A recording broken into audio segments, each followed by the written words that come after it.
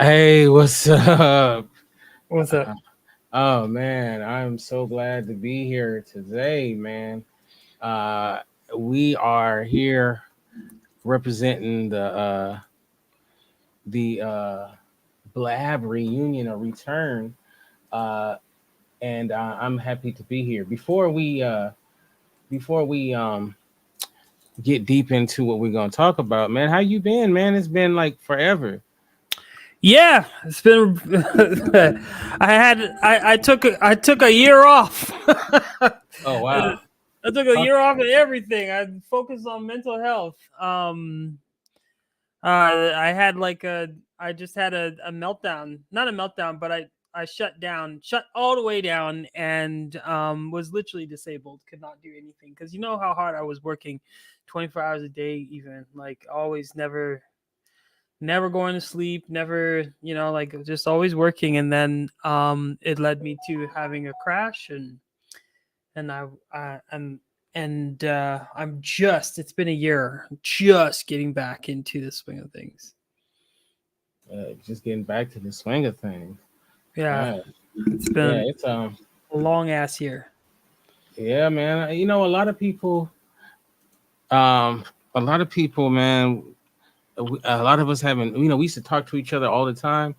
And now, we've all got our things going and all of that. And, oh, excuse me. I'm sorry. Um,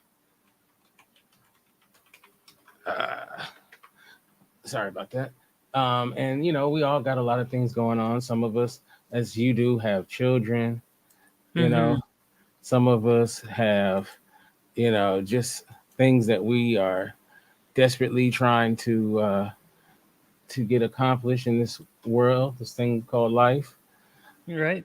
And man, I'm happy that you're here, and I'm happy that I'm here. Now we're just waiting for people to drop through. People are asking for the link, so It says that link that you sent is unavailable. Maybe oh really? Oh, let me it's not. see. Maybe your thing is not public. Okay, let me see. Let me see. Uh, it says it's not available. Yeah. All right. Technical difficulties. Hold on. Let's try it again.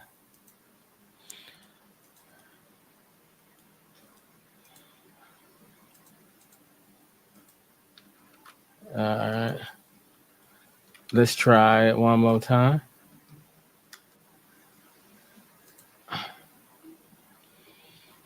All right. Still don't work. It still doesn't work, huh? Yeah. That's weird. Okay. All right. All right. All right. Let me just Um. let me see where you at. Hold on a second here. Kente. Yeah, it's been a minute, y'all, since I've done a broadcast, so y'all got to bear with me. Oh yeah. you Um, know. Uh. Let me just copy this link. I'm gonna try again. Yeah. Let's try that. Uh. All right. Yeah, it says. Okay. Let's try this. All right. Let's try this. Oh no, it doesn't even link to the thing. Let's try this now. Okay. It's the same. It's the Oh, same link, right? sorry, your Streamline, or it's the same link that you sent me, right? No, that's to get into that's to look at it live. Let's see. Yeah. And then okay. Wow.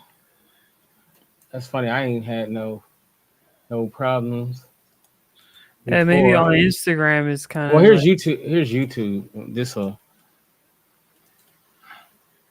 yeah, we got three people in here. okay. All right. Tell me, Okay. And then I'm gonna put the link to get in to join the conversation. This is the link to join the conversation, y'all. Um. Okay. Put it back. Link to join conversation. I don't know how to spell conversation. Conversation.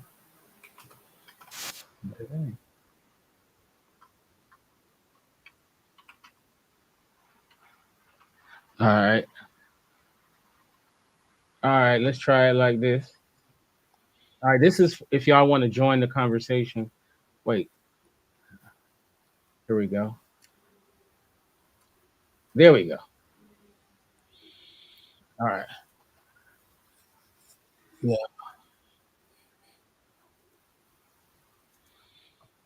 There we go. This is to join the conversation. All right. So we want as many people to join as possible. How many does StreamYard let in now? What's it I about? don't. I don't even know. I haven't been on platform in a long time. Okay. So Um, so okay, let's see. Let's do a room check. All right, we have the incredible Stephanie is here. What's up, Steph? We look at her son, have house. all grown up. That was her son. Oh shoot, he's a grown man. Grown man. We have Goldie is up in here. We have Ricardo. I haven't talked to Ricardo in a minute. All right. So yeah, it's starting to build up in here. All right. So okay. So yeah, we want more people to join our conversation and come on in. Let me see. All right, I'm gonna do this, and then we're gonna get started. We're gonna get started. There's the Blab Facebook group too. Let me put that up in there. All right, that's there you go. That's the ding right there. All right. So we want everybody to join up. Come on and hop up on here with us. We don't bite. Well, I don't bite. Maybe Ryan bites a little bit. I ain't got no teeth in my mouth. I ain't, All right. So all right. So while we put this out there and tell everybody, tell a friend to tell a friend until that friend tells you, as a good homeboy Ramsey used to say. Okay, so here it is. As some of y'all know, I've been traveling for the last month and a half. I was in South Carolina. I went to Hilton Head. I was also in Maryland for a while, while I was in Maryland, went to DC, Virginia, and then also I finished it up in Chicago, and I just got back yesterday. So I'm happy to be home. I miss, it's funny. No matter how, if you go on a long trip, no matter how good they treat you, you still are happy to be back. When you happy to see, like I was happy to see the Los Angeles skyline. I was happy to see my bed, my shower. You know what I'm saying? I was I was real happy to get home, even though I had a great time. And a part of me didn't want to go come back just because I was having so much fun. But I had to get back to real life. So um so I'm back, and so I don't know. Do you get a chance to travel? I'm on vacation right now. But I mean, do you get a chance to leave? Um, I haven't since 2015. I've been here. I've maybe left the city a few times. I had a speaking gig in April, uh-huh. but that was like the Greyhound left me behind. Oh wow. Oh, they got Greyhound runs up there. Yeah, Greyhound. But they got like sister companies or whatever sister companies that do their Right. business now. But yeah, no, I did a little travel, but I haven't traveled in a long time. And I'm like due for a travel. Oh, okay. Yeah, I don't know. Like when you go on a vacation, what do you like to do, man? Do you like to? Okay, we got somebody. I'd like to go to Jamaica. What's up, Ricardo? What's cracking, man? Um, so like when you go on a vacation, we're gonna ask the same to you, brother. I'm gonna But mute. oh no, we hear you. All Hold We up. hear you, my We brother. got So Steph. We got Aaron. This is dope. Yeah. There we go. All right. How's that? Perfect. You sound great, man. So, like, when you go on a vacation, man, do you like to go to the beach? Do you like to go to museums? What do you like to do, Ryan? The beach. Well, like I don't know how I'm gonna do it now. Cause like Jamaica, for example, jerk chicken and all that stuff. But now, like I've been vegan since 2017, and Mm-hmm. like I don't know what I'm gonna do. Just You can't. I don't.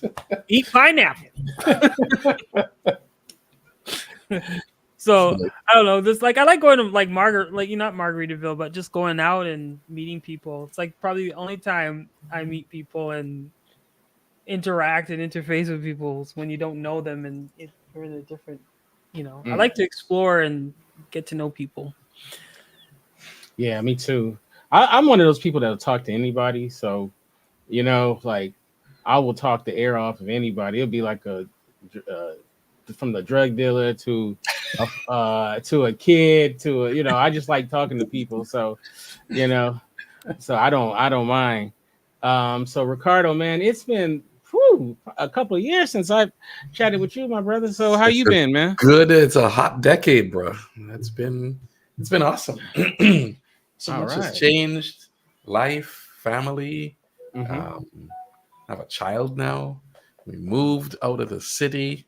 Oh wow. We don't live in Toronto anymore. We live about an hour north of the city. So that's a good I'll translate it to American. That's a solid 100 miles. 100 kilometers north of 100 the city. miles, huh? I like that translating it to American. About 90 miles north of the city of Toronto. So we're a little more forest, a little more open space, a little more fields of corn, lots of that stuff, potatoes, corn fest. These are the things we have in our local deal now. So it's all good. Loving it out here, man. It's great. Yeah, I feel I feel like I want to do a Caribbean trip coming up. I don't know if I should do a cruise or should we just fly to the Caribbean? Because if you do some of those cruises, you can go to like a lot of those different islands. Because I can't even make up my mind which island I want to do. Like Jamaica seems. I haven't been to Jamaica, but Jamaica seems like kind of cliche. I'm sure there's. Don't get me wrong. I'm sure I'll have a great time in Jamaica, but there's a lot of other islands that's pretty dope too that I'd like to go to. So I don't even know which one. I know you guys are Caribbean of descent. So where would y'all go? I'm gonna pick Trinidad every time. You gotta go. Oh yeah, so both of you guys Trinidad, right? So, but I would say go to Trinidad if you go with people. You gotta go with a group. It's not set up for tourism or just people showing up and figuring. It's like, they do not care, right? Like it is not a tourist-based place. If you want to go have a good time as a tourist, go to Jamaica, go to Barbados, go to Virgin Islands, go to any place else other than Trinidad. Trinidad, you gotta go with people. Go with 3-4 locals. Ricardo's going. Come with me. Yeah. I will take you around and you'll have a good time. It's a great place. But is it pretty safe though in those locations? I'll tell you my take on that. Okay. Is there crime? Of course, there's crime everywhere. See your watch, your rings, jewelry. Take that off. Take that off. Don't even bring it. Don't even leave it in the hotel. Don't bring it. Just be as simple and as chill as possible. Everybody you see, good morning, good evening. How are you doing? Say hi to people. You'll be fine. Oh, that's what's up. Don't be flashing. Don't be like, oh, it's just my Apple Watch. Listen, they'll have Apple Watches. You don't wear your Apple Watch because they will be able to tell you ain't local. Right. Immediately. From the whiteness of your T-shirt, they'll be like, oh, that you ain't look. You didn't wash that the same place I washed. That's different soap. That's right, bro. Hilarious. But yeah, if you just chill, say hello to people, you can go everywhere, do everything. You'll be all good. All right. So we're killing a little time before we get heavy into we lost him. What we really here to talk about, which is the return of Blab to a certain degree. There we go. So I'm just sending out the link, so we want to get as much people as possible. Aaron Goins. Yeah, we're just killing. What's up? We're just killing some time.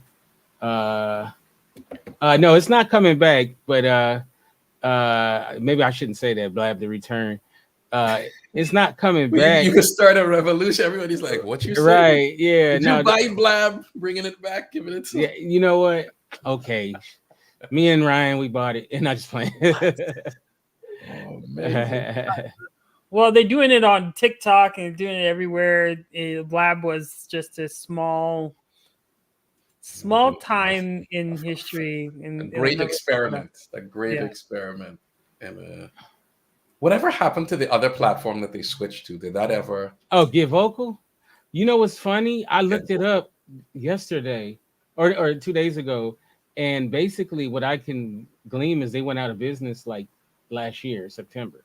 Oh, really? So yeah, they said they were going in hibernation. So I'm gonna take that as yeah, they reestablished that platform into something else. Right. Yeah. So I was like, oh wow, because I hadn't even thought about it in forever. Yeah. You know. So I was like, oh man. I mean, okay, let's talk about that for a little bit.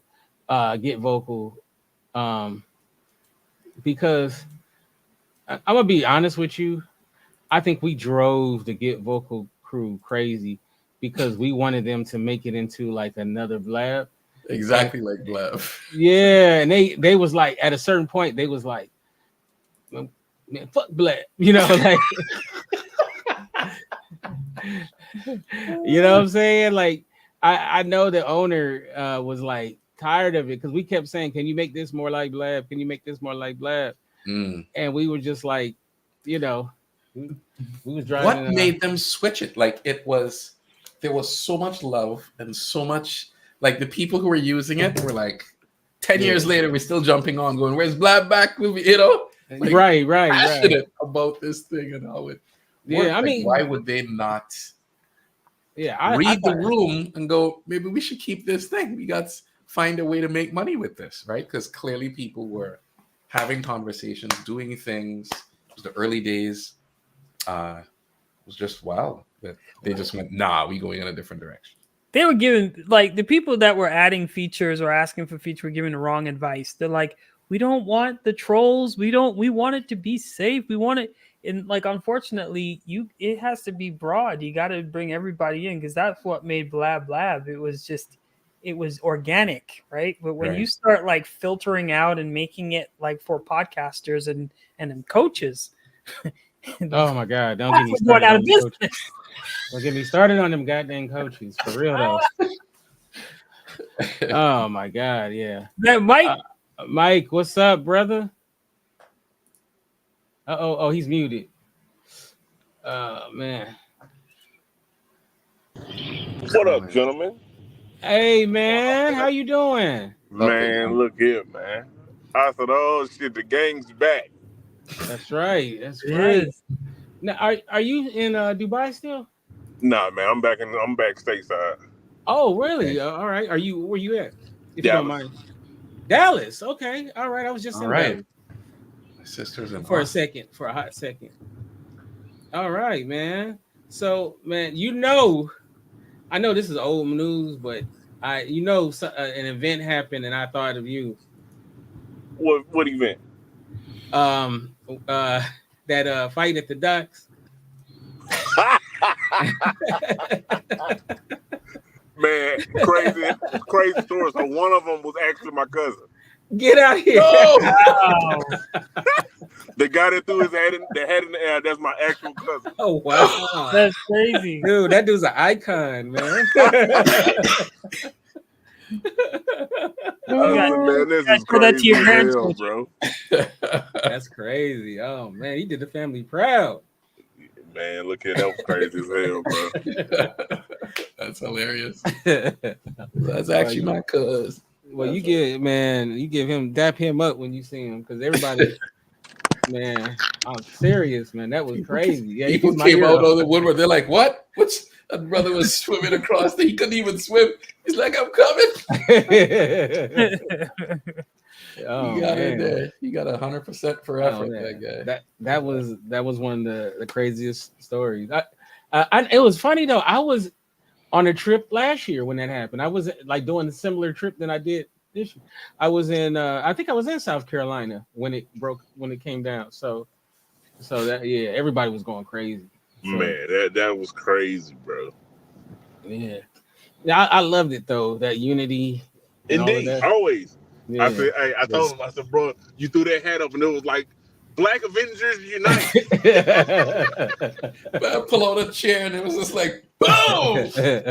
Came in there like Thanos hitting people with that. Yeah. Oh, that was too much. Oh man. He was like, crazy. man, I was just trying to do my job. I was telling them that they couldn't dock right there. Listen, they understood the assignment. They came in and went, what? Mhm. I got you, bro. Oh wow, man. Say less. I got your back. Yeah. So how's your family, man, Mike? So my family looks different now. My is me and my oldest baby, that's stateside, and then the ex-wife and the little one is still in the Middle East. Oh, okay. All right. Yeah, she walked in the house one day and was like, I filed for divorce. And I was like, okay. Well, I just want to say that because then like we can have conversations because the act's already done, yeah? She was like, yep, I filed. I said, okay, well, cool. Hope you found what you're looking for. Yeah. Sorry though, man. Oh, you hear that? Yeah. Divorce ain't fun. Hey, look, it's life, bro. Ain't nothing to it. I'm still on top of the ground. I'm still kicking. My big one about to go to the Air Force. Oh wow! My little one's coming for Christmas, so I'm living, bro. I ain't got no complaints. Okay. All right. So, what made you pick Dallas? Had a cousin here that was like, "Hey, come crash with me for a few months. You straight? And you ain't got to pay nothing." Okay, done. Oh, okay. Now, was there when you came back home? Was there like a readjustment? Because you were gone like a long time, right? You were there for over a decade, right? Yeah, man. It was definitely an adjustment. It's still an adjustment, if I'm quite honest. Everything here is about working. And then there you actually had a work-life balance because that was like, listen, we about family over here. And so, yeah, it was always, I always knew what it was when I got back home, but living here and visiting here was something totally different. Right. Because you were in Qatar last, right? Yeah, so I went from Dubai to Qatar and then back here. Are you still doing photography and real estate? So now I'm in insurance now. Oh, okay. How's that going? Man, it was so I'm to be quite honest, I'm still really getting started. I got my life in health and then started with PNC and I'm doing my Series 6 and Series 7 and 63 and just getting all of the just trying to get back because when I tell you, dude, I got wiped out in this divorce because I was all right, you got my girls, I ain't gonna fight you for nothing. You want it, you keep everything. I start over. I'm a man. Of course, we don't get any sympathy. We don't get none of that. All this out the window. First thing they asked me is, what you do? I said, what I do? Ask my children what I do. I just told them to be the best father I could. I said, well, there, mistakes made? Sure. I didn't have no role model to show me what a father or a husband was looking like. I just tried to show up and do the best I could. She said, hey, I know that we've been married for a minute, but I never wanted to be married and I never wanted to have a family. And I think that I'm wasting my time being married to you. And I was like, okay. Wow. Wow. And this is out there. How many years? 18 years, bro. Oh wow. Backside. Whoa, bro. I'm sorry, man. Yeah, I'm sorry about that. How long have you been now divorced? So I was divorced and still stayed there for an additional year.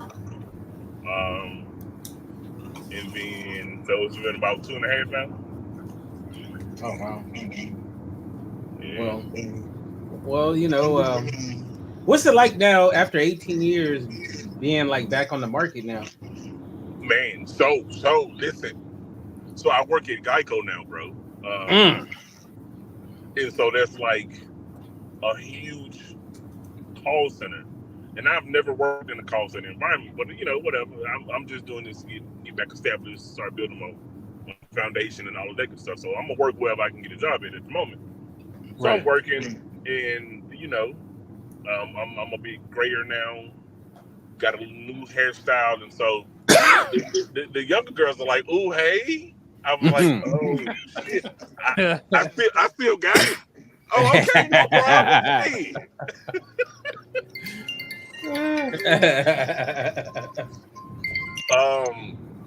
But yeah, the dating standard is totally different from what I'm used to. Oh my god. Yeah. I'm gonna stay on the porch. I ain't gonna go out in the street and be outside with the big dog. I'm an old school guy. I want to date you. I want to take you on a coffee date. I want to see if you can actually hold a conversation other than some reality show, what you've seen on TikTok, or I want to see if you can actually hold a conversation.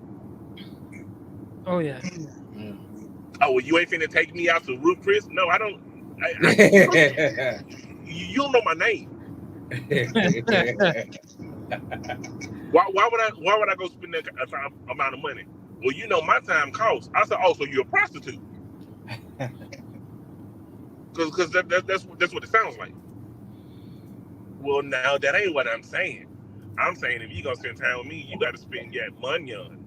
First of all, I don't even know what the hell that is. What is that? Oh my God, you so old. That's money. Oh, okay. Yeah, no. This is the last time I'm gonna speak to you at work. This is the only place I'm gonna speak to you. So we ain't gotta worry about that no more. Yeah, man. It is a different ball game. Give me the like the 40-year-olds and up, bro. These new ones, they different, bro. Oh man, for sure, man. You know what? I'm glad that I'm off the market. I just wouldn't. I just got, you get to a point where it seems like you're dating the same person over and over and over. Even they may look a little different or whatever, but it just feels like it's the same person, the same thought process, all of that stuff. So, man. I'm so glad not to be out there like that. And I know Ryan, you still out there, right? Well, I'm not actively looking, but I was in a relationship earlier this year, but I need to be free a little bit and handle my business because I had like I was saying earlier, I had a mental break, and currently unhoused. I'm living at my client's house. I have autism, and I'm in the process of getting diagnosed. I'm actually my second appointment is the diagnosis. So it really changed my life. It changed everything. It changed everything that I do. And when I kind of discovered that I had autism, like my whole body shut down, and I lost everything. I lost everything. I was literally disabled, could not lift a finger, even send an invoice to my client. So I had to, I took this year to really reestablish my mental health, get therapy, and to reorganize my life. I dated an autistic woman, and she was pretty dope. She was an entrepreneur, but it with it's too much stimuli. And I also do autism advocacy now on my social medias and reach a lot of autistics. And like I did get a lot of women that were attracted and stuff like that, but it was like I still just was not in capacity to date. Right. Like because I was, I've been unsafe. Like I'm just in one of my clients' homes, and he's making me do Buddhism and stuff like that just to stay here. And like when you tell Black folks, hey, I got autism, everybody, like my friends, my family, everybody turned their back on me. I was pretty much like, I was every day creating content, telling people I'm unsafe, and nobody wanted to help. I put the GoFundMe campaign, only raised a few funds, didn't raise a lot. And people just watch me being unsafe and being under a white man's tutelage. And that's exactly what I'm still currently in his home. So it's been very devastating for me, but like now that I'm getting this diagnosis, I'll be able to kind of uh get out of here. But also I've been like actively, because I'm literally right now I'm in the get out situation. Like it's literally feels like that. Oh shit. Yeah, and it's a nice home. I'm in a nice area and everything, but I literally, this guy comes every day, every time he's in town, and psychoanalyzes me to see if I'm doing the Dharma and praying to Buddha and all this other shit. It's some wild shit that, and he was a client. He groomed me here, and nobody helps. Black folks don't. When Black people say we have mental health and we need help, Black folks won't donate. Black folks won't help. Black folks don't care. And they turned their back, and my sisters, my mom, my dad, everybody. And I was just telling them I'm unsafe. I said, hey, like this is what's happening. So, it's been tough. So it's really hard to date when you're dealing with religious trauma and you're dealing with all kinds of trauma. But I'm actually I'm in therapy and actively trying to just get my rhythm again, because I was working, like before I was working 10 times the I was a workhorse, and then it just the complete opposite. I couldn't do anything, so I have to use tools and I have to use accommodations for me to get things done now. It's just crazy. But today I was on my second appointment for autism diagnosis, and the doctor said that I'm clinically autistic. I just have to do more tests, but it looks like the data is pointing to autism, and that would be great, because then I can get some help, at least for me to transition into speaking career that I was establishing prior to my meltdown. Okay. Well, I mean, it's tough. I think a lot of people don't quite understand, autism, or there are people who will use it. They'll say they're autistic, but they're not really diagnosed. You know what I'm saying?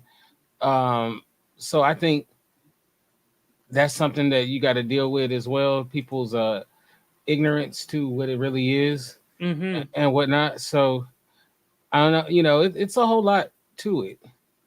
So right. and then if you're trying to date somebody, and then you say, you autistic, they don't really know a lot of times what that means. You know what I mean? Right. So. But it's a because autism is more like it's a social deficit and repetitive and restrictive behaviors, and that's it. It's not like an intellectual disability, because a lot of people are like, you don't got autism, you're a good communicator. I'm like, well, yeah, because I was forced to, because I've always been in survival mode. Black folks, a lot of us are on the spectrum, but the data does not the data only favors white men. So the diagnostics criteria before things have changed and improved was geared around white men. So it was really hard to diagnose Black women and Black men with autism, because we mask very well. Could you imagine having a meltdown in a Black home? You get spanking. You get whooped, right? So like we just have different cultural ways of expressing ourselves. But your grandma with the plastic wrap on the on the couches, and baby, did you move that? Did you move this? Did you move the iron over here? Why did you put it over here? Like we have, a lot of us have the symptoms of autism, but we don't call it autism. He's just a little different, you know what I mean? Or Right. we just have different ways of describing it. And then there's the pronounced version of autism where someone needs a caregiver, but there's a lot of us walking around with mental health issues, and we go under diagnosed in the Black community, and and a lot of us end up in the prison systems because of meltdowns and stuff like that, and we don't even realize it is. So I would have never thought I was autistic, even 10 years ago. But remember my girlfriend Waitsi, she told me she thought I was autistic 10 years ago. I'm like, man, stop your eyes. What are you talking about? Yeah. Do you ever talk to her? No. I blocked a lot of people. I kind of after this situation, I had to reestablish my life because I didn't realize I wasn't friending good. I didn't have good friends. I didn't have good people around me, and I needed to reestablish boundaries and stuff. So I haven't talked to a lot of people. Oh, okay.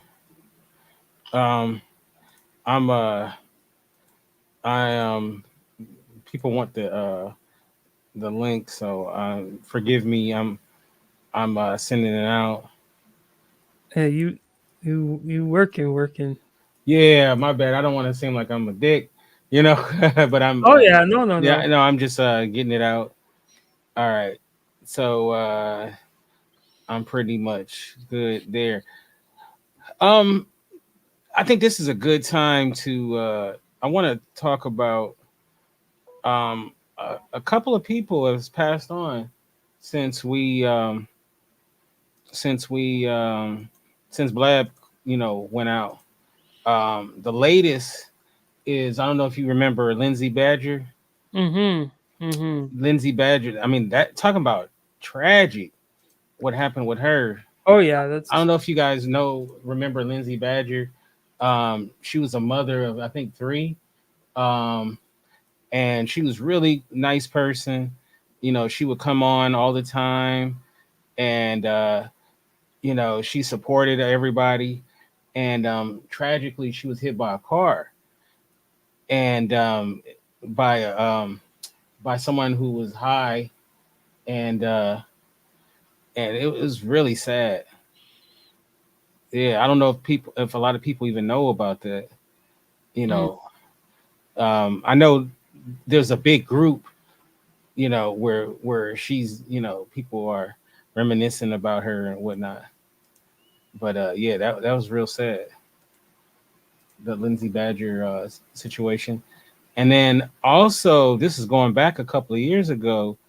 There was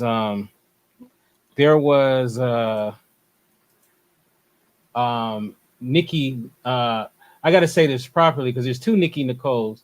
There's a lighter skinned Nikki Nicole and a darker skinned Nikki Nicole. This is the darker skinned Nikki Nicole. Yeah, she tragically died a few years ago as well. So she passed away, I believe, in her sleep. I never found out what it was actually, but I know that she had her house burned down, I believe, a week before. So I don't know if it was something to do with that or what, but that was very tragic. And it's oddly enough, me and her got closer after Blab went down. Like, I mean, I knew her and all that, but we actually got a little closer after Blab, and we talked all the time, and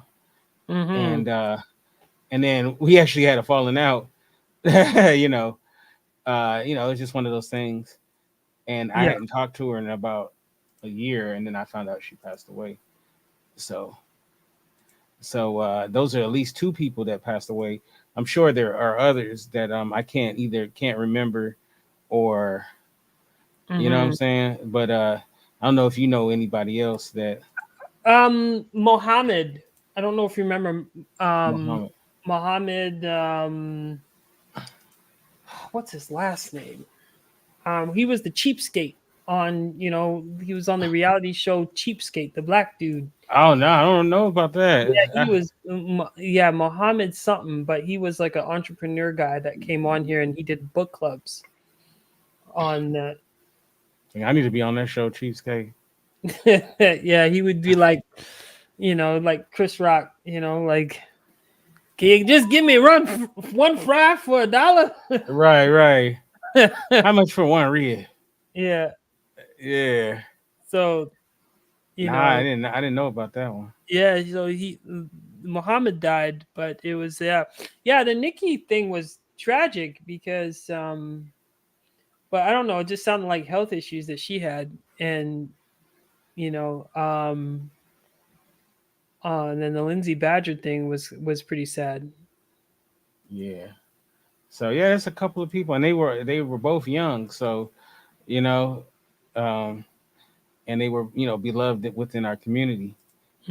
So, so big shout out to both of them. All right, I'm just about done with putting out these links, golly. All right. So, dang, there's so many people, man. Oh, Princess Coco, what's up? And that's Nicole.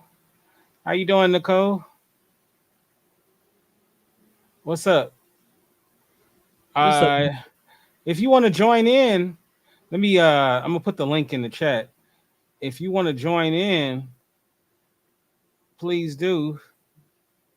Let me give me a second and I will. Okay, I'm good. I'm gonna give you the link to join in.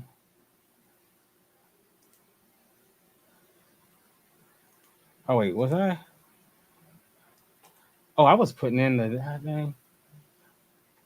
My bad. Here it is. I was giving people the. There we go.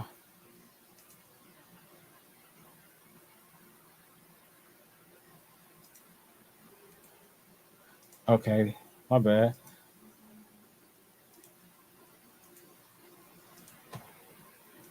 There we go. All right. So Steph, are you coming in? Yeah, I was giving out the Aaron. wrong. Everybody should be coming in here. I was giving out the wrong goddamn thing. There we go. All right, there we go. That's better.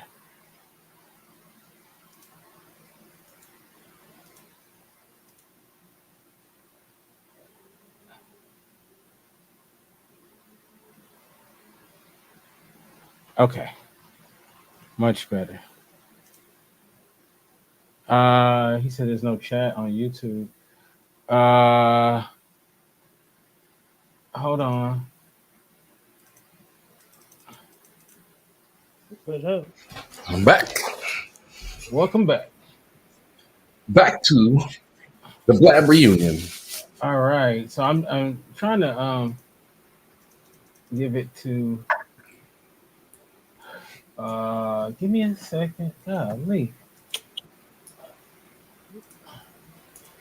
Princess Coco. All right, Princess Coco. Yeah, Princess Coco, join in. We can use some female energy.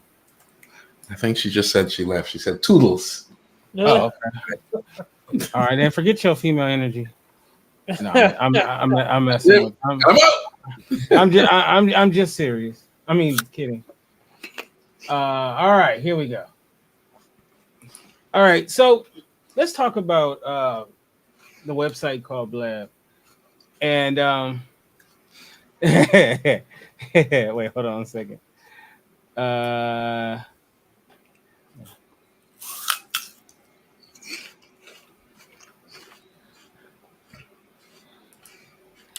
Man, these bots Sorry. are eating up my ad spend. Okay. So there we go. Oh, all right. Carlos is in the house. What's up, Carlos? Um, and if anybody wants to join in, the link should be pinned. If not, if you need the link, let me know. I will put it here. I'll post it one more time. There we go. All right. So let's talk about the website called Blab. Now, first, let's talk about Danny Redwine. Danny Redwine. Mm-hmm. Just, I wish she was here, but I guess she's doing her thing. Danny Redwine started a Instagram chat, and what did she title it? Let me make sure I ain't saying it wrong. She titled it Blab, a bunch of exclamation points and WYA, and a lot of people joined in, and it was cool reconnecting with people and whatnot. And then she went live, but I was on my trip, so I didn't even know that when she went live, and I think a lot of people didn't know. So she wanted someone else to go live and get everybody back together and whatnot. So I was I was the person that everybody pointed to do it, which was cool. I was coming back home, so it's all good. I came back home yesterday, and it made me think about what Blab is. When was it that Blab went down? Do you guys remember what year it was? 2017-ish. God dang, 7 years ago. It'd be more than that because When it went down. Keon wasn't even born. He's 8 now, so it was over as like 8 or 9 Yeah. years. I need a drink on that one. Yeah. Yeah, we didn't even have a child. I was like, wow, 7 years ago. Wow. Oh, you said it's more than that. there's more than that. Wow, that's crazy, man. I got on that platform 2016. So it would have been. It was February 2016. Or no, it was That's 7 years. 2015. We did 2016, and I think it ended around 2016 or 2017. Yeah, Yeah, that's crazy. Oh, Stephanie. So sad. Hey guys, How you What's up, doing? Steph? I'm a little tired from work, but I'm good. How's everybody? Pretty good. Pretty Very good. good, very good. Man, it is so comforting to hear your voice, Stephanie. it is. Oh, I don't know. Oh my now, God. now I feel like it's No, it's real. a It's Blab. real? Yeah, it's real. It's real. You know what I'm saying? What's up, Carlos? What's up, Carlos? Carlos, What's up? Looking great. Hello there.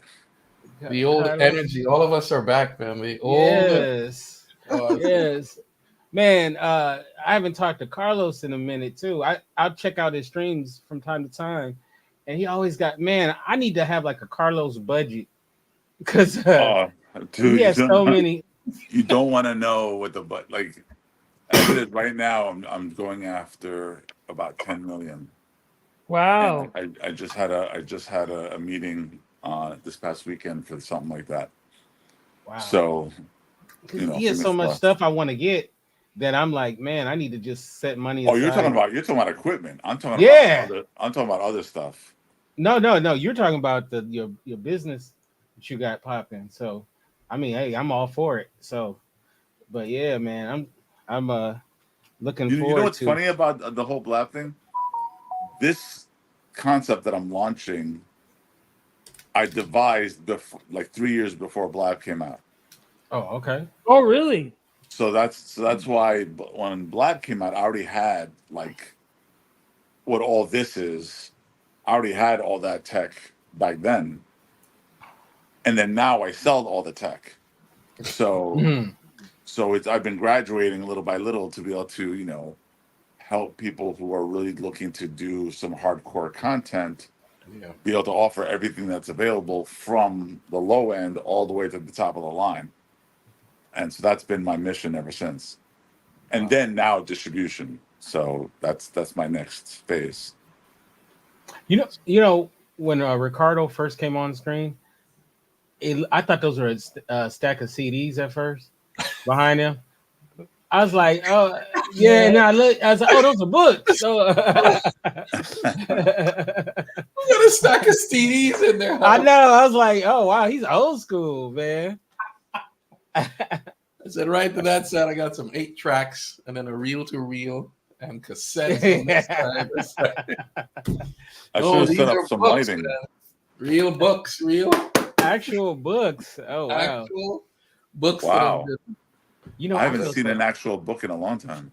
I feel so bad because the last 10, 12 I do books I audiobooks read. now. Yeah, I'm all audio. I'm all audiobooks. I ain't got time I feel to like sit I'm there. cheating. I feel like I'm cheating, but I do it. So No, you know what I I'm don't care. Cheat. I get AI to read it to me. I'm like, summarize this. I'm like, I don't cheating. saying? Yeah. I mean, I don't feel that bad. I do it. So About 7 years ago, I was trying to do real estate in Georgia, Hmm. and you had to study. And my brain, I can't read a book and remember anything. Yeah. So, so I was attending a class, but you had to read the book, and the class would say one thing, and then the book would have like the laws. And so the first time I took the test, I failed miserably.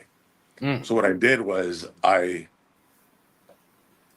photographed the entire book, had OCR convert to text that could be edited on, on like on Apple Pages, like Yeah. their Word document application. And then I had Siri read me pages. There you go. Hmm. that's how you do it. And then on the second try, I almost passed. Look at that. So if I had done it a third time and listened to the book again, I would have easily passed. But I say that because of what you just said, because now AI and all this other stuff would have made the process a lot easier, Mhm. easier. Yeah. Upload And this. Read it out to me. so now I'm a heavy AI user, Brilliant. and we incorporated AI in some of the technology that we just built. Podcasting is a heavy portion of my technology, and all of this, Blab for me was the hint that this is where all this stuff was going. Mm-hmm. Mm-hmm. So that's my attachment to Blab outside of the community. But even in those things, if you guys, I don't know if you saw Anna's post recently today. I think it was today, Mm. where it was one of my original technologies, and we had Cheech Moran because we had a deal with Oh yeah, that's Paramount. right. Yeah, so we had a deal with Paramount Pictures, and Paramount Pictures allowed us to use their classic movies to test the technology. And the idea is you're watching the classic movie, and you had the actors of that classic movie, kind of like this, chatting while you're watching the movie and asking questions about the movie and behind the scenes and storytelling. So we had Cheech Moran. We also did it with the movie Mean Girls, and we had Machete, Machete. Danny Trejo. Yes. Yeah. Yeah. Tattoos. So we had him in another show. We had the Hulk, the most of the cast of Grease when we watched Grease. We did a lot of movies, and we did a lot. And Anna was always one of the participants. She really always enjoyed whenever new technology that I was launching was coming out, and that was just a test to see if what I'm launching now, it would make sense to have it incorporated. And so that's now why I have all this stuff combined. That's so cool. Man, that's So imagine what we're doing here combined with like a Netflix. And that's what I've launched. nice. Nice. Yeah, I like what you're doing, man. You always got some good stuff going. I like it. This live interaction, watching something, engaging online. It's Well, for me, because I've been very fortunate to have, let's say, part of my life mixed in with the entertainment industry, and then my other part of my life in our world of content creation. And so now the purpose of the technology is to blur that line.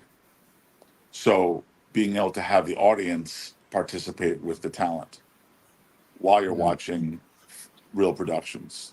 right. That's cool. Oh, hey, what's up? Stacy. Oh, hey, Stacy. What's up? Squirrel Wrangler. Yeah. All right. So, I think everybody we all met on Blab, right? So Yeah. I'm trying to remember when I first met you, Ryan. Were you doing a show or were you lurking? Because a lot of people be lurking. Like they'll be lurking for a while, and then all of a sudden they're doing something. And you're like, oh shit, okay, I didn't even know they was somebody. Like I don't know. I don't even know how I got mixed up in everything because I came on there to see Martin Scarelli because that was like a hot news topic at the time. And so I saw a video that he was on this thing where 4 people were talking. So I was that was just towards the end. that Towards was the death. yeah, and he was kind of like that's when he was just like he was in the news for hiking up the HIV pills. So when I got onto Blab, I'm hopping in these rooms and people like want to talk, and I'm like, what the hell is this? And I don't know. I don't even know who the first person. I don't even know how I got into like. I don't remember. I don't remember how I was able to kind of establish friendships because it was just wild how it all happened. I could tell you how I got into Blab. I was a podcaster before Blab, and I never did anything video. It was all audio. And what happened was there was a woman who was a filmmaker who was I had interviewed her a couple of times, and then she said, "Hey, can I interview you?" And I've done a bunch of interviews, but I never did one on video. In fact, a lot of people don't even know what I looked like. And so I was like, sure. She's like, it's on this video platform, Blab. And I was like, I had never heard of it. This is, I don't know if it was near the beginning or whatnot, but a Blab. So I came on there, did the interview, and I thought this was like the coolest thing ever, like, and then you had to set up account to be a guest on the show. So I set up one, and I just started going from show to show, and I would just pop up on there and talk to people and everything. And people thought I was just a lurker because at first I still was doing my shows on the platforms I was doing it, still audio, but I would just be popping in conversations and whatnot. And then I was like, you know what? Let me do like a simulcast audio and video. And then we started doing the show video, and now we've been video ever since. But yeah, that's how I got started. I remember some great, I don't know, I think this would be a good we could get into this, some of the great moments we've had on Blab. But I remember there was a time where there was like some comedians on there, and so it was like 3 comedians on there and me, right? And we were all just roasting each other, right? And I was like killing the comedians. Like I was killing them because that's what I grew up. That's what we did was roast, and I was just like murdering them. And then people thought I was the stand-up. Right. It was like, oh, he got because somebody said 3 of them are actual stand-up comedians and 1 isn't, and they were saying, "Oh, what's up, Odette?" They was like saying, "Well, which one was it?" And they all were. The people in the audience was picking me as one of the comedians, and it wasn't. Obviously, I mean, I did a couple of stand-up spots, but I wouldn't say I'm low key. Yeah, I wouldn't say I'm like them. You know what I'm saying? So what's up, Bobby? Bobby's in the house. Now this is like the mayor. You kind of like the official mayor of Blab. What are you in, Costco? Bobby, are you in Costco? Yeah, can you hear me? Yeah. Cool. Yeah, man. I need some toilet tissue. Can you hook me up? There's still plenty. We don't have nothing to worry about. Oh, okay. Yeah. I think those days are over. I don't know, man. I think I might need to stock up. Put it in my pantry. I never thought I would have to fight somebody for some toilet paper. Dude, you want to be on camera? When that whole COVID thing happened and everybody started getting a little crazy, going in the grocery shelves were empty. It was weird. I was just like, I told my wife, that first week, I went out and I bought a machete. I go, the world's going to hell. I said, I'm not going down. I'm going down swinging. I bought a machete, put it in the house. She's like, what are you doing? I was like, don't worry. You will see.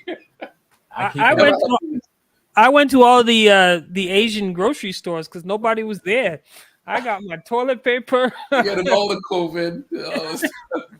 People were like, I'm not going there. And it was like the cleanest place. Everything was clean. Everything was sanitized. That's hilarious. That's a good one. Yeah. But now they're eating cats and dogs. So I don't know how we're going to see. Oh, my God. Yeah.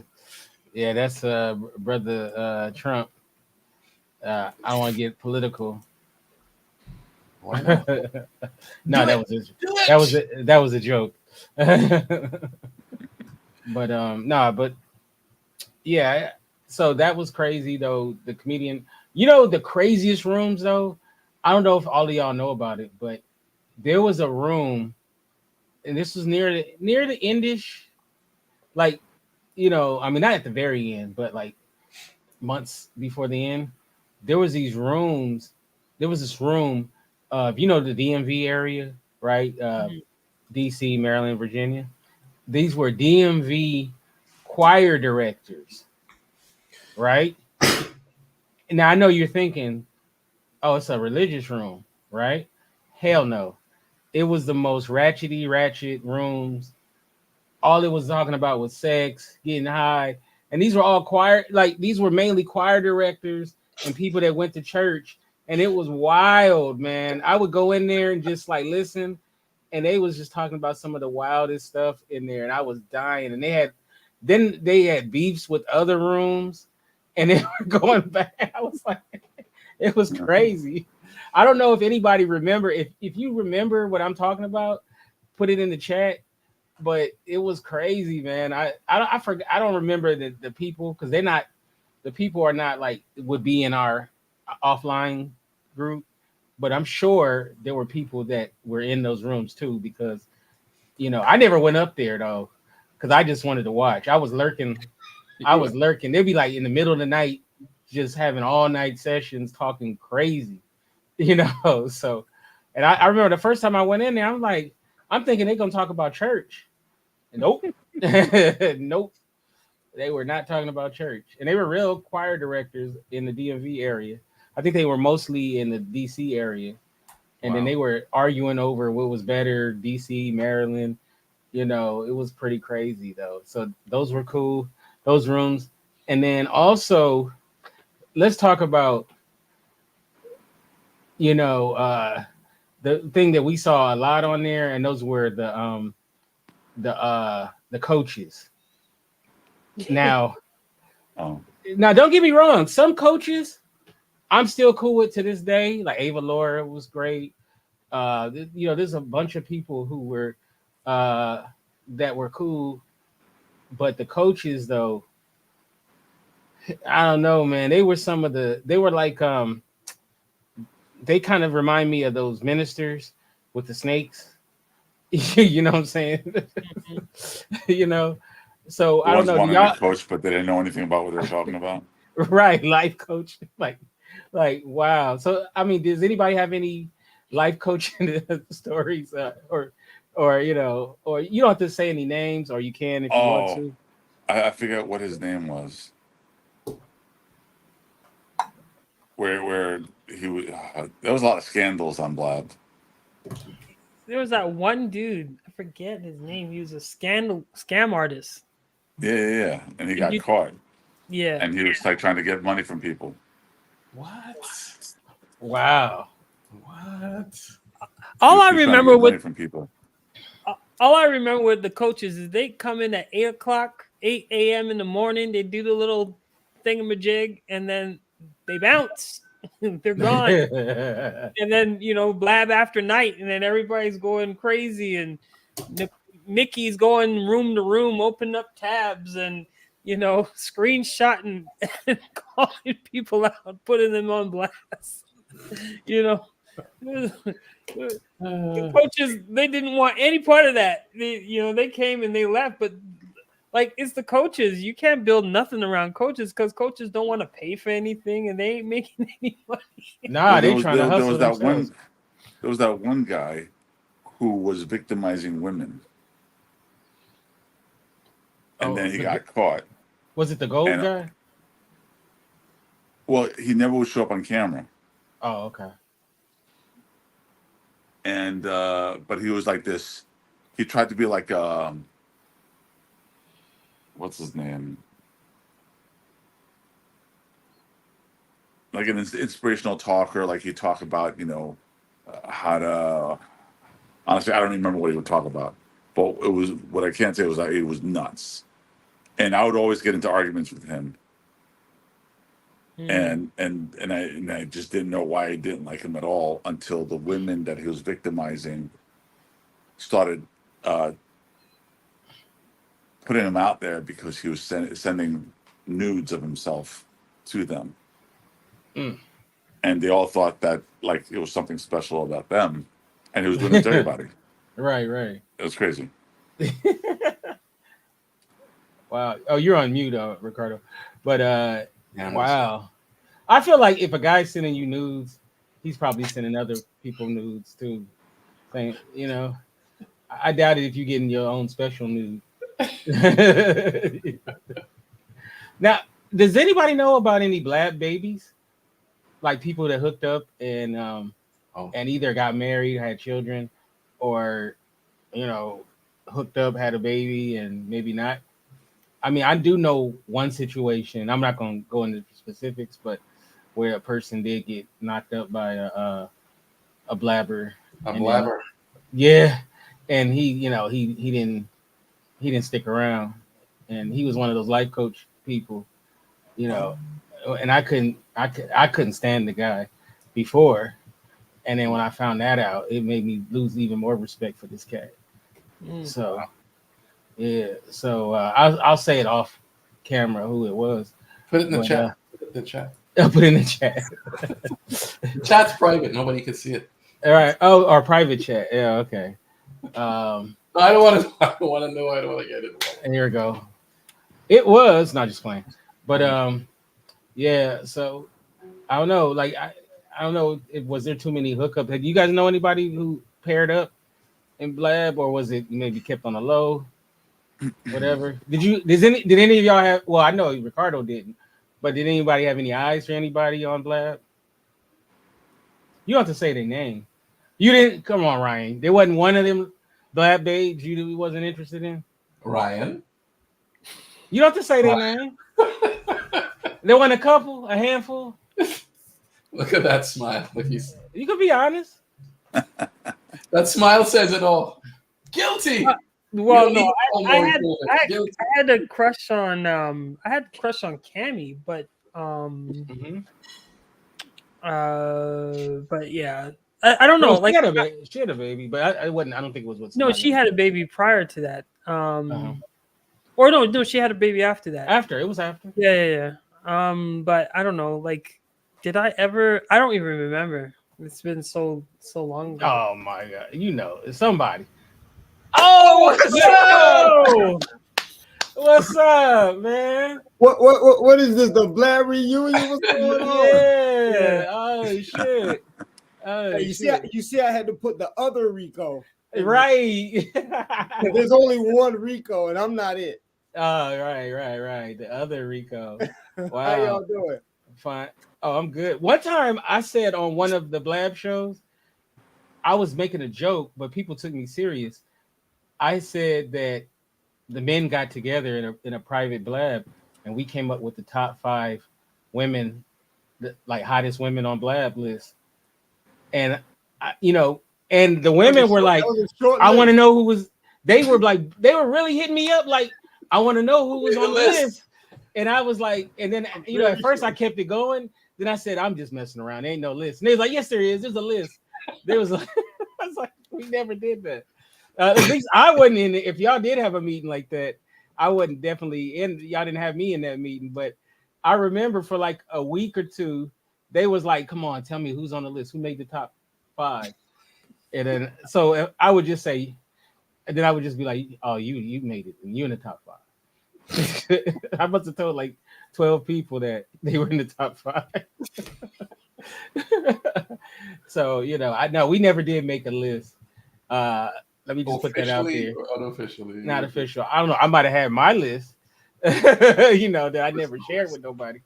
But no, there was no official meeting, which is hilarious that Rico, we all got together and was like, hear ye. We're gonna, come up with the top 5 hot black babes list. Blab was wildness back in the day. We should have though. You know what we could have did? We could have did a Blab calendar every year. Carlos could have produced it, and Ryan, so that'd have been pretty cool. So they have different Blab babes for each month. What? They would have bought it too. Come on now. So who wouldn't have bought the Blab babe calendar? Wow. They're rocking their Blab gear. Because I never had Blab gear. Did any of y'all have Blab gear? Like they had those T-shirts and stuff. I never. Nah. I was like, I think it was more like the Caucasian members I of had the Blab. stickers and a T-shirt, I think. Okay, see, I don't think no black people really had Blab. Maybe Nikki might have, but I didn't see any black folks with Blab. We weren't going that deep. I'd done a podcast with one of the co-creators of Blab. Mm-hmm. And that was interesting. Learned a lot of stuff. But yeah, I mean there was a lot of unusual situations with the women. Right. That's for sure. Yeah. But oh man, we people don't know. When I would try to tell people about the whole Blab experience, it's hard to tell people if you weren't there. It's hard to explain like how dope it was. There's no possible way of it.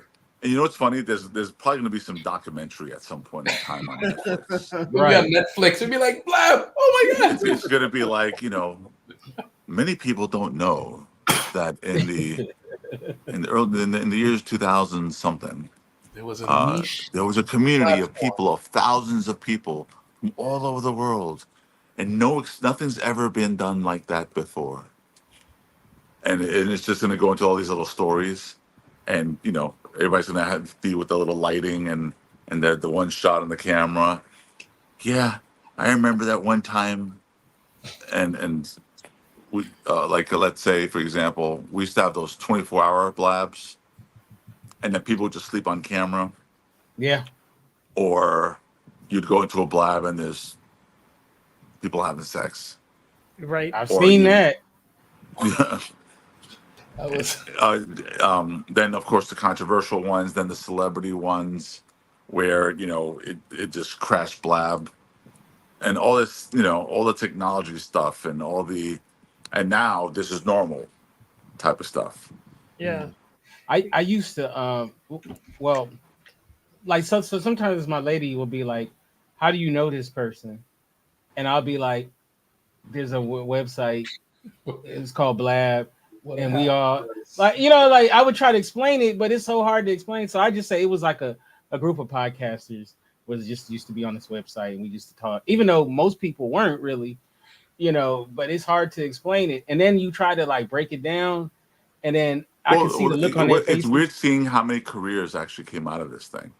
Mm-hmm. Mm-hmm. Yeah. Carlos Gil, as an example, he's still making movements. There's some people that have made some pretty big moves. All right, I'm gonna tell you. Do y'all remember this guy named Joba? Yeah, I remember Joba. Joba, he was this Puerto Rican kid from New York. Mm-hmm. And Felix. Wait, what is Felix? I'm sorry. Hey, what's up, Felix? Hi, what's up? All right. So there was this Puerto Rican kid named Joba. He was real skinny. And he was like real like annoying, and he was always like loud and bright. He's from New York, so Carlos, he's one of your tribe from New York. not Hispanic, but I'm talking about he was Well, from it's New funny York. when I was in Blab, I lived in Atlanta. Oh wow, that's great. Okay, but you're a New Yorker though. Right. So so he was always acting strange, right? And but he was young, real young. So there was, you guys remember what's the old girl's name? Xanadu. Remember Xanadu? I Yeah. think so. Remember that name? Yeah. So Xanadu You don't did forget this, that. You don't forget Xanadu. right. So Xanadu did this podcast where she wanted to tell the community About his something story. about Joba. Yeah. And it was gonna be like, y'all just come and check it out. So everybody, like the whole community came out, and it was just her and Joba. And he starts telling his life story. And to find out that he was born with HIV. That was his like thing. Right. And that he was born with HIV. And it was this real touching thing where people started looking at him in a different light, because then you kind of understood what he went through in his life.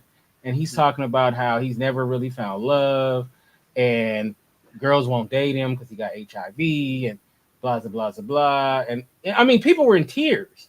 Like it was like a tear jerker.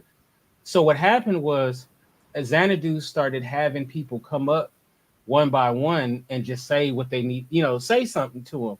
So people were coming up and they were like, man, people like, some women were like crying, like, man, oh my God, it was so, moving and all of this stuff.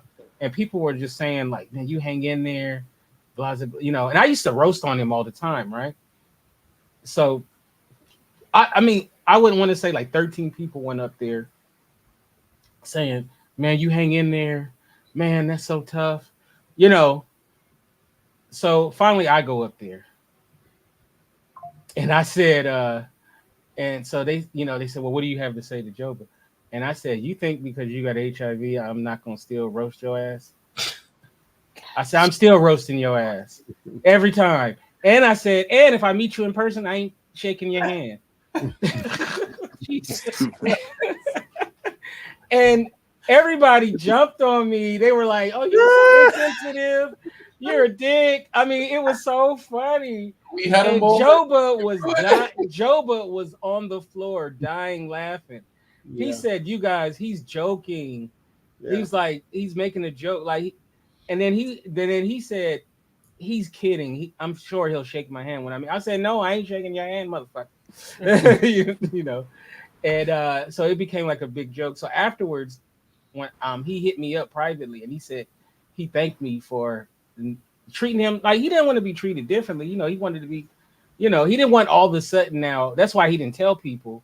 He didn't want all of a sudden people start treating him differently because of he has HIV or whatever. Like he wanted to be treated normally. So, and I told him, that's what I was telling him was, okay, that's a touching story and all that, but I'm still roasting your ass. So HIV or not. So, and he had all this goodwill afterwards, but you know how he killed the goodwill? How? He started sending dick pics randomly. Are you to serious? people. Yeah. A lot of women were talking about because they started being real nice to him. And then I guess he thought his way of reciprocating the niceness was it's really nice. dick pics. Yeah. Oh man, okay, well here's a dick pic for you. So yeah, so he lost all that goodwill. So I don't even know what was he up to. I haven't talked to that dude in so long, but he was real skinny too, cat. But you remember Joe? Yeah, I remember. Yeah, I remember that whole live stream. Yeah, Xanadu. Yeah, I remember that. 13, I think it's more than 13. Man, it could have been like 50 people come up. Oh yeah. No, in the audience it was tons. What was the name of that character that would show up on lives, on Blabs? And he would always sound like, and it was Joe. Oh wait, he had like some kind of filter or something. Yeah, a filter, and then also like he was wearing a mask, and so you wouldn't know. I know who you're talking about, but I mean I remember it, but I don't remember like what the cat's name was. Blab in a way was like segregated too, though. Like like I mean, I went to both rooms. Wait a minute, yeah, Black Blab, yeah, Black Yeah, Blab. but then there was like Black Blab. Black Twitter. So Oh wait, hold on a second. Wait, am I the only white guy? Hey man, wait, man, you ain't white. Oh, thank Wait, you God. white? I thought I accidentally identified as. Never mind. You you Colombian, right? That's what they tell me. Yeah. Nah, but you were kind of in both though. You would go to both. Like you were. I was in everything. I didn't care what anything was. Yeah, I mean, I don't think most. Yeah, go ahead. No. I mean, there's a couple of bad apples in there, but by the most part, I went to both. I really was more of a fixture in the Black Blab just because it was more of a relatability. That's where like the real crazy conversation. Now, when you say relatability, what is that? Like, in terms of what movies that you guys watch, or like, what do you mean by like? No, when it comes to movies, I probably was more in the White Blab. But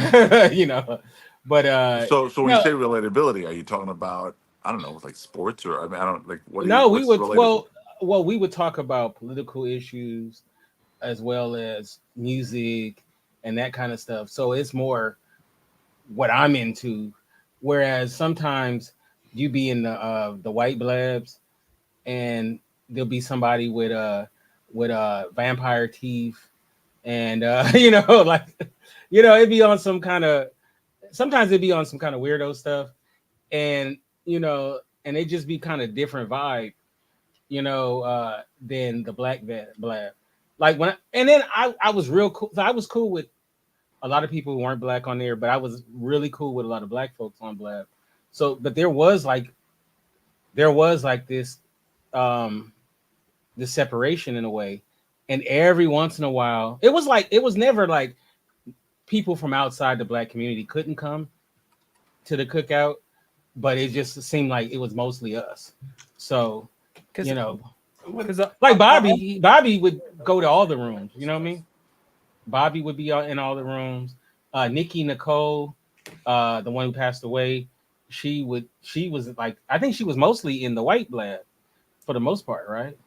And then sometimes you would see her in the Black Blabs, and I'd be like, "What you doing here?"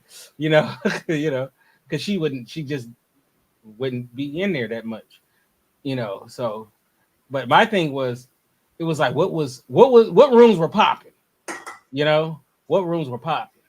And a lot of it is like, if Rico is on, I'm going to that room. You know what I'm saying?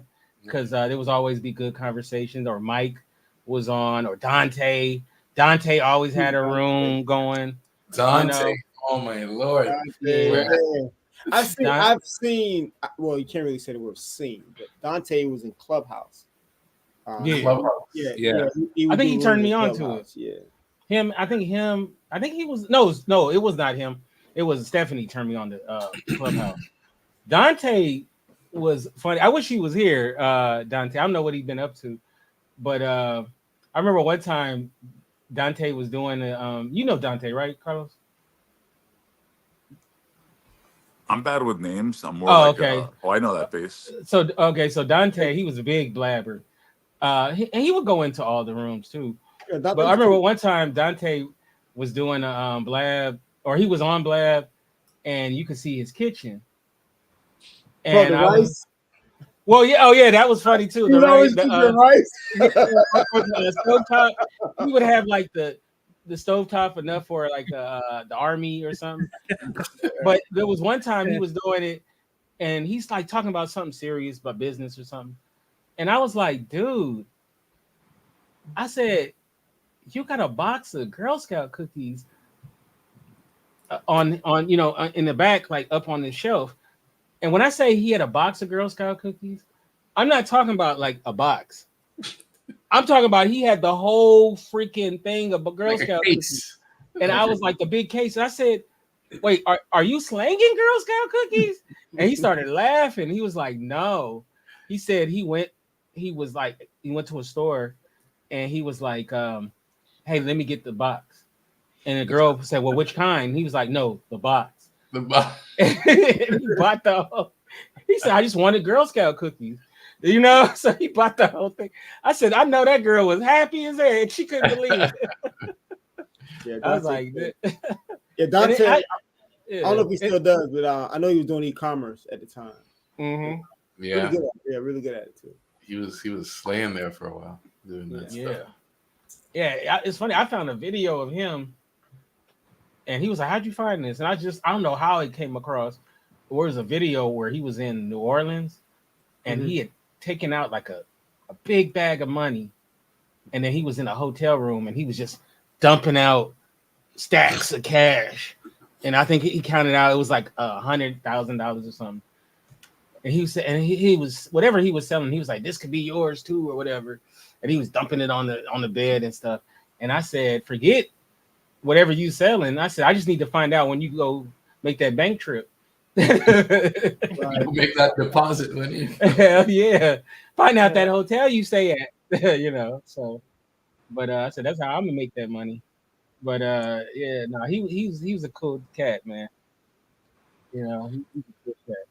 So, very funny. Ryan, I got a question, bro. How is little Ryan doing, man? Well, little Ryan is big. Malcolm is. Let me see if I can pull up a picture of him. But he is. Man, that was your little mini me, man. That was your twin. How old is he now? You know, he's got girlfriends. He's dancing, and you know, he ain't got time for his. He ain't got time for his dad. Oh, what happened to everybody? I'm frozen. No, you're not frozen up. Okay, yeah. No, he's he's huge. How old is he? He's 15 years old. Wow. Oh, he's gonna be driving soon. Wow. He's gonna be driving soon, right? Oh yeah, I've been trying to push him to get his learners so he can, so that he can get his, so he can start driving and stuff. But he's taking the bus.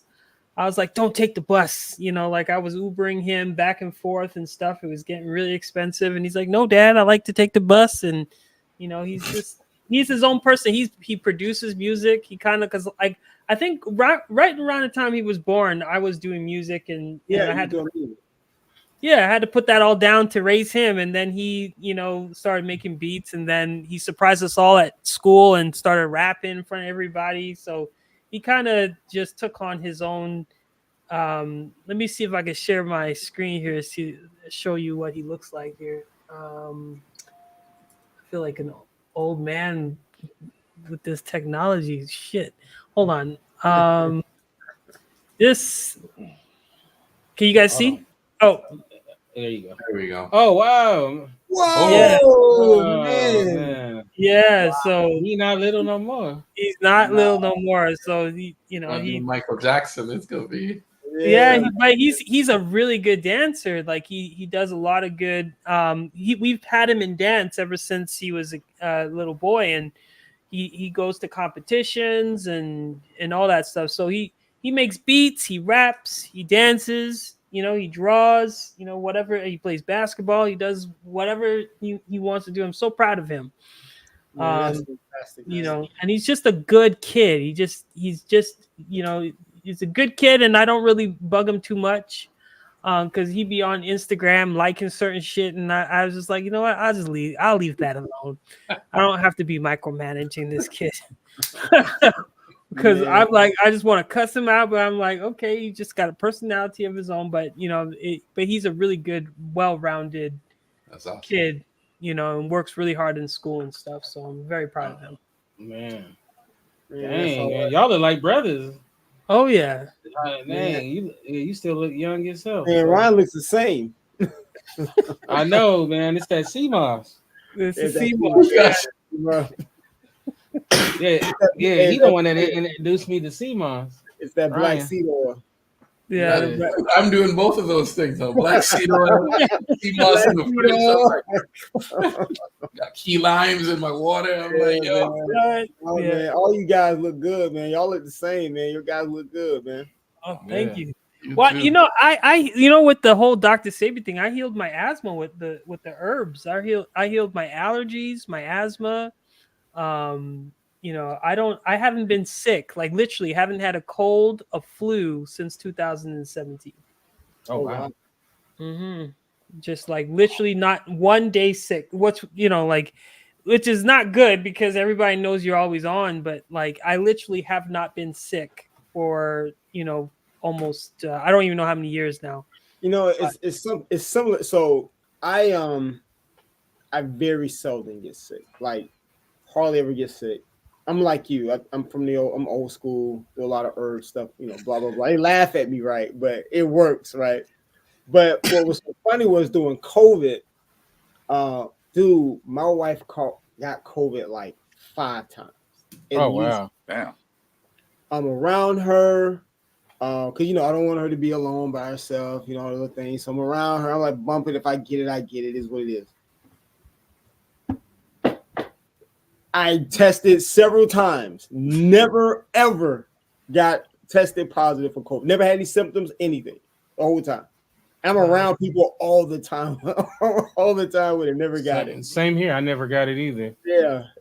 I never got it because of these chocolate chip cookies. Man, that'll do it. Yeah, Man. So I don't know. yeah, Man. yeah. I never got COVID. Yeah, man. And I've been around them. Yeah. Even the people that got the jab, they got it multiple times. You know what I'm saying? I was like I never got that jab. I never got the jab. Yeah. I used to not even tell people I wasn't getting it because people would get in these big arguments and stuff. So I was like, it's your personal choice. Nintendo, you didn't get the jab, you freaking Nazi! You what's wrong with you, man? I know. I've had so many people. Man, what is wrong with you, man? I only killed 4 people who didn't get the jab. You know how many lectures I've heard, especially from older people, like you gotta get it. Surgeon General or whoever. Have you seen our Surgeon General? Yeah. Oh, that's another conversation. Yeah. I had to get the jab. I had to because Malcolm was in a short film, and I couldn't get in. In order for me, I couldn't get in to watch the short film, so I had to go and get my jabs and all that stuff. But as soon as I got it, I fasted and did herbs and stuff. Nothing happened to me, but people were all upset with me, and they're like, "You're gonna die." I'm like, I swam in the jab. What did you say? I swam in the jab. You swam in. I'm shocked you wasn't selling your own jabs. That was digital jab. Digital jab. That was Dante. That was Dante. He was selling online. It's got a funnel for everything. Digital jab. Dante was selling jabs online. No, I got it. I got both, and I never. I haven't done it again. Mm-hmm. And if anything, I got more muscles. I feel healthier than I've ever felt. Lost 100 pounds. Nice. Yeah, actually, since Blab, I've lost 100 pounds. You can see I lost a bunch of weight too. Wow, congrats! In fact, almost 100 to almost 250 pounds. Oh, wow. I got divorced. Yeah, that was good. I don't think they got that one. little delayed reaction. You gotta be a certain mindset to catch that. That ain't for everybody. That's those who know. I wish Dante was in here. Speaking of Dante selling the jet, wasn't Dante selling like women hygiene products or something? He sure was, man. He was. He had like it was like a smart. It was like he was selling like a smart maxi pad or something like that. A smart. Yeah. It connected to the iPhone or something. Right. Yeah. I'm just joking, guys. No, for real though. It did. Oh, It did. Yeah. It connected to Siri. the iPhone. Yes. Oh man. Man, like, if y'all got him, hit him up. Tell him to join in. But I just sent him a message on. Okay. IG. Yeah. Like man. he was selling. Yeah, he was sending like a smart maxi pad. A smart pad. Like, well, You know what's crazy? I mean, it's brilliant though. Like, yeah, that would be something he would do. That would. Yeah, it was brilliant. So what happens if a woman has a smart pad and their Wi-Fi go out? What? she's screwed. She's screwed.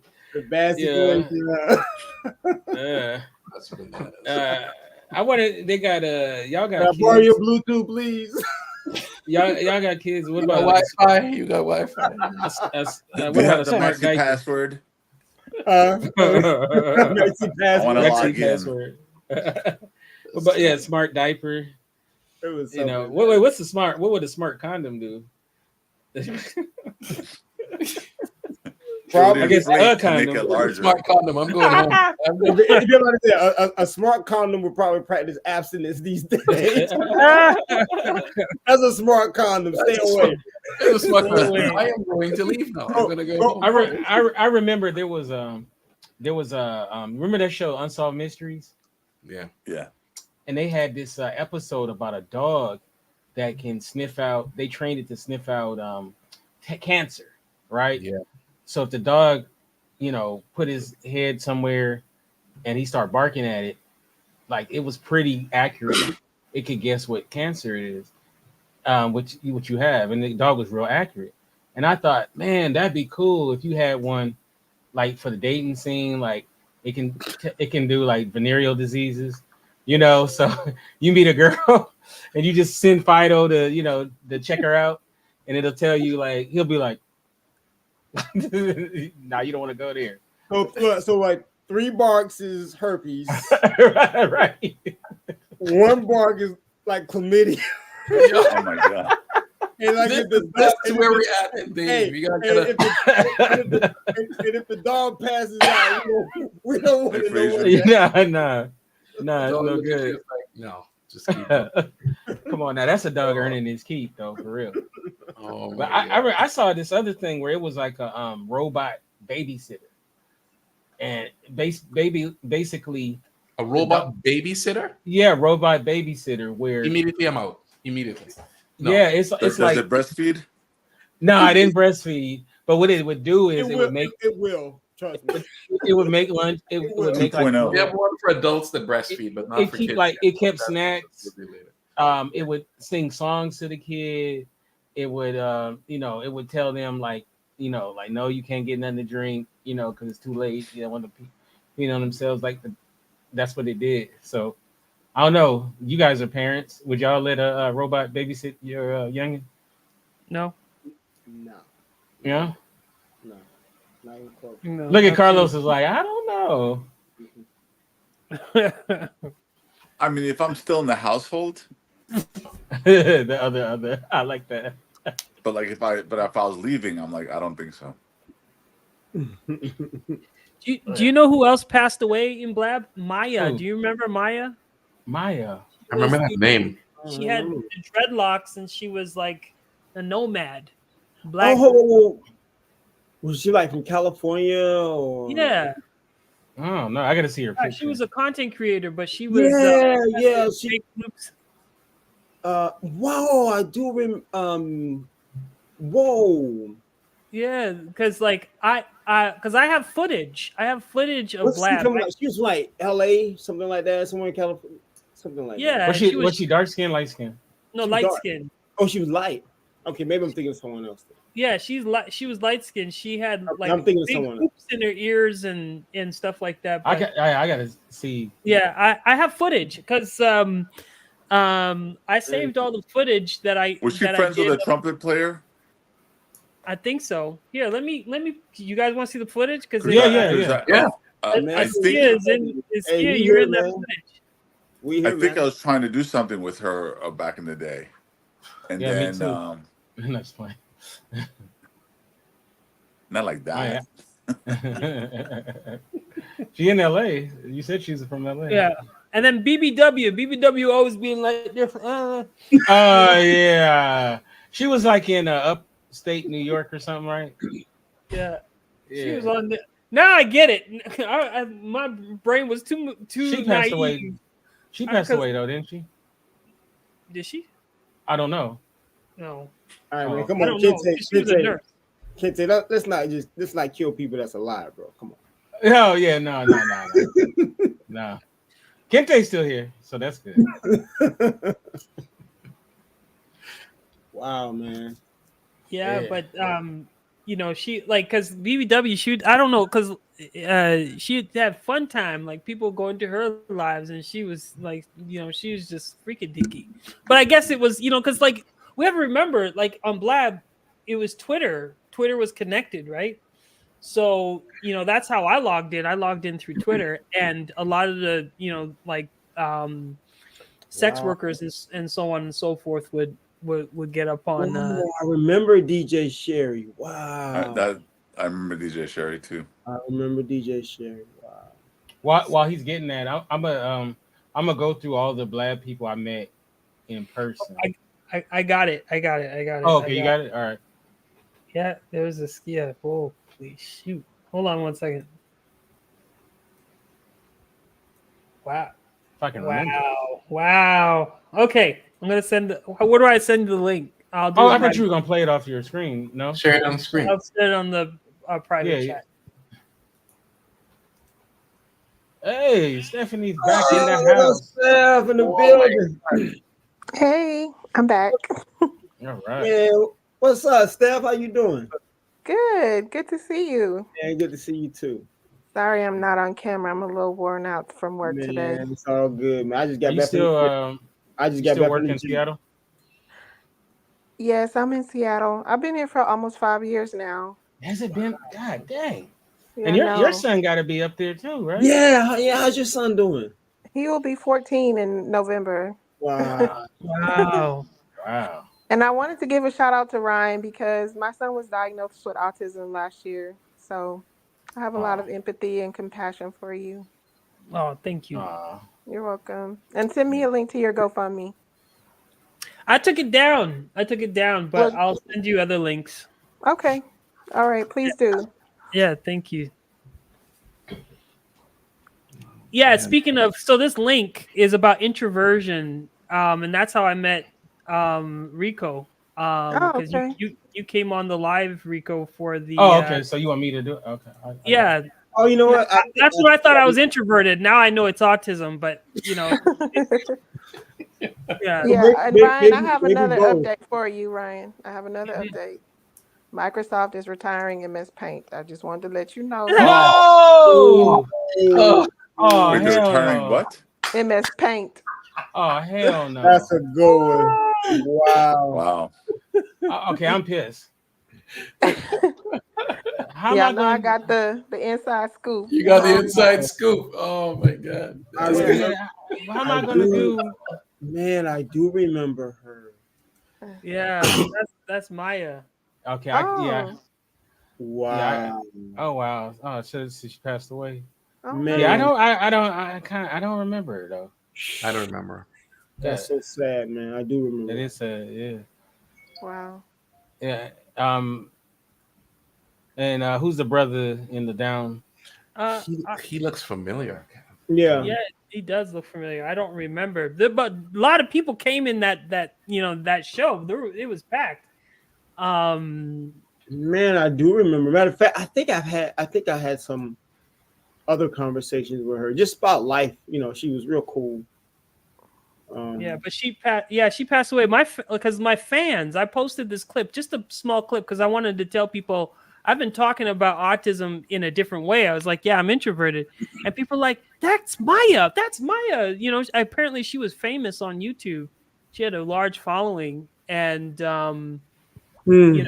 and people just recognized her. And I was like, wow, she's dead. It was actually because she was really nice. And I was always wondering where she was at, because she was in like monasteries and stuff and going from place to place. And like one of my fans was like, yeah, she was in a monastery, and then maybe a week later she had passed away from a video, like after the video she posted. So but she was like just doing a lot of traveling, like she was she was doing a lot of traveling, but she had health issues, and I think she was she was obviously homeless, and she was couch surfing and stuff. So I think I do remember her saying something like she would just kind of go from place to place.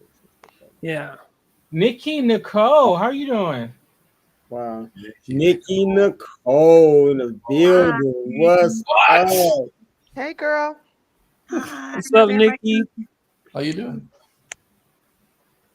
How you doing?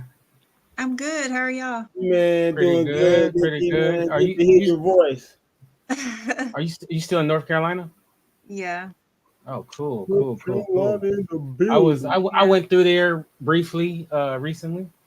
I was in Seattle for like a year. Really? Came back. Yeah. Oh, okay. All right. No, I was about to. First of all, has anybody met people from Blab in real life? Not in real life. I did, but I don't know if everybody knows that. But yeah. Okay, Ross Brand, Zev Zan. There's been a few. I met Patricia A. Murray, Durham Skyrider. She came out and I remember doing Skyrider. Yeah. She's awesome.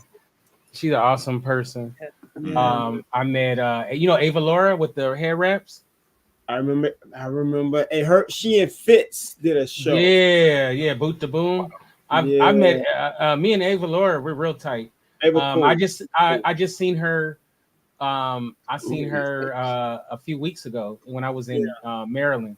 How's she doing? Oh, she's doing great. She's doing great. You know, she was on. I'm so bad. Maybe y'all know these shows.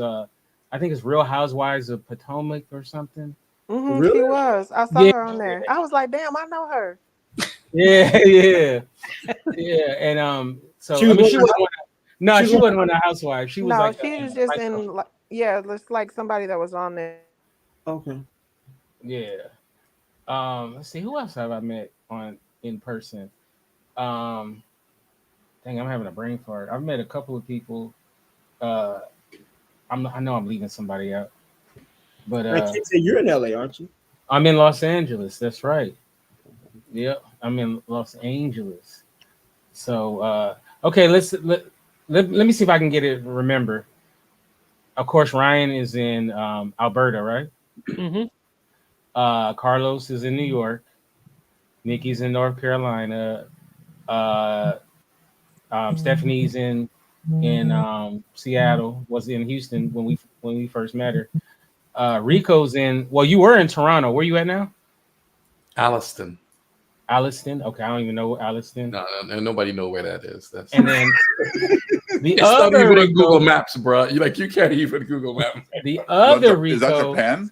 Hey, you say no one's just gonna pop up and say I was in the neighborhood, right? No, you ain't popping up. No, you popping up. I'll be like, I got my gun.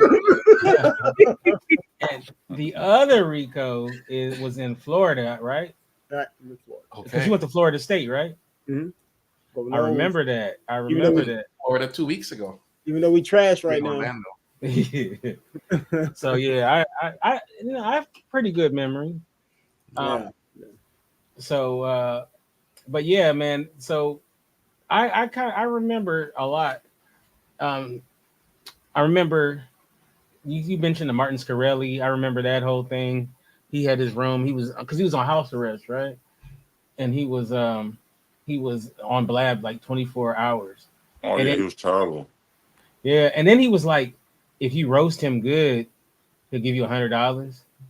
And I could never get in there to roast him. Like I was like, man, because I didn't even know what I was gonna say, but I sure was gonna take my shot. You knew you were gonna get that money. Yeah, I was gonna get that money. I was gonna roast his ass. So yeah. Knock. And I think he bought the Wu-Tang. He bought the Wu-Tang album. Yeah. Whoa. I remember that dude now. And he would play. He did buy the Wu-Tang. He bought the Wu-Tangs. It was like the 101 never released album. But now Pleasure Dow purchased it. And now it's part of an NFT now. So now it's a part of an NFT. But Pleasure Dow, they own it now. That's good. Yeah, they own it now. So they're doing some pretty cool things over at Pleasure Dow. So if you're in the NFTs and stuff like that. But they purchased it because it was confiscated. So it went up for auction. So when he ended up, So this is Martin Scarelli. Yep, that's him, man. I remember that dude. Yeah. Dang. It's on there with Vlad TV. Yeah, that's a good interview. I actually peeped it out. I peeped that out. Yeah. That was weird. That was weird. I Brother. bet you if Donald Trump knew about Blab back then, he'd still be on it. Yeah. Trust me. Probably I own can it. see it. Yep. And we would have been in his room roasting his ass, getting blocked. You know, like, can I say, like, Blab? One thing about Blab is that it trains you. It trained us how to deal with trolls and trained us how to deal with like online situations. Mhm. Bro, There was Big all time. out wars going on at some point Yes. where people were releasing people's IP address and address. Oh Like, yeah. it got wild. Yeah, Like, it was crazy. people It were was posting crazy. people's home address and this. Yeah, man, It was like crazy. this whole, like, it got crazy. Yeah, it was Yeah. crazy. Fortunately, I never really got into no crazy beef. I can't even remember getting into a beef with anybody. I remember that comedian. What's his name? He tried me. What's that guy's name? He used to be the sidekick for Monique on that talk show. Rodney Perry. I don't know if y'all remember him. No. And I remember he came in there and he just started talking shit. And then I got on his ass and he was like, all right, that's enough. He's like, I was just, he wasn't ready. Yeah, I was like, oh no, you're not gonna just take shots at me. And I do have a confession though. I was the +1. So do you remember there was a +1? Yeah. Hey, I went in Photoshop and just made a +1 icon. Oh yeah, I remember +1. Yeah. And people were confused. They was like, wait a minute, what's going on at the top of there? Like +1. It's a +1 and a +1. I was like, oh man, Melvin, what's up, Melvin? Yeah, Melvin, great guy. Yeah. Melvin. They had I remember that +1. Yeah, that's crazy. The town hall meetings. Town hall meetings was dope. Yeah. Yeah. And I tried to get to them as much as possible. And then, but I would hate though, because some of the stuff people would ask for was kind of stupid sometimes. I'm like, that, like, you get a chance to ask a question and that's what you asked for. You know, some of it was stupid. So what actually happened to Blab? Like, what happened? Did it just phase out? Did it ran out of money? Ran out of money. Because it's real expensive, right, to run that stream. Oh yeah, heck yeah. Well, especially back then. Now it's a little cheaper. Like even right now, for example. So one of my technologies, one of the companies I launched is the ability to build OTT platforms. Mm-hmm. So you can build your own Netflix. And so one of my clients has tens of thousands of videos because they do 25 different podcasts. And they've been doing it since like 2016. Wow. So we have every episode they've ever done till now. And so that's thousands of videos that we had to upload and stuff. Of course, to serve that is a small fortune. But we integrated into my technology. We have every provider of cloud storage worldwide. So we have AWS, we have Azure, we have like everybody. And then that reduces cost for us. But back then, it was probably 2 or 3 times the cost to stream. And then back then when you streamed, I don't remember. Could you save it? Like you couldn't go back and watch an old episode type of thing. Right. No, I don't think so. So we weren't even so they weren't even using storage. Just the stream in itself is especially if you got really popular and you had a couple thousand people watching. There were people that were using it for their podcast. So I think I did. Yeah, so there were some options. I believe you could do a show or you could go live type thing. Right, something like that. Yeah, I would do podcasts. Yeah. So now with our service, you can go live, and it'll automatically record the video, so that when you stop the live, it automatically becomes part of your library of content. But what we did was we also built AI so that it'll take the video, strip the audio, take the audio, listen to it, write a description, have your, basically everything, summarize it. You approve it, or you rewrite it, or update it, whatever, and then it releases it to every platform you want to release it to, audibly. So if you want to have it in Spotify and you want to have it on Apple, iTunes, podcasts and Google Podcasts, all that stuff, it does that all for you. So you focus on your live, everything else is automated.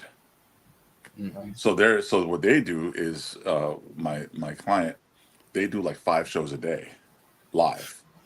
Wow. And they have a chat. So we included the capability of having a chat for your show live while you're streaming it on television or on mobile or on the web. And so it's very interactive. Some of their shows have like a live video, live audience at the show. Mm-hmm. Almost all of them use the YOLO Live that I sell. So they produce 25 different shows using, I think it's 15 or 20 different YOLO boxes to produce a show like this, but with a lot more flexibility than StreamYard. I stopped using StreamYard as soon as I started using my YOLO box, because you have a lot more capabilities and flexibility than you do with StreamYard, and you're not paying a monthly fee. Mm-hmm. You know what I'm saying? So they're able to produce their content as much as they want and not worry about how much they're coughing out monthly, except for our fees, which is to serve the entire channel. And it's just based on the number of streams they have coming in. Well, that's just for the live part. Okay. Then, of course, their entire library, whoever watches the library. So they charge, for that. When they started with me, they had 20 million subscribers. Oh, wow. Since then, it's doubled to 40 million subscribers. Wow. Whoa. And they're banking. But the reason they did this is because they were on Facebook and YouTube and whatever, but they're raunchy. Like each show, it could be political or raunchy or whatever their subject matter or topic.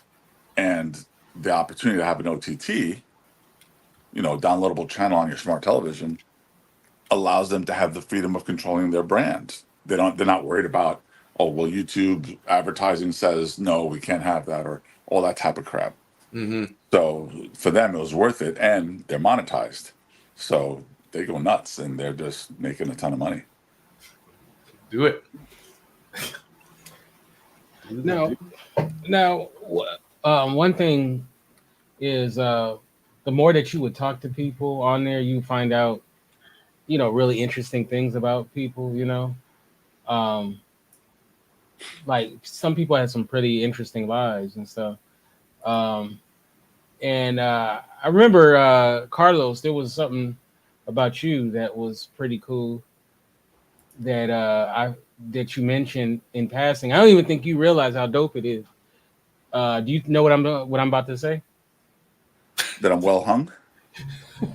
I don't know about that, bro. But no, that's what it. No, something you've done. Look at this. Something you've done professionally. That's pretty dope. I mean, there's a few things, I guess, that I had done. I don't know which one you might be highlighting. Well, Carlos is an artist, right? Okay.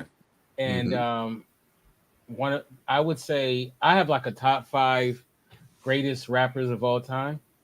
Oh. And this guy is number 2 on my list. I feel like Rakim is the greatest rapper ever. All right, give us your top 5. Give us your top 5. Yes. Okay, Rakim is 1, Karis is 2, Nas is 3. I put Ice Cube 4, and then I would put respect for Cube, man. A lot of people don't put Cube up there, man. Respect, man. I've worked with 2 so far. I love Q-Tip. Is up there. He's in my top. Those are my top 5. Oh. So this dude, Carlos. Rico got a problem. So I've done a music video for Nas with Nas, and I've done, I guess what you're going to mention, which is the album, one of the album arts for Karis One. Yeah, like okay, so Karis One is what they call him a god MC, right? And one of his great solo records is one called I Got Next, which I've played it. That's the one with Step Into the World, Rapture, and great record. I listen to it all the time. This dude did the album cover for it, and I'm like, and I'm sitting there like, so I was looking at his art before I knew him, had no freaking clue that like I have that CD somewhere in the back wherever I have my old CDs at. You know what's sad? Uh-huh. That stuff doesn't exist anymore. I know. Artwork and yeah. I know, So man. so I'll give you a little backstory on that. Mm-hmm. So so at the time I was doing music videos. I had worked in films and commercials and whatever, and behind the scenes like art directing, building sets, that type of thing. And then so when I got picked up, it was Jive Records. The way I got into Jive is because the producer for that album was a friend of mine. Oh, okay. And I had well, at the time we weren't that type of tight of friends. We were I had met him, and I forget how, but I had always bugged him. So one of the things that I'm very good at is professional relationships. Mm-hmm. So like right now, my business partner is a former CBS executive, and we're very close friends. So whenever I meet people that like just have an alignment, I stay in touch with them as much as I can, because a lot, and you'll hear this from the coaches, your network is your net worth, which I hate to hear, but to some extent it's true. It's true. So that this executive producer also had done Mary J. Blige. He's gotten 8 Grammys. Mary J. Blige and a bunch of other major artists. And then he had called me up and said, "Hey, look, I want you to meet somebody. I think there'd be some good alignment. I think he'd be interested in your stuff." So we go to the Bronx, and we go to his. Oh, well, that's the front cover. The inside cover. The inside cover is what I did. And it's very hard to find the inside cover. Online. That's when people see that's the album, but I'm looking for the inside. And so we go to this. It's actually in an apartment building in the Bronx where the recording studio is. And so we go to the recording studio. I have no clue who I'm about to meet. He introduces Chris and his wife. So his wife is at the studio also, and we just get into a conversation, and I'm listening to, because they're still recording, I Got Next. So that let me hear some of it, and I'm like, oh my God, this is awesome. This is great. And I didn't realize the kind of privilege I was having at being not only in his presence, but the nicest guy in the world. Yeah, but I didn't really know why I was there. So I showed him some of my artwork, and we just talked, and there was literally nothing happening. So I left, went home. 6 months later, I get a phone call from the record label. And they tell me that Chris insists that I do the cover. Now, this was supposed to be the front cover. So I'm like, Chris, who's Chris? And then they remind me, and I'm like, oh, because, they say they're Jive Records, but, I deal with EMI. I deal with, there was another record label I used to deal with a lot, Ola Records, because I do music videos. So I hear from the labels a lot. And so, music videos I've done, Keith Sweat, Busta Rhymes. I've done, a bunch of other, Nelly, a bunch of different music videos and stuff that I've worked on. So I'm thinking maybe this is a music video project, and like, no, we want you to do the cover. So I go to the, it's a phone call, and fine. I say yes. We agree on a price. We agree on the size, and I'm just waiting for another call to start discussing ideas. Then they say, you know what? We decided to go with photography. So they canceled me. And I'm like, oh, man, I was getting excited. Then a few weeks later, they call me again. They says, no, we decided that we're going to use you on the inside cover. Nice. So they have me come into the record label in New York. And so I meet up with the, I don't know, people in charge in the label. And they want it to be a triptych, which is basically when you open up the album, it's going to be a long piece of art. So I'm thinking, all right, I'll do it. And not realizing that it's like the way my art works, it'll be 6 feet long. Mm. So now this painting is going to be 6 feet long. and they only give me like a week and a half or 2 weeks to do it. What? So I'm like, fuck. So I get on the. So at some point, I get a phone call from KRS-One. He's in I think a Jeep in Arizona. We have the lawyers of the label on the phone, and the label themselves. So we're on the phone. He has all these ideas that he's throwing at me, and I'm doing some sketches as I'm listening. And he wanted everything. He wanted the death of Tupac. He wanted Mickey Mouse. He wanted the Statue of Liberty. And the lawyers are saying, no, we don't want that. We can't do that. No, we can't do that. We'll get sued. We'll get sued. We'll get sued. So, I'm going back and forth like, okay, I can't do that one. No, I have to erase that. No, it was a weird conversation. And at the same time, he's getting pulled over by the cops. I don't remember why. I think maybe it was speeding or whatever. And he was heading to a gig. He was going to perform in Arizona. So finally I come up with a sketch. And back in those days, we didn't have the internet yet. So I had to fax in my sketch. And then they approve it. So I had a fax machine here. I actually painted that painting in this living room that I'm in now. Get out of here. And yeah, so then I had to hire models and all this type of stuff. I had, the photographer get shots of Chris, and I just crazy glued it all together because there was no Photoshop back in the day. There was no computers back in the day. So everything was done by hand and painted in oil on wood. And then the morning, I had a car accident. So my back was killing me. So 90% of I'd say 50% of the time I was painting that painting, I was on the floor in pain. Oh, wow. And so I was rushing the painting as fast as I could in that week. And I was done like 6 a.m. the day I had to hand it in.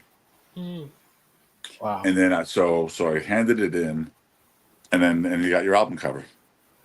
You know what's so crazy about it is, like, I was one of those people that when an album would come out, I would read the liner notes, and I would like sit on the edge of my bed, read it, because I used to DJ way back in the day.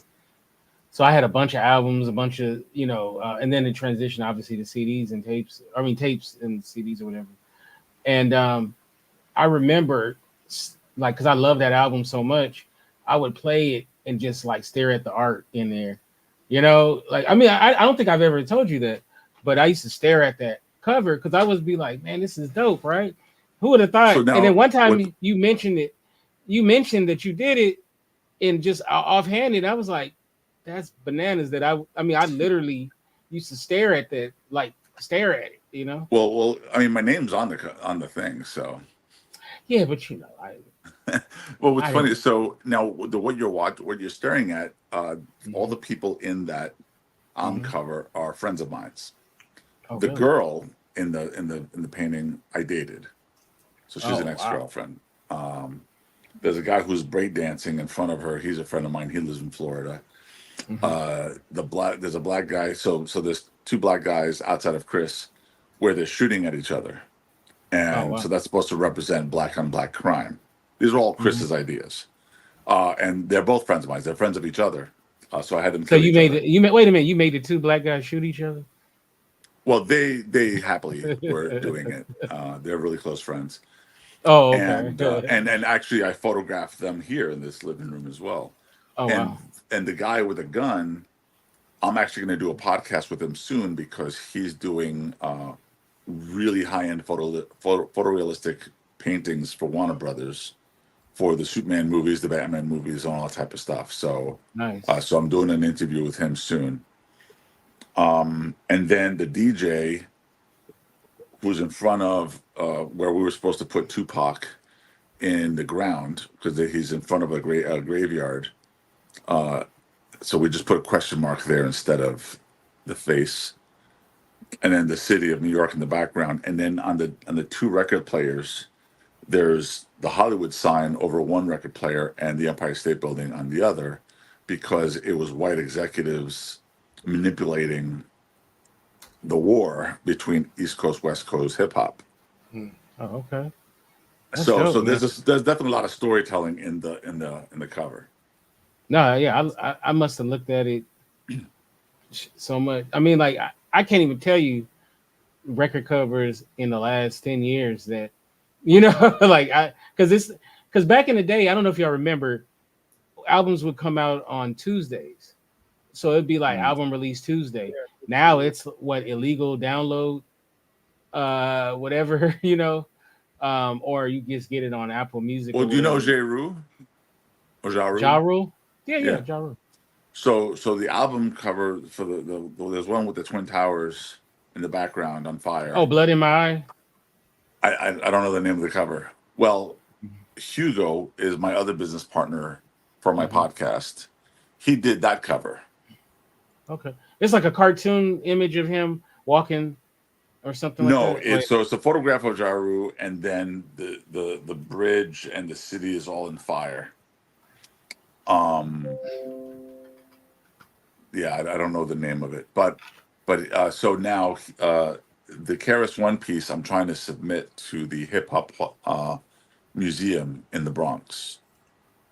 The one right here and on the right. No, it's none of those.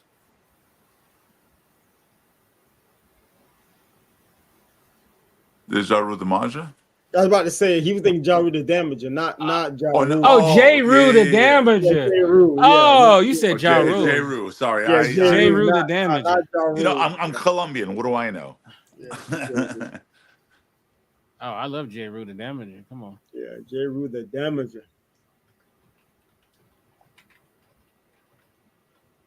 And then tomorrow we're going to go to a art gallery of a friend of mine who has done tons of famous book covers, and he was a classmate of mine. So as far as art, that's the one right there. So that painting in the background. So the photograph is another buddy of mine, and then that was photoshopped with the painting, which is the city background. So Carlos, do you still have your original art? Have you sold your original art? I still own all my artwork. I don't, with the exception of stuff that I've done for Batman and the stuff that I've done for Disney, and who else? A few other companies. There's very few times that I've sold my artwork. I have all my originals. Have you ever thought about maybe sending them to auctions like Heritage? Nope. He has thought of it. It's no. No, I make more money by not selling them. Gotcha. Now, if I'm close to death and then the value goes super high, then maybe I'll have my family sell it. Yeah, I was inquiring because one of the things I like that Heritage has started to do is they've been doing a really good job putting together some really dope hip hop auctions where they have like original art, old event posters, and these things are going for like crazy money. Cool. Yeah. So that's what I was wondering, man. They're doing. I wouldn't mind doing some prints and then selling the prints, like limited prints. I would be happy to do that. The artwork, like I said, I'm trying to submit it to the Hip Hop Museum. Oh wow, okay. Which is happening here in the Bronx. Yeah. Are you in the Bronx? No, I'm in Queens. But that museum is happening in the Bronx. And then I had another friend of mine. They just did the official documentary for hip hop in the South, in Atlanta. So and with that, the story with them, I had he was an editor, video editor for weddings, and then I taught him, I think it was Final Cut, and now he's a Emmy Award winning editor. That's dope. I used to love Final Cut. Oh, I'm still hardcore. In fact, I just did a video yesterday with Final Cut on the iPad. I know they still made Final Cut. I haven't done video. Really? Yeah. So Final Cut got revamped. Okay. When they revamped it, it looked a little bit more like iMovie. But then since then, they've really upgraded it to be pro again. Okay. And then slowly they're adding some AI stuff. Not like the way Adobe is doing it. Right. They're more subtle. I'm still crushed. Stephanie still crushed me though about the MS Paint leaving. I mean, come on now. Well, look, right now Microsoft is about to open a nuclear power plant, so I think the loss of Paint is okay. No, we should like try to. Where do you get the original files? How do I? So, No, so man. you want it to be, you want them to open source it. How do you think I made that Blab cover? Was MS Paint, baby. MS Paint. Right. I have not used Microsoft since I don't know, 19 maybe 2000. Mm-hmm. Yeah. No, that whole MS Paint, that was Dante. I was making fun of Dante because he's talking about how he Hey. designed. Y'all had a major disagreement about that MS Paint, boy. That shit was legendary. That stood up. That was a moment. Yes, it Man. was. I was team MS But Paint. that's okay. Our stock price is up. Because he said, And that's all that matters to me. I remember how that got started because he said he could do whatever you do on Yep. Photoshop. I could do it on MS Paint. That's right. That's right. Exactly. And they had they had like a competition. Battle. They had a That design was battle. funny. Wow. That was funny. Hey, That's hilarious. Kasima is in the chat. I haven't seen Kasima in forever. Oh wow. all right, so I have to say this because when you were giving your top 5, Rico said like he had a problem with your top 5. Oh, my top 5 rappers. Yeah. I wanted to know what was the problem. Rico was like kind of Start laughing. a Blab fight, bro. We all love. This guy's trying to table. No, I said those were the top 5 rappers. I didn't say they were my top 5 rappers. I said they were the top 5 rappers. They're my favorite. Oh damn. Hold on. You're saying they're not your top 5, they're the top 5. They're the top 5. Yeah. That's even worse. Yeah. According to what? According to Kid. No, those are the top 5. But my personal favorites, they're all in my top. Obviously, I rank them so high, but my personal favorite is MF Doom. Oh, okay. Yeah. Well, your personal favorite is who? Who is MF Doom. Rico, MF Doom. give him a real top 5, Rico. Give him a real. MF Doom is my personal favorite. I have my personal favorites that I keep going back to, and I just can't. Dr. Tachi was up in Dr. the T. building. We got royalty in the building. I know, Doctor. Oh, Doctor. First of all, if you don't have Scarface in your top 5, you don't have a top 5. I'm gonna tell you that right now.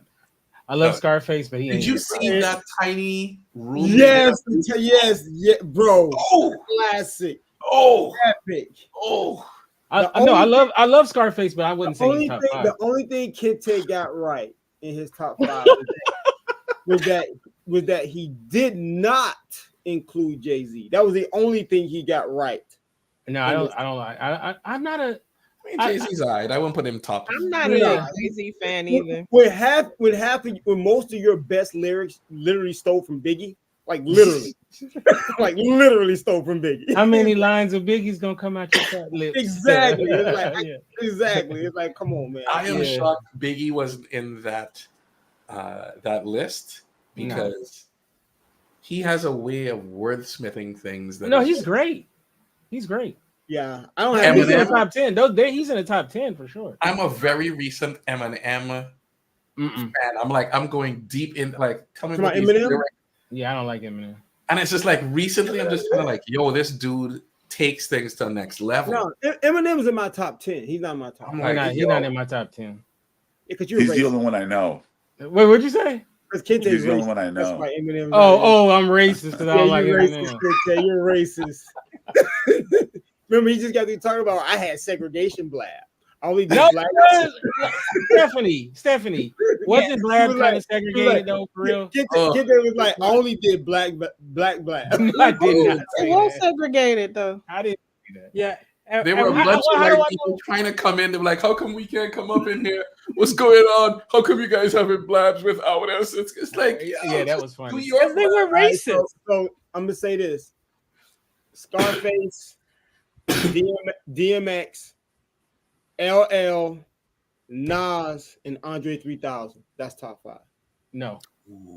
He said no. Nas. And then to round it off, I'll go Tupac, Ice Cube, Rakim, J. Cole, Eminem. J. Cole. He don't belong in the top. He don't belong on the list, any list. Nah, I'm gonna go Big Daddy Kane. J. Cole is so boring. Are you kidding? Listen, Big Daddy Kane. Don't be a hater, man. Scarface, Ghetto Boys, like. I'm all No, Fresh I mean, Prince. but see, Fresh Prince, right? Yeah. Will Smith, yeah, number Fresh one. Prince. Let's see. Fresh Prince, young MC. Sir Mix-a-Lot. Sir Mix-a-Lot. Don't forget about Kid and Play. Rakim is the godfather. Kid and Play. To me, Rakim. No, Wu-Tang, what happened? No, they're great, but they're not in the top 5. You can't put everybody. Wu-Tang's a group. You can't put them on the map. You can can't put everybody on the map. in top 5. Busta Rhymes is in my top 5s. What you know about Busta Rhymes? Oh, because he's Caribbean. That's why. No, I just rank mine by whoever's the finest, and then we're gonna start with Method Man. Okay. Oh, okay.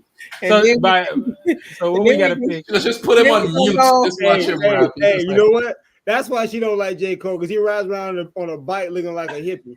Yeah. Like, that ain't cute. It's giving hotel. That's what you don't like. That's what you don't like.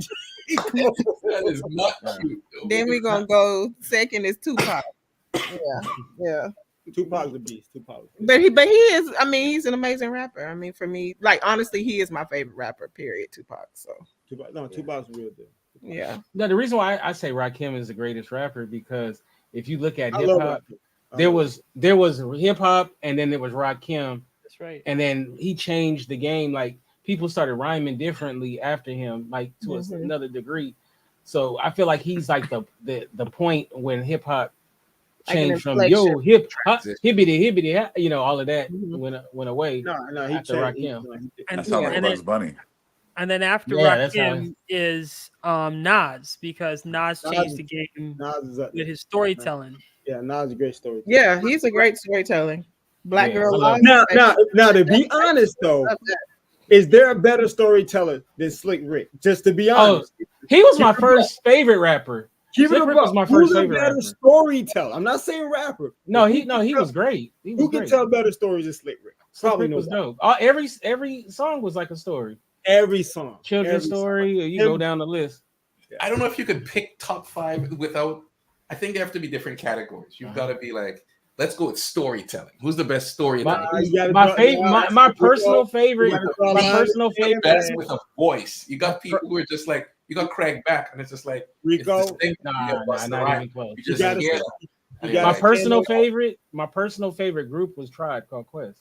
Tribe Called Quest, like it's funny that you bring them up. The Jive Records, when they were telling me how they wanted me to do the artwork for KRS-One, they handed over a Tribe Called Quest album cover. It's like we wanted to be, and they flipped it open. They're like, we wanted to be spreading out like that. They had dope album covers. They had one of the best album cover of a hip hop group. No disrespect to you, Carlos. But the Midnight Marauders cover is dope. Midnight Marauders. That's my favorite album of all time. Hip hop. That's a. I still listen to Bonita Applebum's Isley Brothers all the time. On my phone. All the time. I listen to both. My ringtone. My ringtone is for a long time was electric relaxation. They still got ringtones? Of course, I love. Yeah, you can still do ringtones. Yeah. Yep. I look. I give people like if you important to me, you get your own ringtone. Ringtone. All right, let me call Kente real quick. let me see how important I am. Don't go on mute. You'll be like, hey, let me see how important I am. You have been blocked. But you know what? I meet so many people. So when I put them in the phone, sometimes I got to put like how I met them in the notes or in the name. So, especially when I was still out there looking for love. I bet. So I would put, what her name was, physical description, where I met her at. So I would BBL. But here's the funny thing though. I had one time I couldn't find my phone, and the girl I was talking to, she had to call my phone, and we were looking for it. And then when she saw my phone, she saw how she was listed in my phone, and she gave me so much shit about that. You know, I was like, hey, I should have changed it. You know, after a while, I'll change it to just your name. You know, so yeah. How many days does it take to get your name changed? Here we go. That part. It's not a date. One not more a than date. Method Man. This is what wait, let me scratch that. How good the coochie got to be for her to get the name changed? Wow. Oh, that's good. I mean, it has to be Are any of them Taylor Swift songs? a hard 7.5. 7.5. Yeah. Yeah. So Nikki, man, we haven't talked to you in forever. Man, I remember you had some. You were kind of quiet on Blab to a certain degree, but you had some moments. You had the big podcast with oh girl, we won't say her name. Thank you. Yeah. I remember that was like kind of like a moment for you on Blab, but for the most part, you would come through and you would be in a lot of the chats and stuff like that. And then every once in a while you would pop up on screen and whatnot. So how you been? I'm doing great. I'm good. All right. So you went back to North Carolina from Seattle. Yes, because my mom, she was battling cancer and no. Yeah. Sorry to hear that. Sorry to hear that, Yeah. So so did you meet with Stephanie up in Seattle? No. Oh, okay. I know we talked a little bit. I think you were telling me where you were staying at or something like that. I think. Possibly. I think we had a little bit of a conversation, but other than that, I don't. The year done gone by so damn fast. I'm like, for real. God. Yeah. So you so are you so where are you in, like Charlotte or something like that? Mm-hmm. Oh, okay. Yep. How do you like that? I love Charlotte. I do. All right. Okay. That's so Nikki, where are you originally from? Because weren't you in our Blab Dallas Cowboys group? I was in there to make fun of y'all. Yeah. I knew he was in there for a reason. Yeah. She would always show up. He did. Surely did. I'm not a Cowboy. I never will be. Yeah, I'm a Raiders right here. I'm assuming we're talking about a sport. Yes. Are you Stephanie? You like the Texans? Yeah, they won last week, so yeah, I like them. Yeah, they quarterback. He from LA too. Let me translate. Who's your favorite Texans, Stephanie? The fine ones. The quarterback. I did see the new quarterback. Okay, this is the thing. Like, y'all, I won fantasy football at my job, and I don't really know shit about football. I had won it like 2 years ago. Oh wow! Just because I didn't even I forgot to even play the first week, and I still won. Like, so I don't know what I'm doing, but I am dating somebody that watches a lot of football. So I have been subjected to watching sports more. So yes, I did see I saw the quarterback up close on an 80-inch TV. Okay. Oh wow. He's a nice looking young man. Yeah. So he was basically in the house with you, an 80-inch TV. Yeah, basically. And yeah, then I had to watch the Bears and Patrick Mahomes and all of so yeah. I'm getting a lesson in football. Yeah, I'm more well versed in basketball though, because my daddy played basketball in college and stuff like that, and I understand basketball more. But yeah, I'm getting more in depth with the football because of this person. Okay, good. Okay, that's what's up. And congratulations on the relationship. Oh, thank you. Yeah. So I don't know squat about any of them.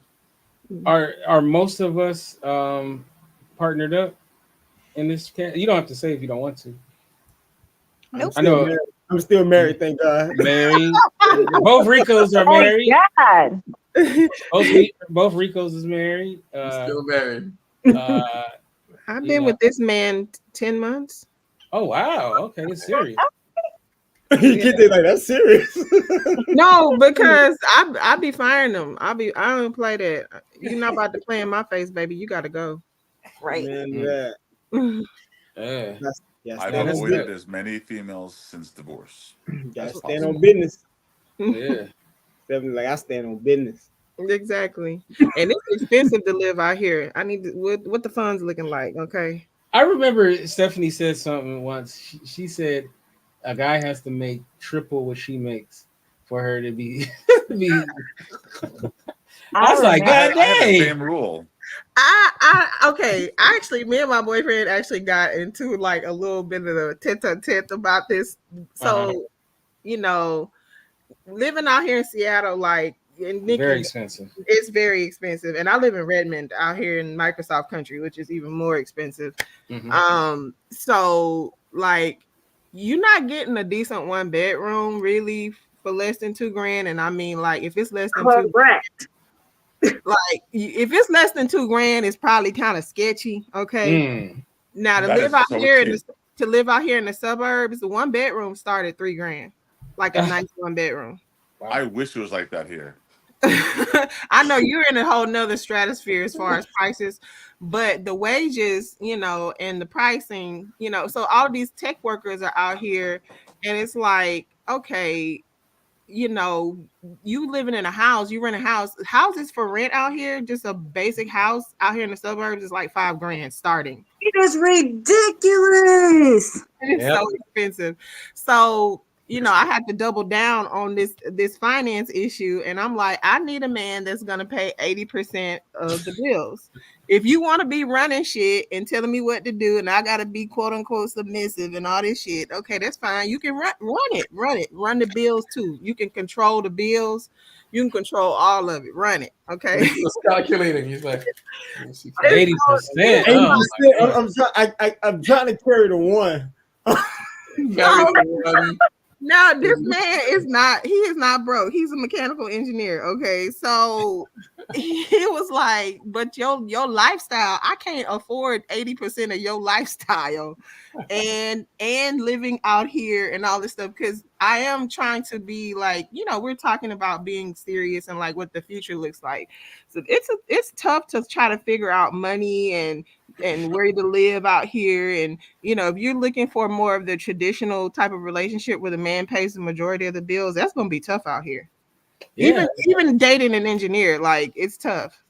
Yeah, I remember there was a guy from Blab that was man, what was he? He did something with the military or something, and he was bald head guy.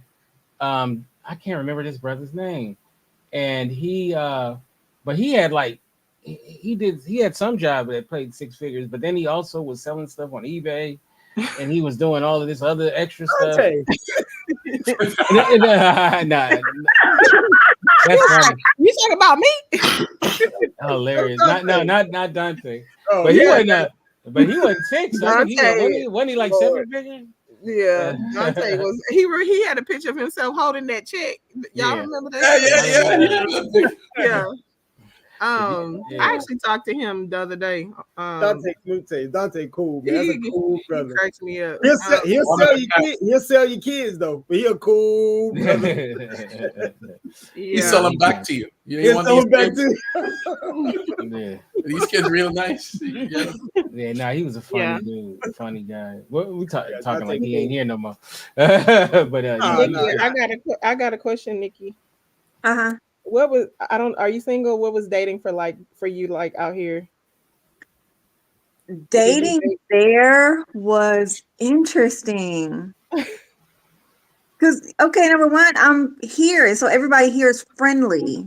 Right. Like, I used to, like, walk to, like, a bar or, you know, just be around, just meander around the city, jump on the train, go somewhere, whatever.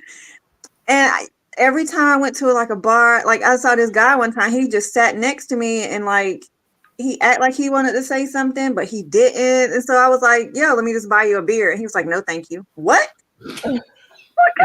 What? Like, and either they were super aggressive or super soft. Like, I'm like, why can't I find somebody normal that wants to have a conversation, sit at a bar, have a beer? Like, what's wrong with that? Yeah, because we've already learned our lesson. Oh wow. Ooh. So Nikki, what part? Shots fired.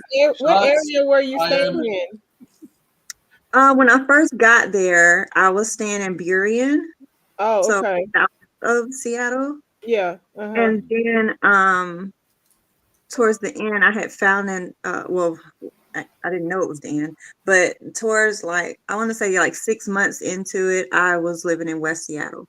Oh, it's nice over there. It's beautiful. West Yeah, Seattle is super you nice. Yeah. could walk everywhere. Like I didn't Yeah. really.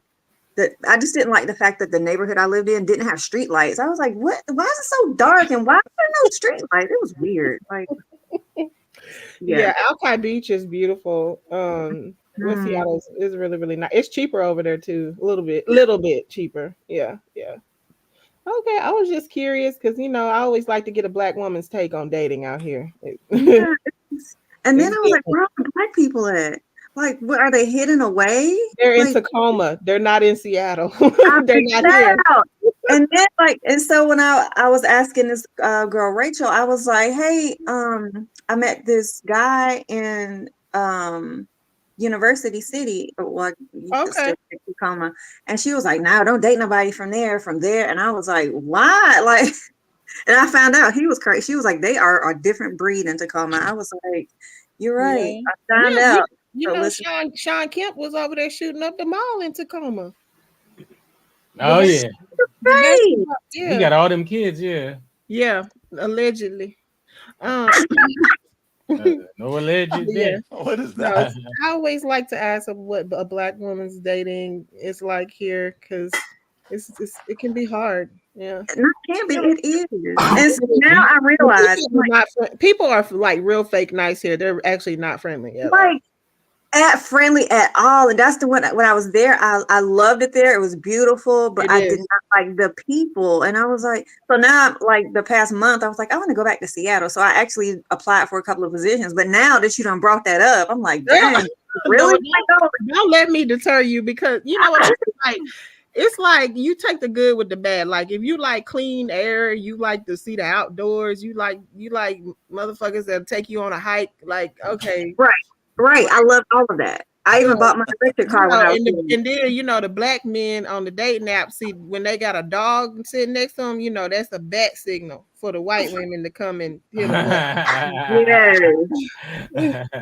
They got Stephanie, do you remember? I don't think this was Blab. This might have been after Blab. Do you remember? First of all, do you remember that guy named Anthony Alston? Yes. Do you remember? You talking about Free? Yeah, Free. Mm-hmm. Do you remember? Do you remember? Was it you where his brother from Dallas was visiting, and I can't remember. Was it you where he tried to holler at you?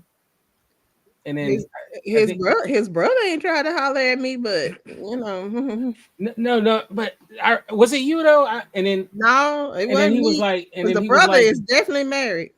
No, not him. No, it was another brother, not the one that was around. Like I think he's in North Carolina. Oh, okay. No, this one was in Dallas.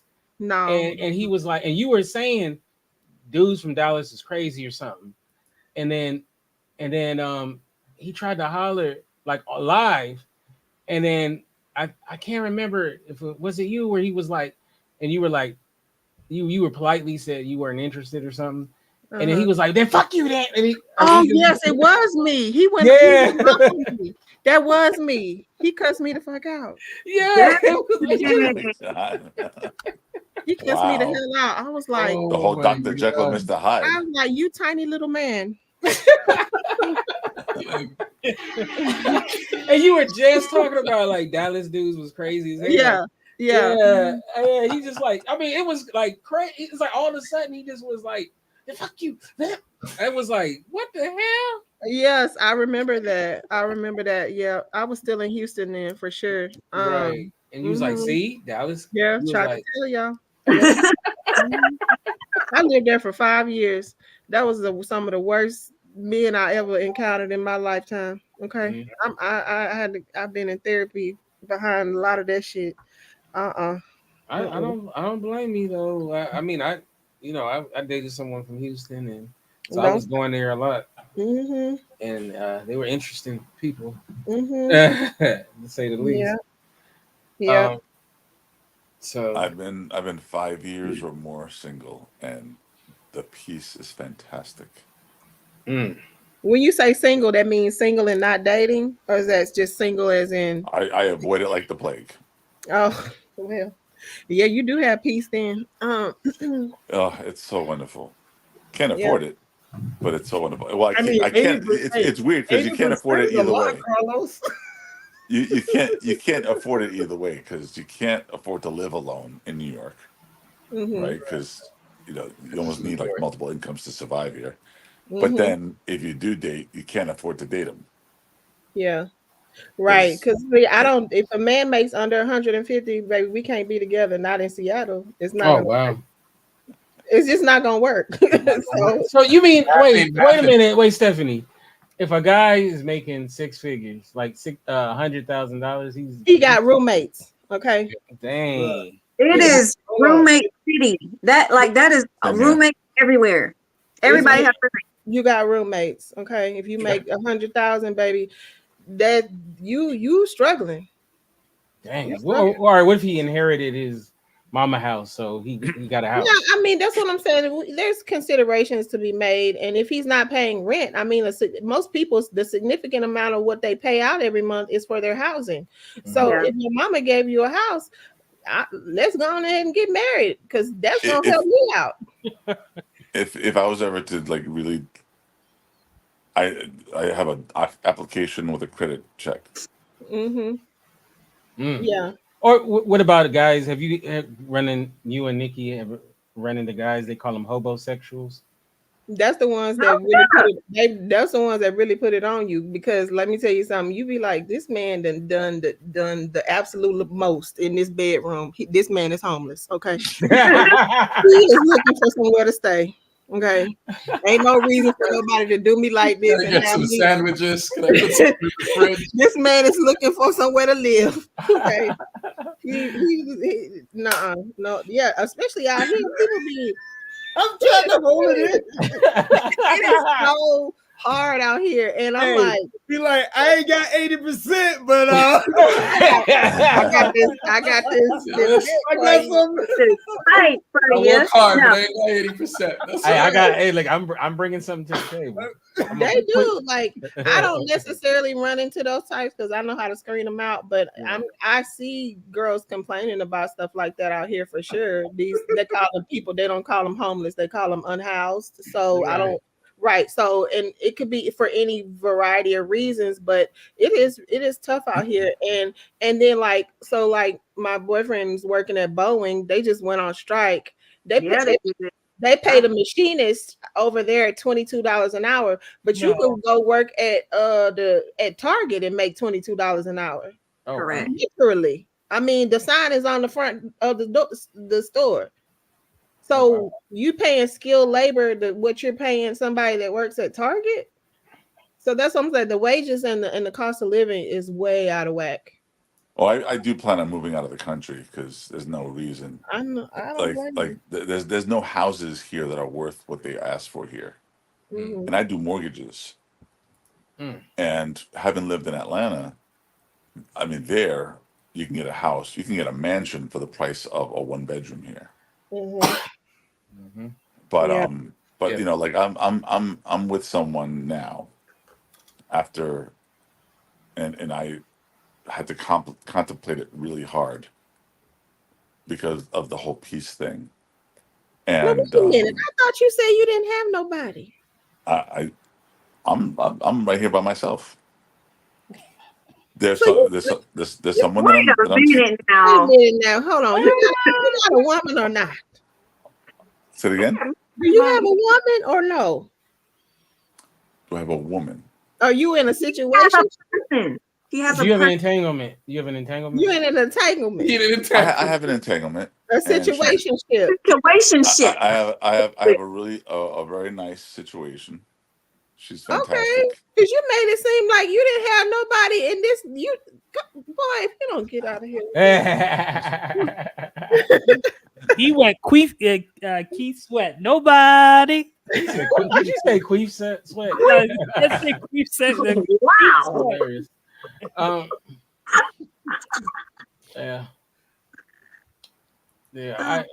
I'm so I Stephanie knows this. I and Ryan, I do have a lady, and I met her actually doing the podcast during the pandemic. So she came on to we were doing poetry night, and she came on and did poetry, and we've been going together ever since. So she was in the chat room. It's been some years, right? Mm-hmm. Yeah. Oh, I thought so. Okay. Yeah. Okay. Well, never mind. Okay. No, we've done podcasts together. Congratulations. We've done No, podcasts. I get it. I know. I've seen her on here. I've seen her on your thing. I've talked with her in the chat before. I bought her and her sister's book. Right, yeah. Yeah, she's twins. Yep, identical twin. Yeah. No, she's amazing woman. Love her. I don't have any little kids, but I donated it to the elementary school. Oh, thank you, and thank you so much. You're welcome. By the way, yeah. She did her and her sister wrote it and then also she did the illustration. She's an artist, very talented artist too. So it's nice. So yeah, she's a very nice book. Yeah. So, but I'll be honest with you. I'm glad not to be single anymore. So I actually got to a point where I actually hated dating. Like, I mean, I hated dating. I honestly, I don't know if anybody's ever experienced this. Is you meet somebody, you schedule a date, you're getting ready, and then you're like, why am I doing this? Like, you want to get out. You're like, you've already agreed to do it, and then you're sitting there like, do I even want to do this? Like, I've experienced that. That's what I was experiencing before, and then, and then look what happened. So I guess they say there's someone for everyone, and I really started to believe that wasn't true for myself, but it turned out to be true. So that's amazing. Congratulations. Yeah. So yeah, she's a wonderful, talented person. So, but I don't know, man. It's funny. I have a bunch of friends who they've been married like 2 and 3 times and stuff. Really, Rico? Yeah. Okay, I'm looking now. I wasn't even looking. That's hilarious. That's hilarious. But I know some guys that have been married 2 and 3 times. And they were telling me, they were saying, man, don't get married. Because their situations wasn't good. They were talking about just live in sin for the rest of your life. Well, if you've been married, let's say 3 times, the logical conclusion is you're probably the common denominator. Just saying, not in every situation. I agree. I'm not saying that applies to everyone, but I'm saying 98% of them. 98% of the time, because one thing my mom used to always say is, son, you can't run from yourself. You take yourself everywhere you go. That's right. That's right. Because some people be like, what the problem is where I live at. So I'm going to go to Michigan. I'm going to go to wherever, Kansas or whatever. I need a new vibe. But then it's the same shit. It's just they take because you're there now. Right. Everybody was fine until you showed up. like, do you remember that show called The Corner? The HBO show called The Corner back in the day. It was about these drug addicts in Baltimore. And the main character, I remember they would do these things where they would talk to him. And then they asked the guy, they was like, have you ever tried to get clean? And he said, yeah. He said, actually, my family did an intervention and they sent me to Fayetteville. And he said, oh, okay, so what happened? And he was like, man, there's dope in Fayetteville too, so he just found the drugs there, so I mean, it didn't change anything, I mean, look, for years Hallie was really cute, but Halle got to take some responsibility for these decisions she made. Oh, Halle Berry. Because it's either regardless of if it's the guy or if it's her, she still made those decisions, and she still obviously has a type. And so at the end of the day, it's her. So I think there is some truth to like expanding your range in terms of like a pool of like people, especially if you live in a city where maybe like, you know, the type of person that you're looking for isn't necessarily there. So like if I live in a really white space and I want to expand it and try to meet a black man, maybe I would expand it to Tacoma person. You know what I'm saying? Just in general. Right. But I do also believe that it's something to that, because my mother was my stepfather's third wife and he was a doozy. Okay. Yeah, it was a lot. I don't see how she stayed with that man that long. Oh wow. Man, it was a lot. It's after that, it's you got some work to do. You gotta do the work. You gotta make some changes. Gotta do the work, man. So both Ricos, y'all been married for over a decade? Long time. Okay, so what's y'all secret? It was our anniversary last week. We did. Wow. I was next week. Oh wow. How many years has it been, the other Rico? 14 years. That's 14 amazing. years. Wow. So for and me, what about you? 11. 11. That's wow. awesome. So what's the secret? Get up in the morning, brush your teeth. Silence. Yeah, shut the hell up. You want me married or you want me right? Hey, look, I was married. Make sure when she comes home, she flips the lights on, they come on, mortgage paid. I don't know, it's not that hard. It's not that hard. Hold on.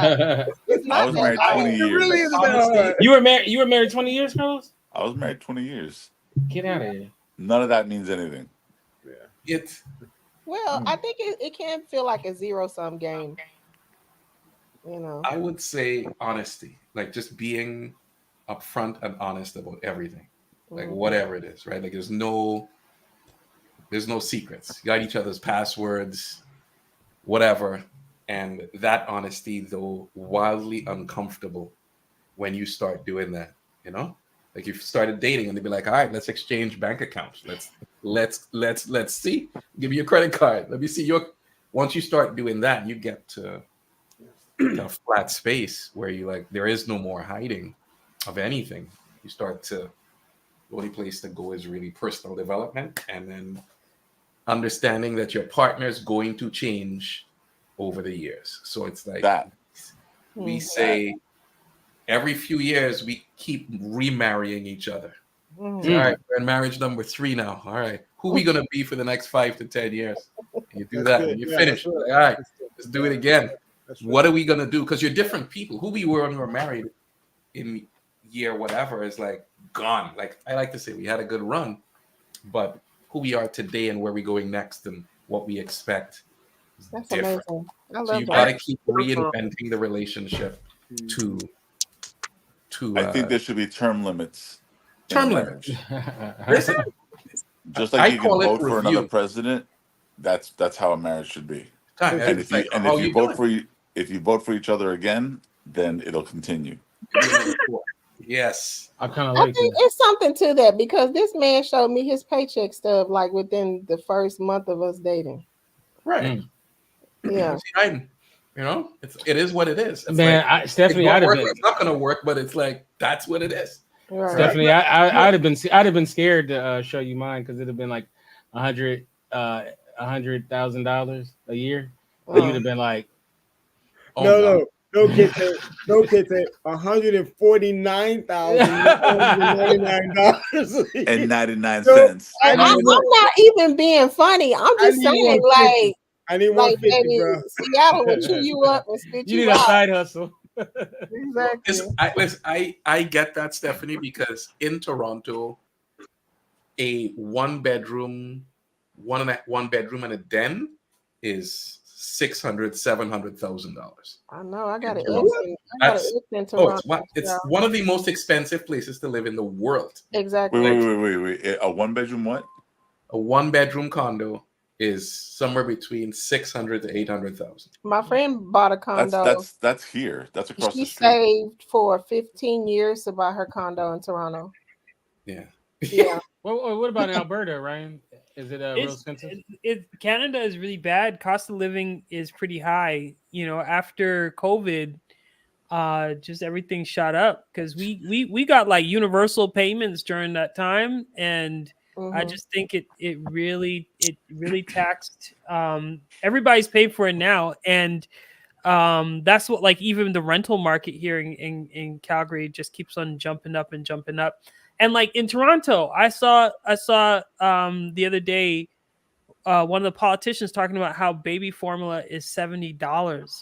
Yeah. You know, I've never for one $70. Like, that's crazy. It's under lock and key at Walmart with cameras around it. You gotta like call somebody to open up a cage. That's like that Take here. it out, baby formula, give it back to you. Yeah, It's electrified fence. It's definitely like that here because baby, they steal everything in Seattle. Ain't nothing nailed down. You got to nail it down. Yeah. I wouldn't be shocked if Dante sells baby formula. he probably sells breast milk. He probably, I know, right? He's like, oh no, I got the titty milk right here. Yeah, it's just like a matter of necessity. Like, it's like, I mean, and I'm doing okay. I'm comfortable by myself. So it's like, do I need a dependent? No, I don't need a dependent. Yeah, there's, I know people making 60, 80 grand, 90 grand in Toronto living at home. Like they can't even afford to move out of the house with their parents. They're like 25 years old and making 100 grand. They're like, could I move into the basement? Because there is nothing. You want to rent? A friend of mine was they were looking to rent a house up here, probably 3 bedroom, 4 bedrooms, about 5-6 grand a month for a house. And he saw it online. He came in, he said, he looked at it. He said, wonderful, I'll take it. They said, what's your offer? He said, but the ad said 5 grand. He goes, somebody just called me while you were walking through and they offered me 1 year's rent upfront in cash. Go, what's your offer? And you're like, and he was looking at he said he was looking for about 6-8 months before he could find a place. Like it's that competitive. They want to see 3 months rent up front. They want to see perfect credit. They're like, yep, it's like that out here. When I moved here right when the COVID started, so the rental market, there wasn't that much inventory either, and I was in corporate housing, and I went and looked at this beautiful house up on this hill. There were 18 applications on that house. I had never experienced anything like that. Even when I lived on the East Coast in Philly, it wasn't that bad. Like as far as like the competition. And then being from Texas, it's like it's first come, first serve. Whoever got a decent credit and got a deposit can get it. Yeah. And just coming up here, and then it's like they want to interview you, talk to your kid, like get a feel for you. This woman husband looked me up in the directory at Microsoft. Like, like it's like they wanted to verify. It's like they're trying to put date on my LinkedIn page. Like it was, like the vetting is like really, really crazy. The house I live in, this house is valued at 1.7 million. This is not a 1.7 million dollar house at all. In Houston, this is a $300,000 house. Well, I'm gonna stay in Stephanie's pool house. Okay, you can't find no pool out here. That's another thing. Finding a pool in Seattle is like finding a needle in a haystack. Maybe maybe indoor, but like it's not even that many indoor pools. It's raining all the time. Ain't nobody outside swimming. De'Ara Mosaic. What's up? That's my co-host. How you doing? I'm good. How are you guys? Pretty good. I didn't talk to you in so long. You look, I know, it's been a minute. Great as always. Thank you. Yes, I'm so glad to see you. Man, it's been forever. Yeah, it's been a minute. I'm just out here chilling in the A. Oh, okay. What you doing there? I'm here for a Yoruba tradition what's the thing? A festival. Oh, your husband's performing there? No. Me and my husband's from Senegal. He's Oh, Senegalese. okay. But there's a like a Baba Loa that had passed away, and so they do a festival for him every year, like in his honor. Oh So wow. this is my first time coming to it, so I'm just going to that. That's what I want. I want a festival in my honor every year. That'd be dope. Ryan, come on, man. Set it up in Alberta. Kente Khan. Lord. Yeah. Oh man. So how are things in Michigan? You know, I live in Ohio, but things are good in Michigan too. That's where my Oh, family okay. is. But That's right. That's right. My bad. But I gotta go up there next weekend. oh yeah. Okay. I was passed through there a little bit just on my trip. Yeah, I've been on the road a lot this lately. You know, I Yeah. still drive for that private client. Mm-hmm. So we went to Nashville two Mm, weekends ago, and he was supposed to meet up with some chick he had met or whatever, mm. and she ended up playing him. Oh, So I was just kicking it. I dropped him off at when we got to the Four Seasons because we stayed in the Four Seasons. Nice. Got a room. I had a 1 bedroom suite. That was what, Saturday. I didn't see him till Monday, Oh wow. and he gave me some money, and he was just like, "Hey, here's the money. You got the vehicle. Do whatever you want, Keish." And I was having fun. All right. I'm All like, right. shoot. Life. You know, It's- thanks to Blab, I got somebody in everywhere, pretty much. Dang near every state. There's somebody I know. Well, I don't know about Idaho or or Montana or Utah. somewhere. What about Utah? mm. uh, let's see. Do I got somebody in Utah? There was No. somebody in Utah. No, that was Seattle. What was the guy's name that was like in the service or whatever? He was A lot like a of people. scientist or some shit. Yeah, Seattle. That's what I was Ye- trying to figure out his name. Yeah, I forget. I can't That's think the of guy I his was talking name. about. He had like 3 jobs or something like that. But he was in the military. He was doing. Yeah, I can't Mm-hmm. think of the He brother's was name. cool. He was doing something like where he was reselling stuff on eBay. That was like his. Yeah. Yeah. That's the guy I was talking about earlier in our conversation. But I can't remember the brother's name. Man, man.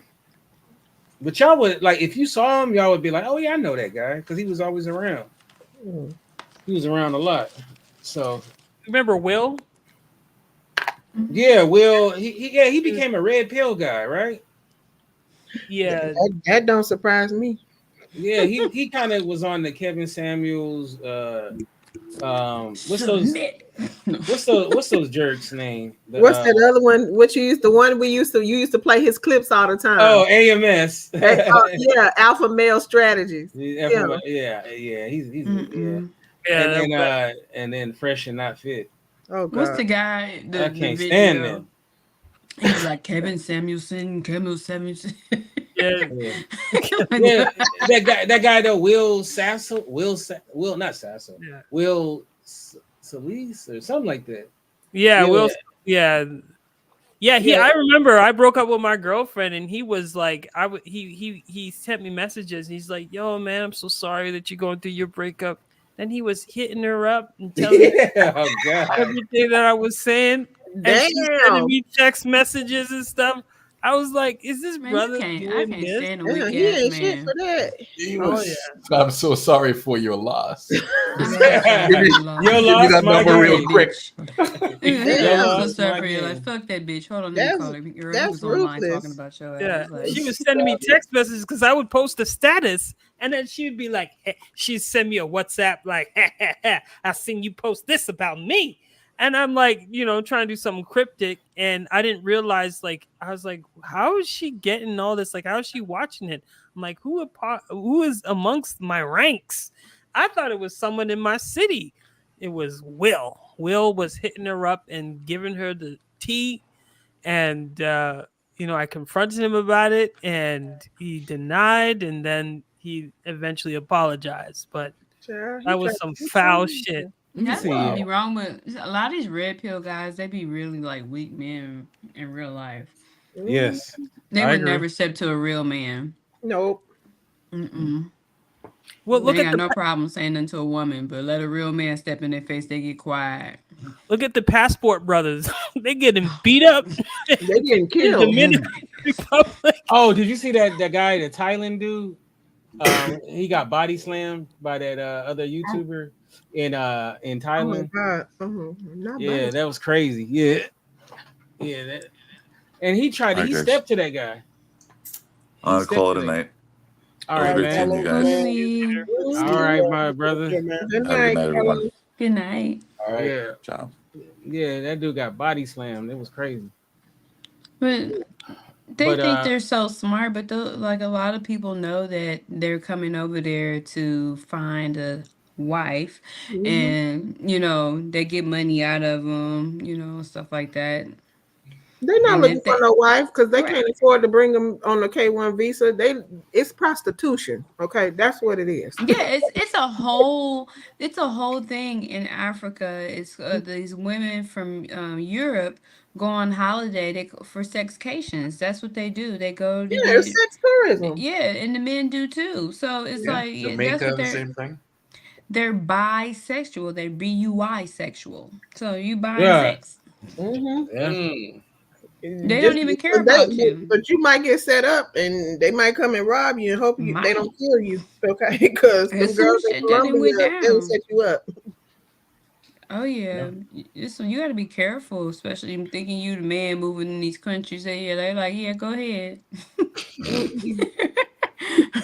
Go right ahead. Yeah. You gotta be Do gave your y'all ass a drink with something, some urban you ain't never heard of. Your ass and fell asleep. They done robbed you do y'all blind. remember that guy I would bring on Mars Venus every once in a while? His name was Roger Allen Curry. Mm-hmm. Yeah, he had this thing called Mode One. He actually was kind of the grandfather of a lot of that red pill stuff to a Mm-hmm. certain degree. You know, he passed away a couple of years ago. I remember that. I But remember he used to come on and tell the story about how he was in the grocery store and the woman was trying to go down on him in the grocery store. right, He wish. right. I was Ain't like, nobody getting in a grocery store. I was like, It really? ain't no crack involved, okay? Wait, Like, wait a ain't nobody minute. Wait a doing that. minute. Humpty said he got busy in the Burger King bathroom. Uh-oh. I mean, First of all, but have you seen the Burger who was King he getting bathroom, busy bro? with his liquid self? A crackhead. You're gonna need a wet wipe before you Yeah, get in well, there. bro. I mean, even the dude in what's I wouldn't even the use the Burger King bathroom. what's the Big Meat trilogy thing they got going on? Even the little dude everybody hate. He did when he got some girl in the Coney. She wasn't desirable. Kente, Uh-huh. my favorite person that you used to bring on there was the lady that was the sex therapist. Oh yeah, yeah. Maisha, Yeah. He yeah. used to trip me out because she was really working with the clients. I was like, oh wow. Yeah. Yeah. No, yeah, she was cool. But Roger, like actually Roger would come on and he would do all that Mode One stuff. Mm-hmm. But behind the scenes, he was the nicest dude, man. He was very nice, very. And then he actually tried to. I don't know if you guys know that O'Shea Duke Jackson guy. He's one of the big ones that he actually tried to link me up with that cat, but I wasn't interested because it was nothing but drama, and you know what I'm saying. I didn't really want to be a part of that stuff, so Right. that's why I never did that. To me the difference between Roger Allen Curry and some of these other ones, his delivery didn't come off as malicious or Right. like it was like he was just delivering factual information. If you want women to think you're alpha male, do X. It Right. wasn't all of that subtext of that black women don't do this, black women aren't submissive, black women, American. None of that was in the subtext. He ain't had no drum machine in the back. Beep, beep, beep, beep, Right. beep. So it was just like, okay, he's focusing basically on the men and like, hey, if you want to do X, this is what you got to do. He didn't bring in what women aren't doing. He was just telling men what to do. I think that's the difference. Right, because you can't really focus on somebody Changing else. somebody You can else, only right. you can only You do can only yourself. focus on yourself. Right. Yeah, no, he was a good dude. This guy's trying to talk to a good friend of mine now, and I was like, nah, something ain't right with him, Kel. She's like, you think something ain't right with everybody? I'm like, nah. This dude has told you numerous stories about why he's single with women he has dated, and he is the victim in every last story. This nigga, something wrong with him. Something's definitely wrong with him. Everybody stood him up for prom. Everybody did him wrong. Everybody just stopped talking to him. It's like, nah, he got something is wrong, and it starts with his mama. So like, and then come to find out that he felt abandoned by his mom, and it's just like a whole. But I said, see, I told you something's wrong with him, and he won't. It's just like some weird shit. I was like, stop talking to him, cause he ain't. He ain't right in the head. And then you know how you people show their representatives anyway. And then so one day, he was just like, I guess a customer wanted a ride, like a medical ride somewhere. He's a medical van driver. And the lady thought it was a Uber, and cussed him out. He said, "That's what I'm talking about. These black bitches always blah blah blah blah blah." And I was like, "See, he showed you his true colors, cause he meant that shit. Oh my god. Believe it, and leave him the fuck alone." Oh wow.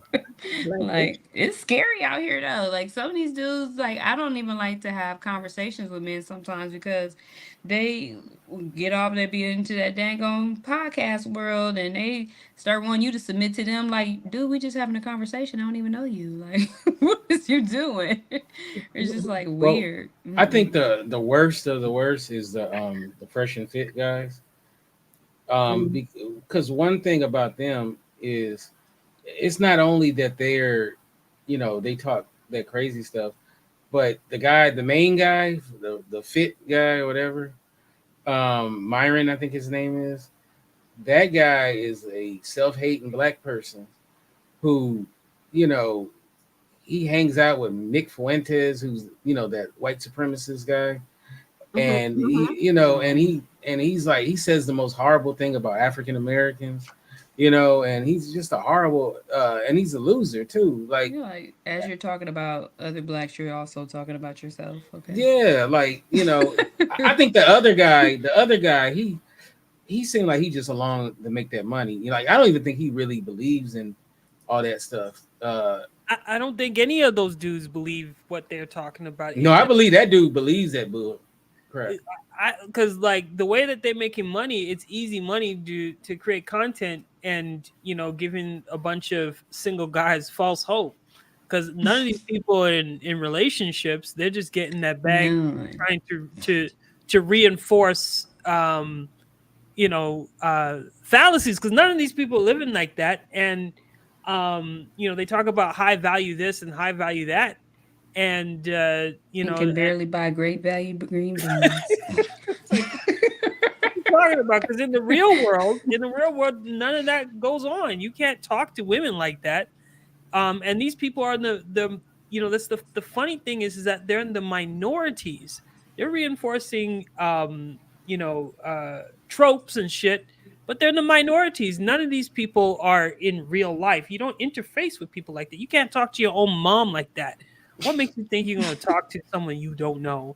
And the other thing too is that the women that they go after are young women, like 18 to 25, in that range. It's like you can't talk to a 30-year-old. They live in high school dreams. They just want something tight. That's all. That's all they want. But it's so ridiculous. And like I was gonna say too is like these guys, the red pill, it's anti-blackness, right? It's ableism, it's all that stuff. So it's all kind of, and they all pro-Trump. You notice that? Yeah. On my way down south, I was in Alabama, and I seen a sign that says, "I'm a Christian. I vote for Trump." I was like, wow. One thing about these type of black men is that they really want to be a white man. That's right. But they can't be white. So they want to engage in the patriarchy as much as they can because that's the only thing they can engage in. I think it goes as an unspoken thing that a lot of black men identify with white supremacist values, because it benefits them at the end of the day. And it's like you Wait a minute. know, Whoa. no, Okay, I'm now I gotta serious, stop and you on that I'm one. not I gotta stop you being on that one. no, but I'm saying it's no because like okay, so let's take like corporate. I wouldn't say the majority of black men I think didn't say like that. majority. I said a lot of men do, and they identify with white supremacist values because they Yeah, benefit from it, but they because they work coons it. though. Well, not all of them are not necessarily, but they do some coon in. But you know, like if you look at people that work in like corporate and they get higher up, those black men they can't necessarily be them true selves and get that high up in corporate America. They have to identify with some of the ideals of this supremacist, agenda that's going on in this world that everybody is really living through. So but the same things that apply to men don't apply to black women. Right. So, and like we can be in corporate and we have to damn near contort our bodies to get the B minus treatment. And, black men can show up and he and ha ha. And, white women just be like, oh, and he's the greatest. And, they make friends. They don't have to do as much as we do sometimes to make it in corporate just because they're men. I don't know about that. I mean, I think brothers, especially if you're a masculine black man, you have a hard time. Well, there's a prototype. There you can always There's you can certain black usually pick men. it out. You can If pick you out a person who's like, if you a twinkle okay, toes, you you ain't gonna gonna do move that, far. and you can pick out the one like, oh, he like white girls. Right. I mean, I mean, when you talk about the self, because if you look at there's a certain demographic of black men that support Trump, and that number is increasing. Those are the type of men that I'm talking about, where they really Yeah. want to be a white man, Those, but yeah. they can't be white. They got to engage. So it's We white ain't talking about you, supremacy. Kente. And we talk in the hierarchy is white supremacy, and then patriarchy, then comes the misogyny and all that other stuff. So they want to engage in something to maintain their place in society. And being that you don't even want to be black, you want to get as close as you can to being white, so you go get a white woman, okay, or you engage in all of this dangerous rhetoric to keep black women at the lowest rung. It's a certain type of it's a certain type of black man. It's not all, but it is There's a a guy certain. on Clubhouse like that right now, and he's called himself a prophet, and his name is Prophet Pace. He be like Prophet Pace here, and nobody listens to his ass, but but he'll be online talking about black women in the corporate space y'all don't. I'm like, and I was like, do you go to a white church? And he got so pissed at me. I was like, it sounded. He was like, well, my wife is the most beautiful, and she do this, and she makes it in corporate America. I'm like, is your wife white? No, my wife is not white. I was like, well, you seem to actually want a white woman the way that you talk about her so much. She's always like, and white women don't do this, and white women are professional, and the white women are they're well dressed, and white women, like, oh my god, like, dude, something is wrong with him. And then he was like, well, y'all black women always trying to come for y'all don't respect marriage, and I'm thinking to myself like, who is coming for your ugly ass, dude? Like, you is ugly. And then I had to look up his damn. He like, once you meet somebody like that, like, let me look up his family. Like, ooh, Now y'all okay, know nobody look like the British Bert and Ernie. They've been getting cooked the last week. The British Bert and Ernie. Y'all know him, the podcast Shits and Giggles. Nah, I never heard that. Baby, they've been getting cooked. Okay, cooked, because they went on Andrew Schultz podcast. So let me tell you. So this is the prototype of the man we're talking about. This is they fit the prototype. They're black. They're in the UK. They have a lighthearted type of podcast, but they've said some very crazy shit on their podcast. It's a light Nigerian guy.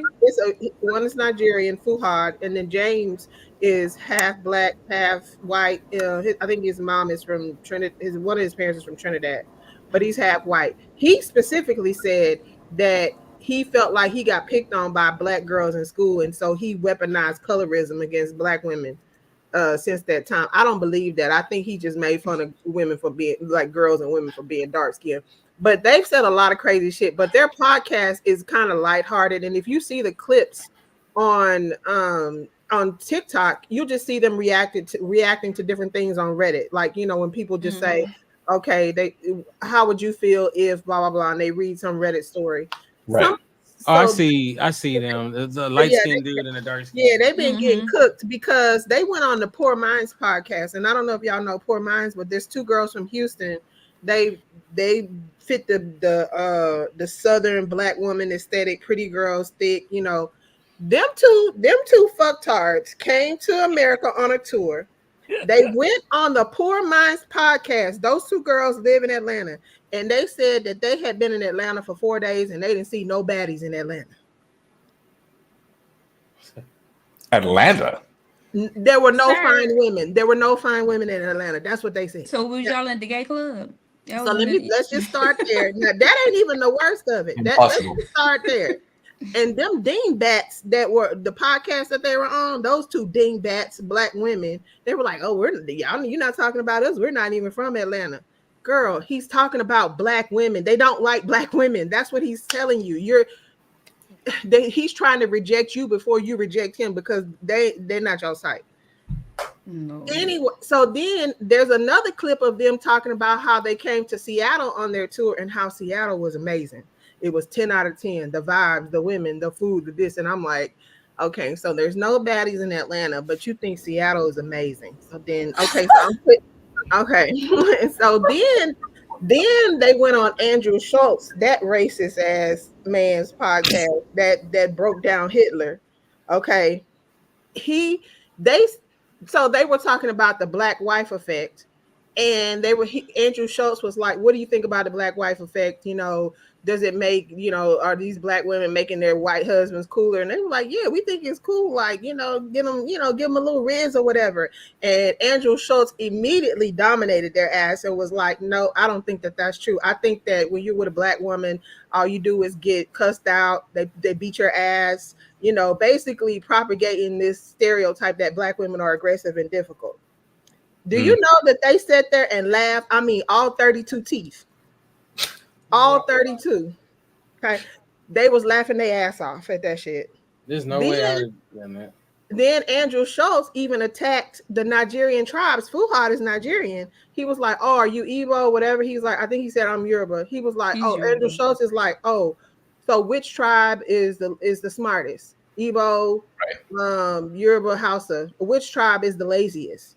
Which tribe is this? And they entertain this man.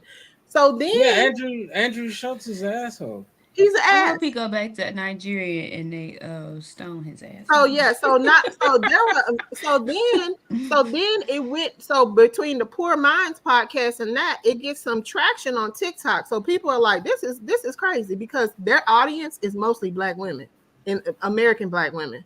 So people are like, did they really sit up there and show all 32 of them teeth, sitting up there laughing in this broke down Hitler's face? And so people start cooking them. They put out an apology video. They never addressed who they offended. They said they were in fight or flight mode.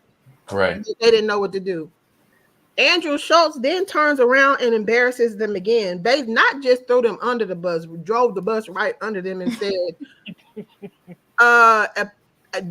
after every show, anybody that comes on the show, they have their own producer, right? We go through what they want taken out, what they're uncomfortable with.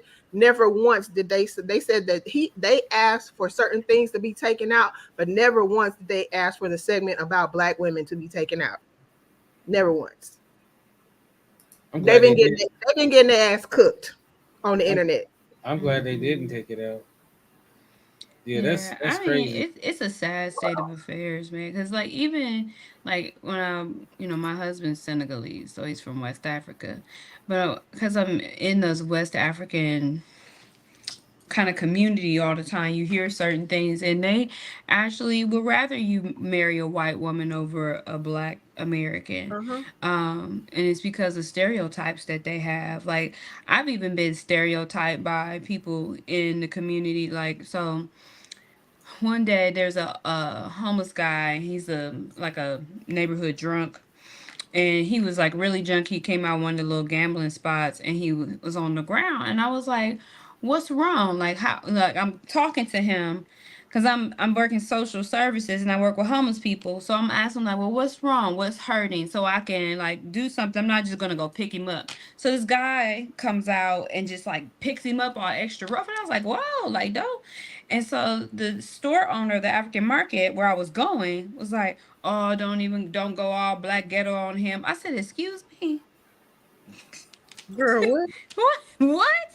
So after that, we had it was like a town hall meeting or something. I was talking about something, and they brought up stuff in the neighborhood like or stereotypes that people be facing and stuff like that. I said, well, I've been stereotyped several times in here. I was like, I get stereotyped that I'm gonna be the angry, sassy, loudmouth black woman even when I may be justified in my reaction because somebody tried to attack me once during COVID. And then, and there was another time that I had a man, said something demeaning to me and I went off on him. So, and like anytime a black woman defends herself, American black women, oh, we're wrong. But then if I was a Senegalese woman and I defended myself, they would be like, oh, leave my sister alone. But it's certain people who feel that way. So in the instance where the man tried to basically attack me, my favorite butcher jumped over a whole damn stainless steel table and a double freezer to get this guy because they're like what are you like leave her alone. It's like no, she didn't even do anything. Like he wanted me to stand further away from him, and I was already more than 6 feet away from him, but he pushed the basket into me and I was ready to go ham on his ass. I didn't care if it was COVID or not. But yeah, they have these stereotypes that about black people, especially black women. Like you don't marry them, they're ghetto, they're this, you just use them basically to get your citizenship. But and if you're gonna do that, it's better that you use a white woman because she'll be a little bit more accepting. I mean, if you're running a scam, that sounds like the proper scam to do. You know what I'm saying? Yeah, Okay. but their community looks at me as an anomaly because like they're like she's cooked Senegalese food. Where did she learn how to cook Senegalese food? Like, oh my God, is she Senegalese? You Like, can maybe learn she forgot anything how to on speak. YouTube. Huh? You can learn anything on YouTube. Yeah, I learned from going to Yeah, Senegal. I I yeah. cooked stay in the I kitchen. cooked a whole Jamaican dinner party. Never made a Jamaican food in my life. I taught myself on YouTube. Yeah, there's so much information, but I had learned before I met my husband. I've been going to Senegal since 2012. Me and my husband got married in 2018. Right. So, and like but their food's very similar to low country Hmm. food, low country and Creole. So Hmm. it was like some dishes, Hoppin' John and Chebukecha are basically the same Yeah. dish. Makes You sense. I know? mean, that makes perfect sense based on our history. Yeah. Right. My Uh, daddy likes some hopping John. Mm. Yep. yeah. Is Nikki still with us? Mhm. Yeah, She's she's there. there. Oh yeah. Yeah, All right. Cool. I'm typing a paper for class. Oh, okay. Okay. Cool. What you in Yeah. school for, Nikki? I'm getting my master's in healthcare administration. Oh That's wow. amazing. Good for you. Thank you. Some I'm policy getting on the change. block. It's due by midnight Phoenix time. I think I got like an hour and a half. Wait, I got. Yeah, Oh, I know that's right. Yeah. Count it down. oh Hmm. gosh. I know what I I It's want wanted to to do. go out, Now but you said you were traffic in where? Where'd Atlanta you is say too you were at? crazy. Where'd you say you were at? I'm in Atlanta. Atlanta. Right. Mm-hmm. Yeah, I went one place tonight. I went to this place called Amago or something. It's the African diaspora something. But it's an art museum, and they had some really really dope pieces from South Africa. Some apartheid resistance artists. They had a couple different other artists pieces out there. It was some really dope stuff. So, but I think Sunday I'm gonna go to this jazz set, and I'll probably hop on the mic. Oh, nice. I'm surprised nobody talked about Diddy. Oh God, please. Well, I mean, what is there to talk about?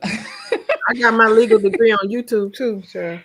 Oh, Man, but yeah, man. The way they persecuting that man it's so wrong. No, Kente, hold on. Poor Diddy, man. No, Kente.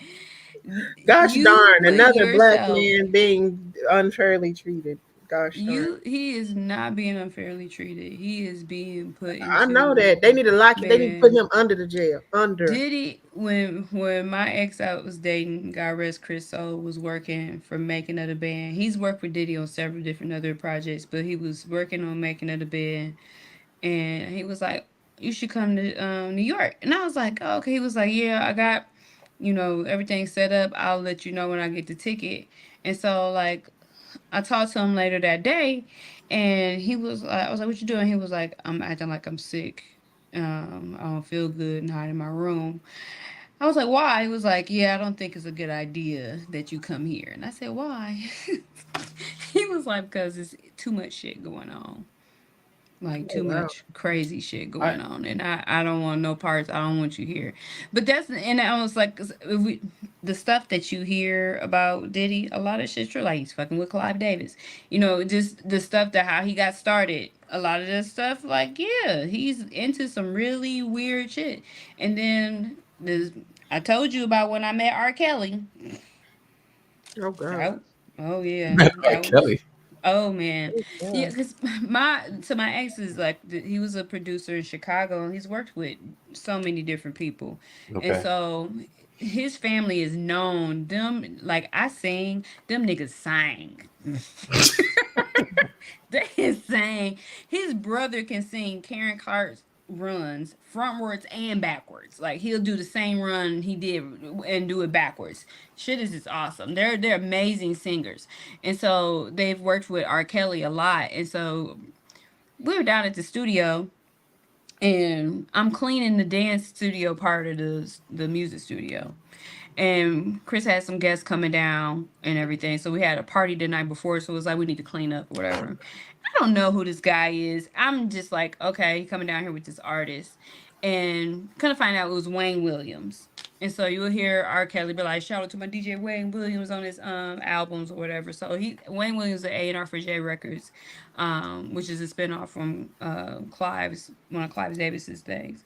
So he comes to the door, and Michigan Avenue in Chicago has two levels. When the city burned down, they built up.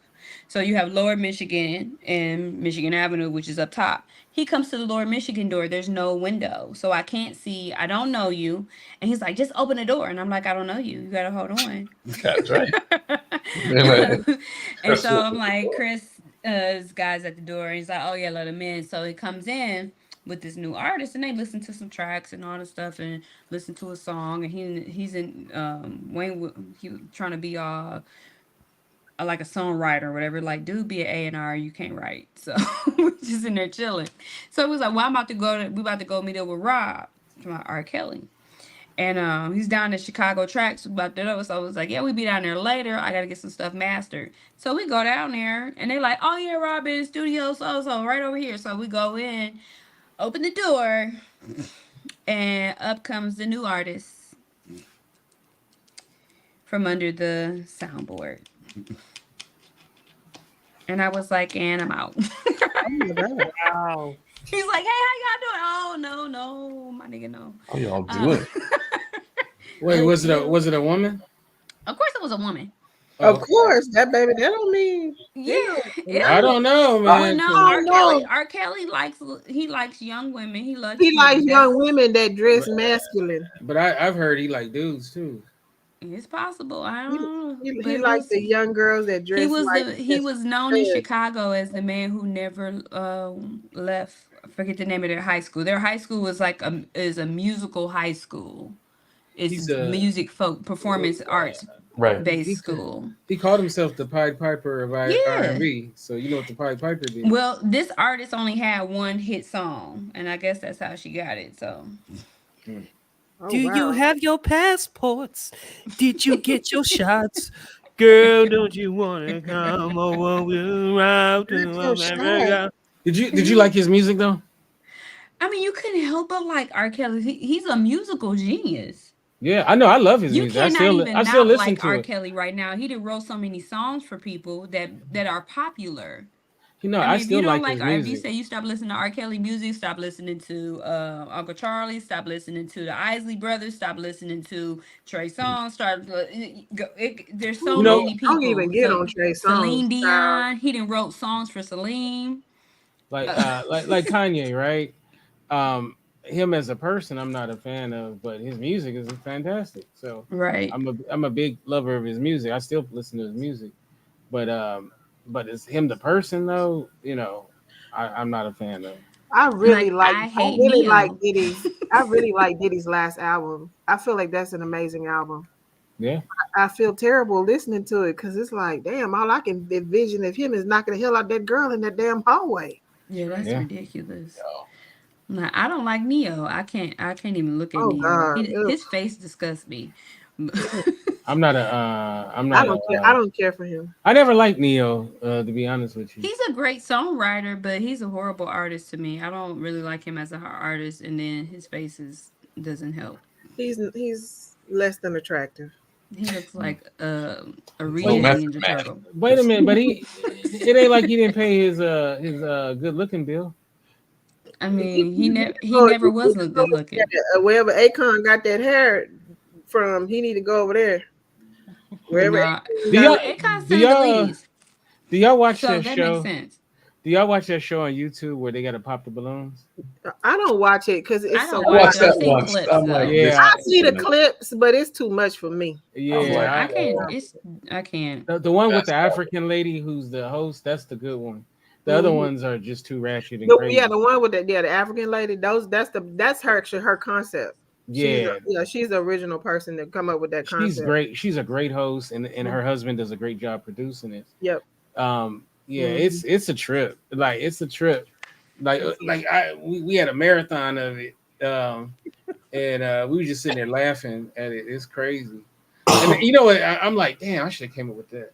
I'm like, am I getting old? Because this is too much for me. Like I'm like, oh, some of the stuff they say, and it's like you got ashy feet.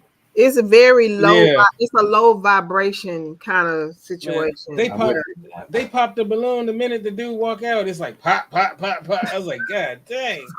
I mean, but it'd be the same thing for the girls though. They do the same thing. Yeah. No, women are way worse. Come on. The women are way. No, I watched like a bunch of them.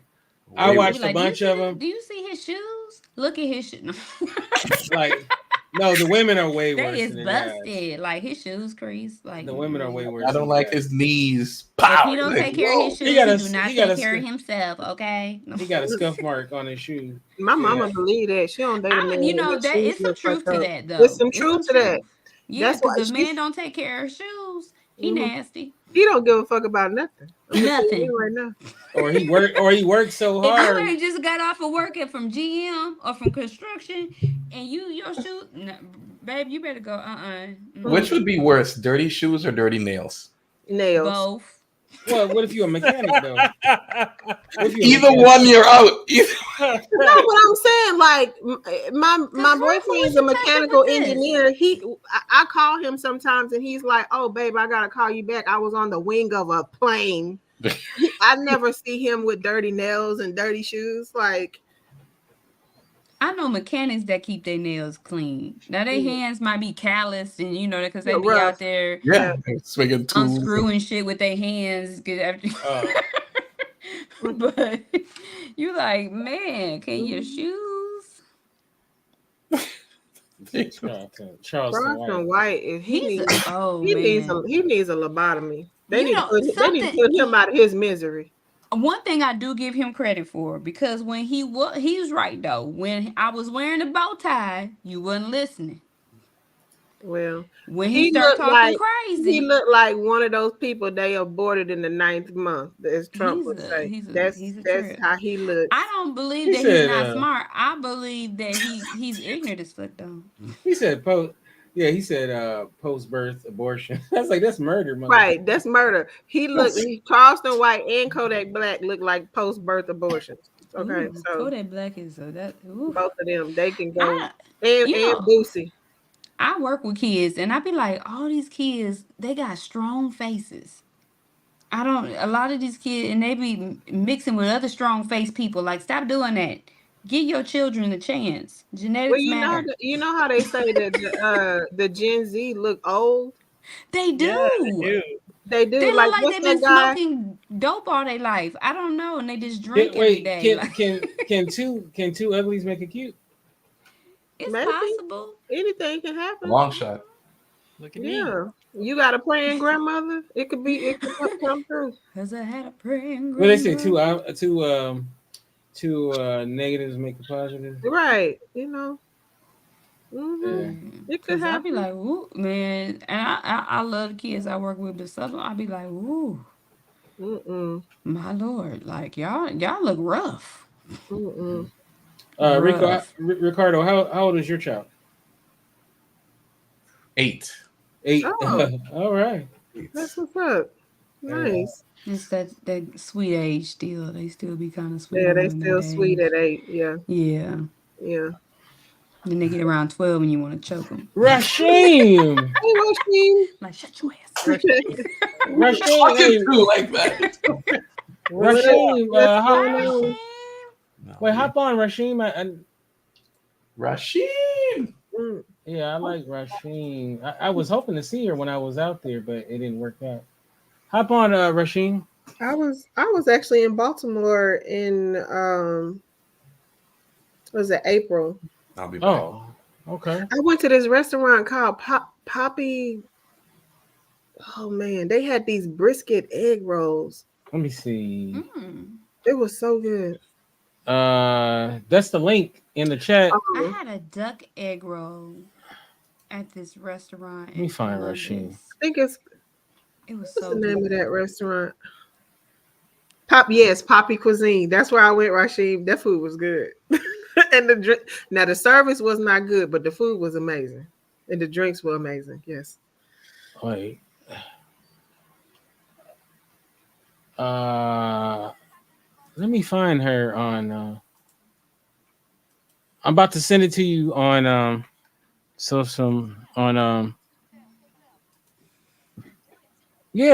sent it. Just hit the link. Yeah, hit the link, Rashim. I remember her theme You song. put it in the did you put it in the YouTube chat or the Facebook chat? I did both. Oh, okay. Yeah, so I sent it to Okay. and I sent it to her privately too. So it will work on your phone. Yep. oh, I'm on the phone with work. Okay. She said, "Will it work?" Oh, will it work? Yeah, If yeah, you're yeah. on the iPhone, you have to use Safari. If you're on the iPhone, Yeah. that's all. I wish we could get Danny in here. I'm gonna ask her if she's done her thing, because she was the first person to do this. Because she hit me up. She's like, "Man, I miss the Blab folk." She's like, "Maybe if we." Oh, go ahead. Did y'all see Danny's movie on Tubi? No, she has a movie. Yes, she does. Oh man, I'm behind. It's a holiday. It's a holiday movie. Okay. All right, I gotta check it out. I've only watched one thing on Tubi in its entire existence. It was called The Lawnmower Man, and I was like, "What in the Detroit ghetto?" Oh, back in the day. Oh, you talking about this? the old school movie? No, the guy, this lady had this guy cut the grass. She started messing around with him because her husband was he wouldn't get up no more. And it was a mess. I was like, then he started stalking her. I was like, what in the East Side? She must have put it on him if he was stalking. She put that thing on him. Oh, I saw a movie that Stephanie would have loved. It was called Becky. Oh God. Yeah, it was about this black couple moved into I think it was Houston, this Houston neighborhood, suburban neighborhood, and there was a white chick next door, and it was so funny. My girlfriend like socked me for putting it on. And she's trying to hook up with the husband, and it's like fatal attraction type thing. Oh wow. Yeah. Oh So my. yeah. But have y'all been watching? Have y'all been watching the thing with Kevin Hart Fight Night? I know. I've been meaning to. It's on It my is list. so freaking good. I heard it It was good. is so There's good. my boo. What's up, Rasheen? Rasheen the Dream. Oh, we can't hear you. Are y'all there? Yep. Yeah, there you go. Yay! Hey, So girl. Steph. Hey boo. How are you? I miss you. How my baby mama doing? Good. How you been? Pretty good. I was Pretty hoping good. to see you when I was up in the DMV. I know Yeah. schedules and all of that jazz. I should be back though in the DMV in a month or so. Oh, okay, that'll be nice. Your girlfriend coming with you? Yeah. Well, yeah, she basically stays there, so she's back and forth. Oh, So, she lives in Baltimore? Yeah, no, she lives in Ellicott City. Okay. So which is a great area. Ryan, why you eternally look 12? Because I shaved today. I had that black I had a don't doctor's crack. appointment, and I got grays all over the place. No, I don't believe it. I got them look, you grays guys is see the grays. fake. Hold on. They fake. Yeah, the grays. This But is I ashy. shaved today because and I've been doing those roller things just to fill in the gaps on the What side. gaps? Negro, When I Benjamin grow my Button. beard, I got like the Charlie. What's that guy named Charlie Hamilton? Oh, Anthony Hamilton. Anthony Hamilton. I got his type of beard. So, Yes, I was like, who's Curly Hamilton? Right. How's your Yeah. son? Is he like grown now or he's something? 15, yeah, he's 15 years old. He's grown. He's taller Lord, than me.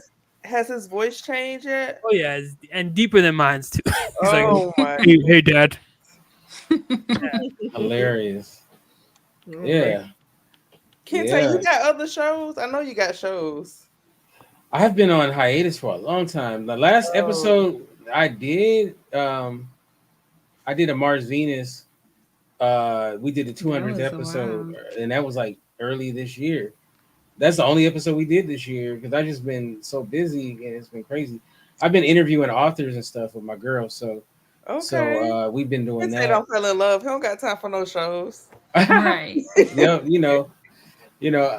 there was this one guy I used to work with all the time doing podcast stuff, and he was starting this thing with this woman, and he was married and stuff, and she was single, and but she would do all like their web design and all of this stuff, and they were hosting a podcast together.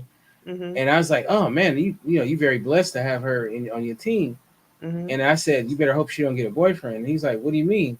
I said, because I doubted if she's gonna, still be like so available. And what do you know? The next week, she was like, oh, I met this guy. I'm going on this date. And he was like, should I be nervous? And I'm like, well, we'll see. And then next thing you know, it was like, oh man, we're moving in together. And then she totally, It's all about him. Yeah, he lost his web He lost designer. all that free labor. Yeah. Man, So I was men like, do it to you every time. They take you away. Right, Mosaic, where you at? Are you at a hotel? Yeah, I'm at the Hilton Garden in Lithonia, Georgia. Okay, that sounds fancy. No, it's not at all. Oh, Not compared to the Four Seasons I was staying in. Like this room alone was not even. It wasn't even my full bedroom in the Four Seasons. I had a 1-bedroom suite. So.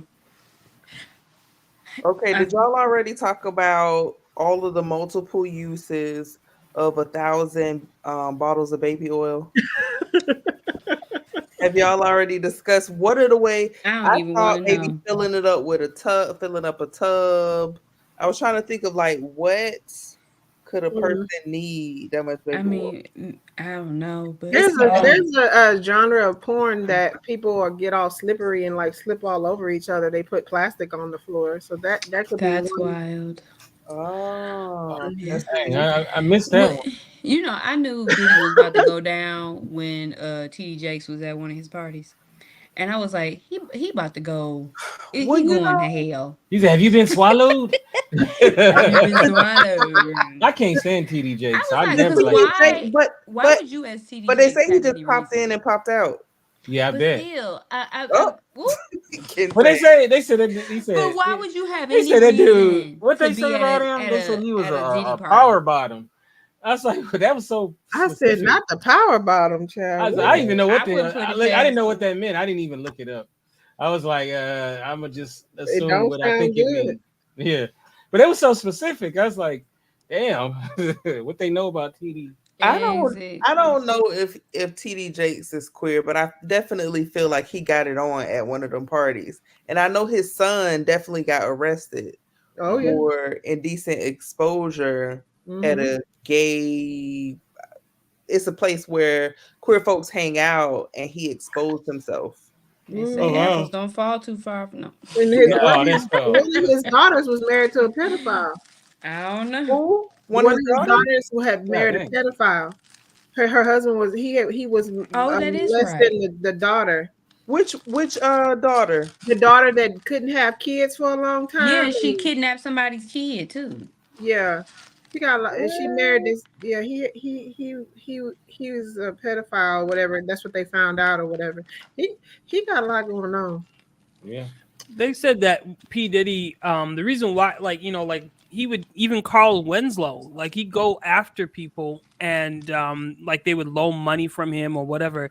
It was a power trip for him. So all these people need money from Diddy. Diddy would, you know, just it's just a power. What's the word I'm trying to say? Power dynamic. Mm-hmm. You know, I take mean, these TD guys Jakes and could he would. have money from Oprah before Diddy's ass. Come on now. have you been swallowed? You know Where what? He was did over there he getting say? swallowed. Where did the whole "you been swallowed" come from? What is that? He said it in one of his His sermons. sermons, yeah. Mm-hmm. But it sounds crazy now after the, you know. He might have been talking about Jonah in the whale. I don't know, but they got the clip. It's Oh, like, you ever been swallowed? Yeah. We like, oh. Mm-hmm. No. I'll be honest with you. I don't like none of them TV preachers.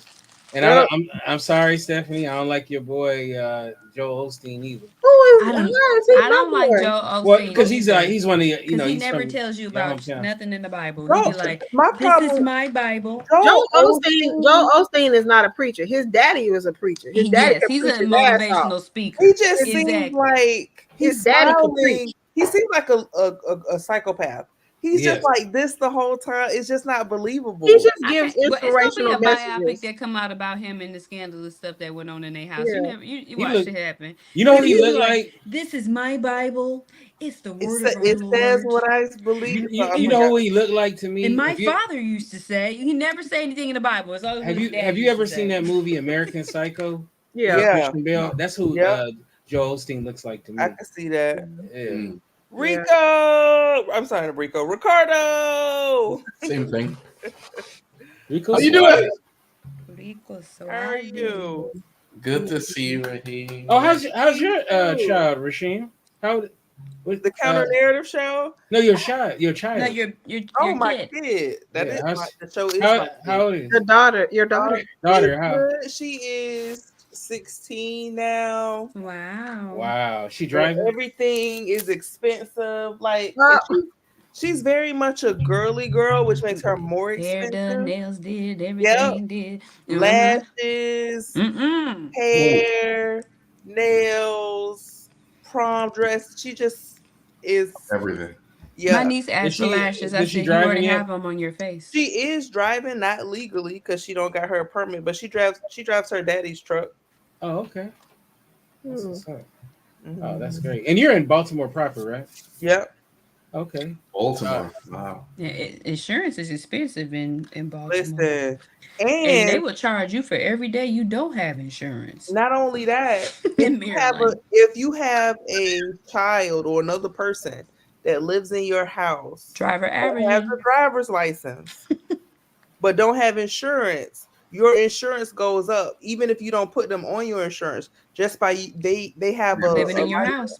The right? risk. Mm-hmm. Exactly. They be look. I spent a lot of time in Maryland, Mhm. and they be like, if you go into Baltimore, only go to the harbor. Don't go outside the harbor. Don't listen to that. That's what I'm telling you. They I always. was on It's Greenmount. like those are people who scared of black people. I was on Greenmount. My friend had a telling building you. that he used to live in, and I was using the garage as my storage. And he had to move up out of there, and he waited to the last minute to tell me. So I had to go get like 3,000 pounds worth of shea butter out this storage. Girl, And what? I get there. You What know, kind of wait, Diddy you know what? story? Wait. So shea butter So was he got next to 1,000 pounds of shea butter, and Yeah, then I was he moved. I got had moved a 1,000 bottles of baby oil. metric ton of shea butter, and so I had. So we got there, and they locked the gate. And so I was like, oh, we got to get my stuff up out of here. They didn't lock this gate. The city then took over the property. We went to Lowe's and got some bolt cutters. I cut that lock up off that gate. And these little boys was walking down the street. My partner's Nigerian. He's like, we're going to go to Jello. I'm like, we in the hood. The police is not coming. Like, shut up. So these two boys walk down the street. They was like, hey, man, you got $1? I said, you want to make 50? He said, yeah. I said, okay, help me get the stuff on this truck. They helped us get that stuff on the truck. I gave them $100 a piece and got up out of there, and I locked the gate back with a new lock. Wow. I ain't What's rolling. I can get around. I'm from Flint. I can get around in Baltimore. I was like, this is my people down here. Okay. what's up? Hey, real quick. What's up, Nazim? You're in Italy, right? You're in Italy. Right? Long time no see. How's everybody doing? Pretty good. You're in Italy, right? That's right. What time is it in Italy? It's 7 in the morning. Oh. I gotta be quiet because if my wife hears me, she's gonna slap me there. Don't be making them tell you. Walking to at 7 in the morning. Yeah. Nothing good happens at 7 in the morning. Because usually you be on the train when I would talk to you. That's right. I remember that. That's right. I got the flu. I'm in bed. Oh, It's Saturday though. Saturday. How's everybody doing? Excellent. We're having a little reunion. Blab reunion. Yeah. Where's Dante? Yeah, no, I hit him up. I talked to him on the phone like about a week ago. Is he? He's in Georgia, but he's closer to like the Alabama state line. Oh, okay. I just passed through there. He still have his dog? Champion. Now, I don't know, but he was staying in Powder Springs. Mm-hmm. Yeah, he was staying out there, and then he moved, but he moved recently. He said he's trying to move to Texas. So. Alabama, the whole state of Alabama is like get out. It's a lot of folks are basically get out. You don't know how many friends want to move to Italy. Alabama Italy is probably state. just beautiful and has like great food. They got It does. Confederate flags and this white flag with a red X on it. It's like they old anti something flag that has something to do with Confederacy and racism. It's that's all you see through the whole state. And then because I had to stop in Alabama before I came to Atlanta, and so my friend called me. He was like, "Where you at?" And I told him, he's like, "Hey, cruise the speed limit. Do not do anything 1 mile over." He said, because you in a sundown town and they looking for her. I was like, okay. So Like it was they like still. Well, you know, I'm locked and loaded. I got my guns with me. Even though I don't drive through states that I can't carry in. But still, any reason. Well, you know, one of the greatest moments in Black history happened in Alabama. Actually, we were talking about it a little bit earlier. Birmingham. Yeah, when you know, Mike was on earlier, and we were talking about that because I told him I thought about him when that happened, the fight at the dock. And he said Mike said that the guy that threw his hat in the air is his cousin. Man. So yeah, I got my chair earrings. Yeah. Mm-hmm. So yeah, that was funny. I want to get me a. And they say FAFO, fuck around and find out. Yeah. So you've been Rashim, have you been you have been producing art? I have. Yeah. Oh yeah. I had a show not too long ago called Black Futures. Mm-hmm. And it just focused on like basically like black kids and their names Mm-hmm. and how they're like people name their kids certain things to speak it into their future. It was a good turnout. I wish Okay. people would stop naming their kids Nevaeh What's that? because What does the that mean? heaven backwards because they be raising hell. Oh, That's I why they did acted not like that. even know that. Is that a thing that's popular? Man, it's so many kids named Nevaeh because I work with youth, and Nevaeh by so itself sound pretty. It sounds it like a pretty does. name. But then they be raising hell because they should have just named them They heaven. misnaming their kids, huh? Stephanie, how's your son? He is fine. He is about to be 14. He's in the 8th grade. And he is becoming more and more independent, and which I'm It's that happy age. about. Yeah, he walks to school, comes home, he be on his phone doing what he do, child. He is in the teenage where he's really into art, and I will want to. I will show you some pictures. I'll show you some pictures of his art on Instagram with you because he's been using Procreate to draw on the iPad, and he wants to become like a digital artist. So, and he taught himself how to use the application, and he's been drawing and stuff. So he's really into that right now. He's doing that at 14. In 10 years, he about to be a beast with it. And I never taught him, or he's never been in like real art classes. He's been in some like engineering, design, and modeling classes for his electives at school. But I'm gonna put him. I did find some classes around here to put him in. I'm out here in the suburbs, so they actually have like a lot of access to like more stuff. So he also went online and found this college that teaches like digital arts and sciences and graphic design and all this stuff. He showed it to me. So I was really proud of him for like going and looking that up and telling me about it and saying, he's like, Mom, it's like right here in Seattle. I could go to this school. And I was like, okay. I'm like, Showing okay. initiative, yeah. Some of the things I've been telling you is like sinking in a little bit. Man, because when I tell you that some of That's these good. young people that I be getting, they don't have, these kids don't know what they want to do. The Nevaehs? Not just the Nevaehs, all of them. I was like, so what do you want to do? Like, what was your plans to go out? I don't know. What do you like? I don't know. They don't know anything. How old it's are like the ones you talking about, Mosaic? 17 and a half to 24. I mean, they not.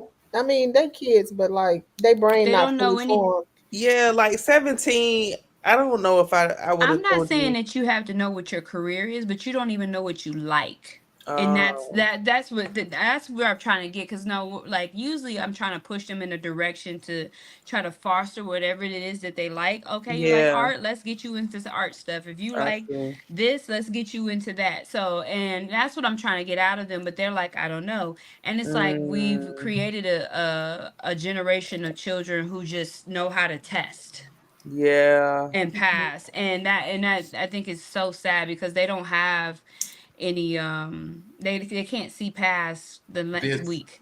I saw something like that online the other day where they were talking about the friction. Kids today are missing friction.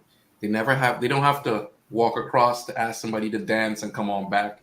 They don't have to, if they want something, they just order it online and get it. They can do everything through their phone. There's no friction in your life. You don't have to put effort behind anything, and that is really, and you have everything available to you. So because you have so much abundance and there's no friction, you have no drive. You can literally just sit. They don't know about the fridge not being full. Like I grew up, I'm like, I have to share a sandwich. I have to figure this out. Like they're like, oh, yeah, I want to have this. Please order me some sushi. I'll have one of these. Whatever the thing is, so they get. It's a different world. Because there's so much abundance, they don't have to try anything, and then the parents come in with Right, and they soft. Yeah, these kids I deal with, they have societal issues. Like society, there's those ones that their parents are on drugs, they're on substances, Oh stuff like boy. that, or their parents end up losing their housing, they end up homeless. And then you got the ones that be like, well, my mama told me to fold the towels a certain way. If she wanted done that way, she need to do it herself, and then they get kicked out. So you get all of those in there, but I think like a lot of the kids, especially in our communities, are not getting pushed in directions to go towards some type of dream or career path or anything. They don't even necessarily have the skills. They don't know how to navigate systems.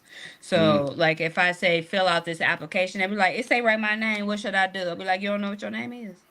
And then, then they'll be like, "Well, I mean, Miss Kish, you ain't got to be like that." And I'll be like, "No, just write your name. Like, what are Not you you talking about?" imitating their voice But and their yeah, face. it be so funny. And the eyes. It's the eyes for me. Right, I saw that. What do you mean? Like, you're gonna have a hard life if you can't figure this out. My mama ain't gonna be talking to me. I be like, what? Like, I be looking for my mama to. I be ducking. Like, I feel like my mama gonna reach through here and swing on me because of stuff you saying. Like, but they don't, and it's sad. It's like it's trying to get them motivated to do Why do something. you think they're not motivated? Like, what is it? Like, what's behind this apathy and just sort of do it for me? Just Yeah, they want you to do it for them, and that because, but I think even the adults have gotten to the point where all they know how to do is to do it for them, and they're like, oh, they're having a hard time. And solve that right and the now. You social can do it yourself. services, they don't really push them. And so because I don't have all those letters, that LSIW, MLSW behind my name, I say whatever the hell I want to. And so they're like, well, you're too hard on the kids. And I'd be like, no, you missed the part when I was like, okay, so this is what you have to do. This is what I can help you with this. If you do this, and it gets like, look, get your ass up and do, and then that, and I'm, because I'm dealing with mainly black kids. And so, and when I get to them like that, they be like, okay, dang. Like, it's because their mamas and their aunties talk to them that way. And sometimes you gotta get them like, I don't want to. And I have to be like, I don't want to talk to you that way. Why do we have to talk to you that way in order to get you to do something for yourself? You know what I did with my months homeless and they don't apply for housing, they don't apply for subsidized housing, don't apply for Section 8, don't do, and then they be like, ain't nobody helping me. And I'll be like, you didn't help yourself, boo. I like to ask people this question. What did you do that didn't work? Oh, can you help me with this? I say, what did you do that didn't work? And they're like, I didn't do nothing. I say, well, try anything. Oh, okay. There's your try anything and see if once that doesn't work, then we'll go to option 2. The first step is you got to try. Yeah, you ain't trying, there's nothing I can help you with. I changed my questioning with them too when it comes to housing. I'm like, so what have you been doing to apply for housing on your own? And they're like, I called you. I'm like, that's the wrong answer. Because I'm not gonna help you with that. I'm gonna help you with some things, but it's not gonna be applied for housing. You have to apply on your own. But the first thing you need to do is get a job. There's no free housing. The thing about my mom is she is a lot of things, but she made me very resourceful. And especially if I want her money, I need to come with the plan. Okay, I want to do X. Okay, I figured out the bus route. I know what time I need to be there. I call the people. Your mama sound like me. This is how much it is. This what time I gotta be there. This what time I need to get picked up. I think I can ride home with such and such a person. You want me to call her mama just to make sure I got the whole plan? Come to her with the plan, okay? Because I don't want man. But these kids' parents ain't even doing that for themselves. Right. That's so true. Their parents, they have a generation of parents and grandparents that are still clubbing. They're still trying to live their life. They don't want to really, and we're like, I'm tired of these kids. Like, I gotta live my life too. Be like, well, and I get parents that call me sometimes and they're like, well, where can they go? What you mean, where can I go? Is this your kid? Anywhere other than here. And then you have those mothers, like, I get more calls from moms about boys than anything. When they call about a girl, it's like she pregnant, she got to get out of my house. But if it's a boy, he's 23. He living outside. He living car to car and house to house. And I don't say, can you help him? No, because he need to call here. You can't. Well, I usually talk for him because he don't know what to say. And I'll be like, that's why he don't know what to say, because you keep talking for him. So if he homeless enough, he get cold, he know where to call. He can come see me. And you can't come with him. Because then they sit in the office and I'd be like, okay, so what caused you to be homeless? When he was 5 and he stubbed his toe, and he'd be like, oh, no. You go outside in the car. Let me talk to him. I need to hear from his perspective why. Yeah, because his parents be want to take over. It's You're on mute, Danny. It's the smothering. What's up, Danny? What's up, Danny? Danny! All right, Danny. Danny, I heard you're a celebrity and I should be asking for your Oh, autograph. she went away. She's a top. Hi. I'm figuring it out. There she go. Oh, there she is. Oh, there you go. I heard you was a celebrity and I should be asking for your autograph. Danny. Oh wow. We have to thank Danny for pulling us all together. Smackling girls and grand rappers miss. Her thing breaking up. You frozen, Danny. Yeah. It's choppy, Danny. She can get a ticket one time. Frozen. You're frozen. What? Oh wow, he got. Oh wow, you Ricardo got with his own. He got Do you have a you're on mute? Breaking up. You have a you're on mute. That is great. Wait a minute, I need that. I use Zoom way too much. Way too much. I'm on Zoom all day, that every day. Somebody's like yapping. I'm like, yo. Okay, I'll be in like 10 minutes. You got your cue cards. I need that for my job. Seriously, shit. That's a Kente. good idea. Can you play that song? I just created a AI How is it Blab now? theme song. You know what? Let me see. Am I still frozen? You might have to do it. Your internet might be a little ghetto. Okay, hold on a second. Can I share it with my music on it? Like, can you? Yeah. Okay, hold on. Just share your. Yeah, 4 hours now. All right, I'm gonna. You guys have been on for 4 hours. Yeah, it's been a while. It's Blab, baby. This is. Don't you know how this rolls? This is right. Blab. Listen, I done been on some Blabs that have been all night. Like days. I see you on Monday. You can go to work, come back to Blab, still go. Right. Exactly. Wake up, somebody still. What did I miss? What did I miss while I was still going? The biggest time sunk in the history of the internet. Oh man. It was long before Instagram. And then y'all remember when Blab left? We went to where did we go to? Fire? Was it Fire or something? Fire something, yeah. Yeah. Fire chat? Yes. Yeah. Yes. Oh yeah. Yes. We were trying everything to try to. Right. Oh, we were fiending. We were like, please, somebody give me a Blab. Right. So, It was crazy because it formed such a deep, consistent connection, and I don't think I've ever met any of you in person. No. Yeah, we were talking about that earlier. It's like a few of us have met, but nobody has ever. Never. Yeah. Most people haven't met face to face ever. Yeah. True. And it's been almost a decade since. It's been the a only decade. person I did meet I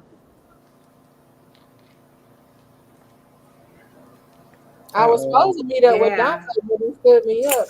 I met Dante need to come on here so he could explain himself. We went through. Y'all remember that, Ryan? We went through that when I had said Dante stood me up, and we was arguing back and forth about who stood who up.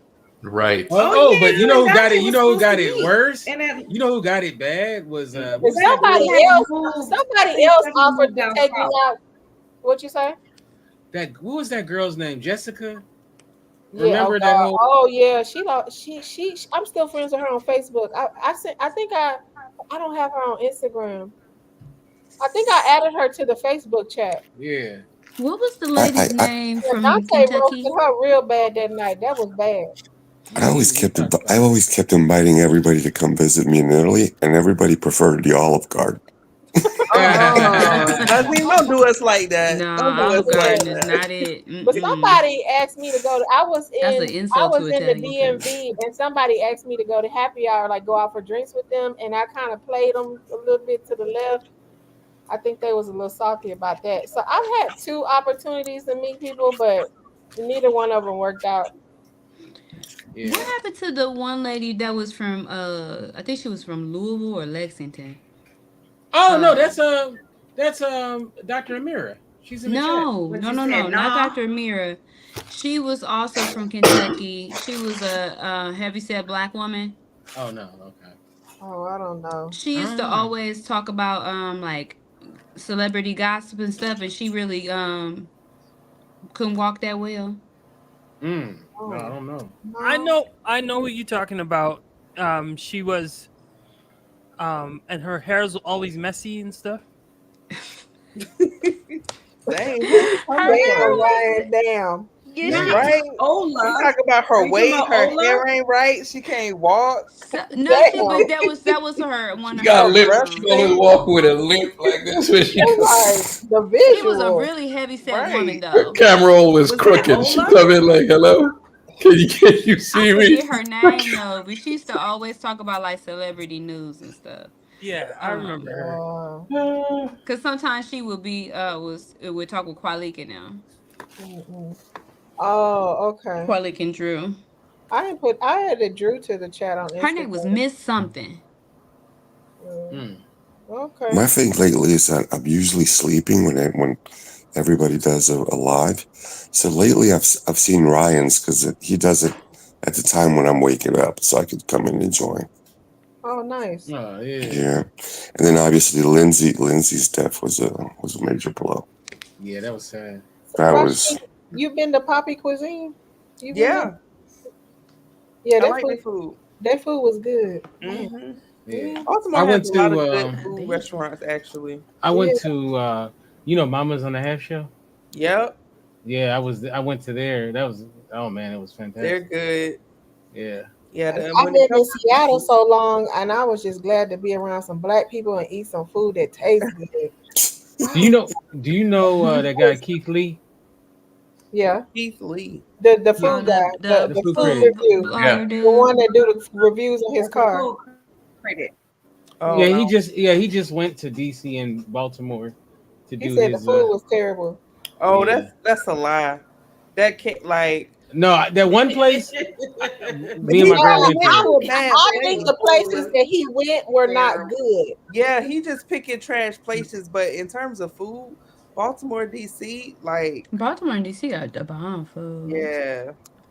It's a Kenyan restaurant that I go to every time I come to the DMV area. I forget what it's called, but it turned into the club after 10 o'clock Sounds like my in type of place. DC. Where is that at, Chef? Oh my god, but that food is so good. Did any of y'all ever do Clubhouse? Yes. Yeah, I've been in a room on Clubhouse for almost a year. For real? I guess it's called The Room. Mm-hmm. I was on it I was on it real strong for like a good, I don't know, 6 months. Stephanie, you the one that brought me to Clubhouse. Yeah, I had a room called Let's Connect Women in Tech.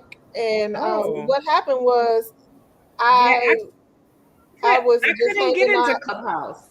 I was just going from room to room on Clubhouse, and I ran into this, and I saw that because it was a lot of rooms about getting into tech, black in tech, and all that. And I ran into this one girl who just had this room, and she was like, "You want to be my co-host?" And I was like, "Okay." I was like, I'm feeling the vibes, and she and I did this room where we basically help women workshop their career issues. Oh, cool. that sounds nice. We would have like different topics, or we would have Q&A. We would, anybody that had a company where they could provide a referral, we would like help women get referrals. And I got 2 people hired that, and I was like charging people to coach them on their interviews and stuff like that. Girl, why you stop? Do you still do Clubhouse? No.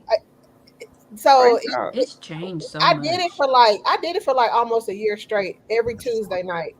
And so Wow. I just got kind of tired of it.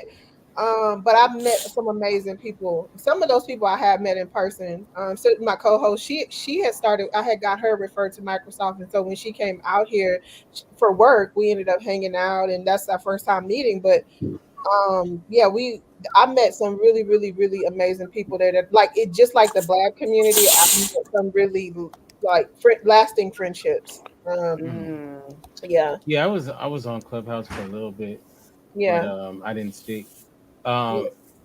But then there's a lot of they have a lot of like famous people that be on Clubhouse with their Yeah. little rooms, like Mhm. that. What's that guy? Whack 100 be Oh, he always on stay there. on there, baby. He stay on there. Yeah, he liked The, it. They had who's one time they had a reunion of the movie New Jack City, Oh wow. and everybody but the only person that wasn't there was Chris Rock and Wesley Snipes. Everybody else was there. Well, Ice what Wesley T. Snipes got to do? What he got to do? Why he couldn't be there? I know he said they said that because he was filming that horrible Coming to America Part 2, and that's See, he should have It gone was to the terrible. yeah, clubhouse. that was whack. But That was the worst. but they I had don't even everybody. remember it. Mario That's how Van bad it was. Peebles, everybody. I think Judd Nelson was there. Oh, You know, really? yeah, everybody was in That's there, amazing. and it was cool as heck. I actually, because I love that movie. I think it's a It's a good classic. movie. One of my favorites. So and I mean, it has so many quotable lines in that movie. Yeah, But that was There's yeah, at some the good stuff height. on Clubhouse. That was at the height of the pandemic too, and so like even after the room that I would run, like I had my group of friends, and then we would just like hop in a private room and just be on there talking like about all kinds of stuff. It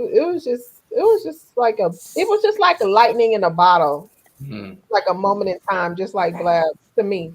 yeah. I Yeah. get on there from time to time. I still have my certain friend group. Like right now, there's a Harlem late night jazz room going on. They're Hmm. doing a tribute to Nice. Coltrane. But like I got to do what's the Shark Tank dude? Fubu. Hmm. Oh, Damon John. Damon, yeah. So I did his mastermind class basically. Um, I think did you know Chauncey? Everybody hated Chauncey, but Chauncey was very resourceful. But he I, Hmm. I got to take Damon John's class behind that, so Was the that was class pretty good? cool. Huh? Was the class good? Yeah, it was a good business class. Mm-hmm. Oh, that's what's up. they And have you got to get one-on-one coaching too from him, so that was pretty cool. certain rooms. They have roast rooms Mm. where when you come in, they just start roasting you. Oh man. On I Clubhouse? remember they used to have the moan rooms. That's like Yeah, In egg Blab, rolls. that's what. but I remember I they went had in a room. the I didn't know it men was a roast reading room. books, real sexy. You got Yes, roasted. I remember that too. But they had y'all. What's his name was in the moan room. The dude from Atlanta. That what's his name? The black guy that's kind of dry, funny. He was in the last Black Jesus. What's that movie by Black Jesus? Or the Oh, I know who you're talking what's his? about. Y'all know who I'm Oh, talking. Lakeith Stansfield. Yeah, Lakeith, yeah, he he's was in. always he was on Blab. He I mean stayed on on Blab. Clubhouse. He was in the moan room, and he was in there moaning, and he Yeah, He won the contest. Yeah, yeah, For the, Lakeith and LaGareth Stanfield, they're yeah, brothers. Both their brothers will be. Well, LaGareth will be in our room all the time. yeah. My LaGareth was nephew cool. grew up with them in Victorville, so well, he he knows was them. on He there, know them really well.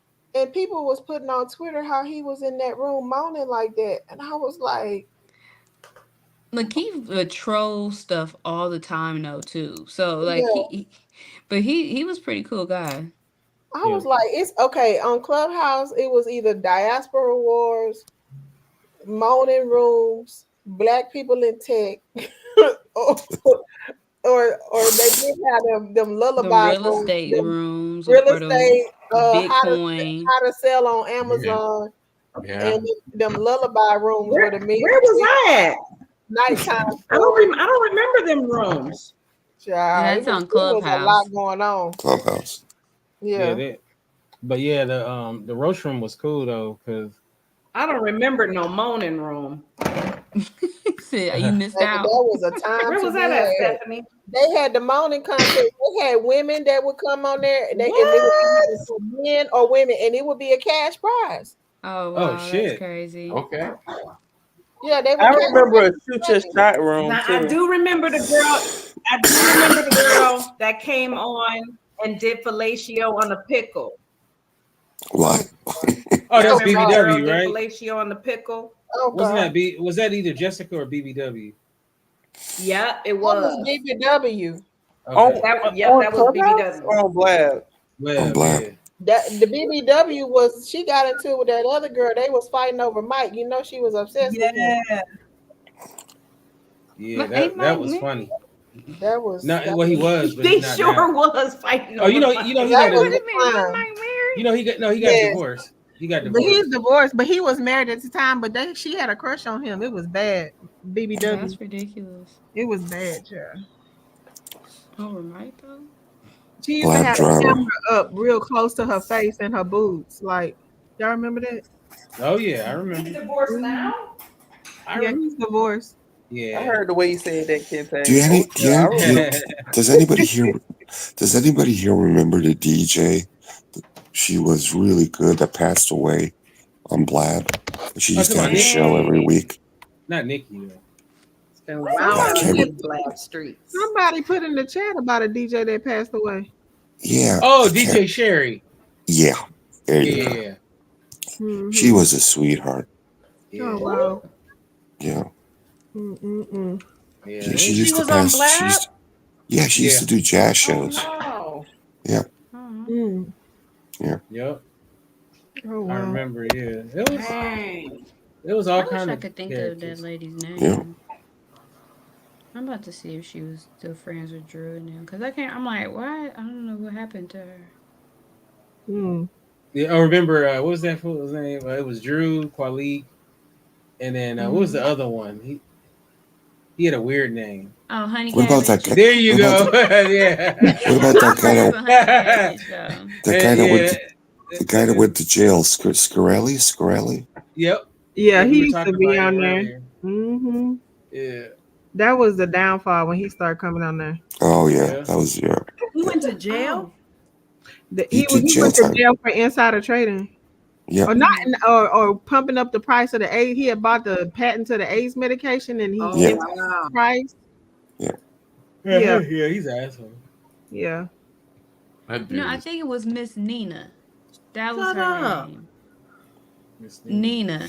She, the heavyset lady I was asking about earlier. Oh. I don't remember. Oh, you talking about Nina from YouTube? They call her Much Love from Nina. Yes. She is iconic on YouTube. She used to do the Basketball Wives review, and I love it. And she also plays I'm Into the Sims. You talking? Yeah, she is from Kentucky. Much Love from Nina. She's kind of disabled, very heavy set, and she does do celebrity gossip and stuff like that. But she's like in that realm of YouTubers like the Scorpion Show. Like when people really first started doing commentary in black spaces around reality TV on YouTube, she's in that space. Okay. Yeah. Are y'all ready to vote? Yeah. I'm ready Yeah. to get this mother. I sent my ballot in yesterday. I'm voting for Puxatawny Field. I hope it gets there. I hope so too. I'm gonna vote for the groundhog. I'm writing in. I'm writing in Danny. Danny for president. Shit. There you go. I know that's right. How was your show, Danny? Did you perform? I don't have the answers. No, That's I didn't all right. perform. I went to support. Okay.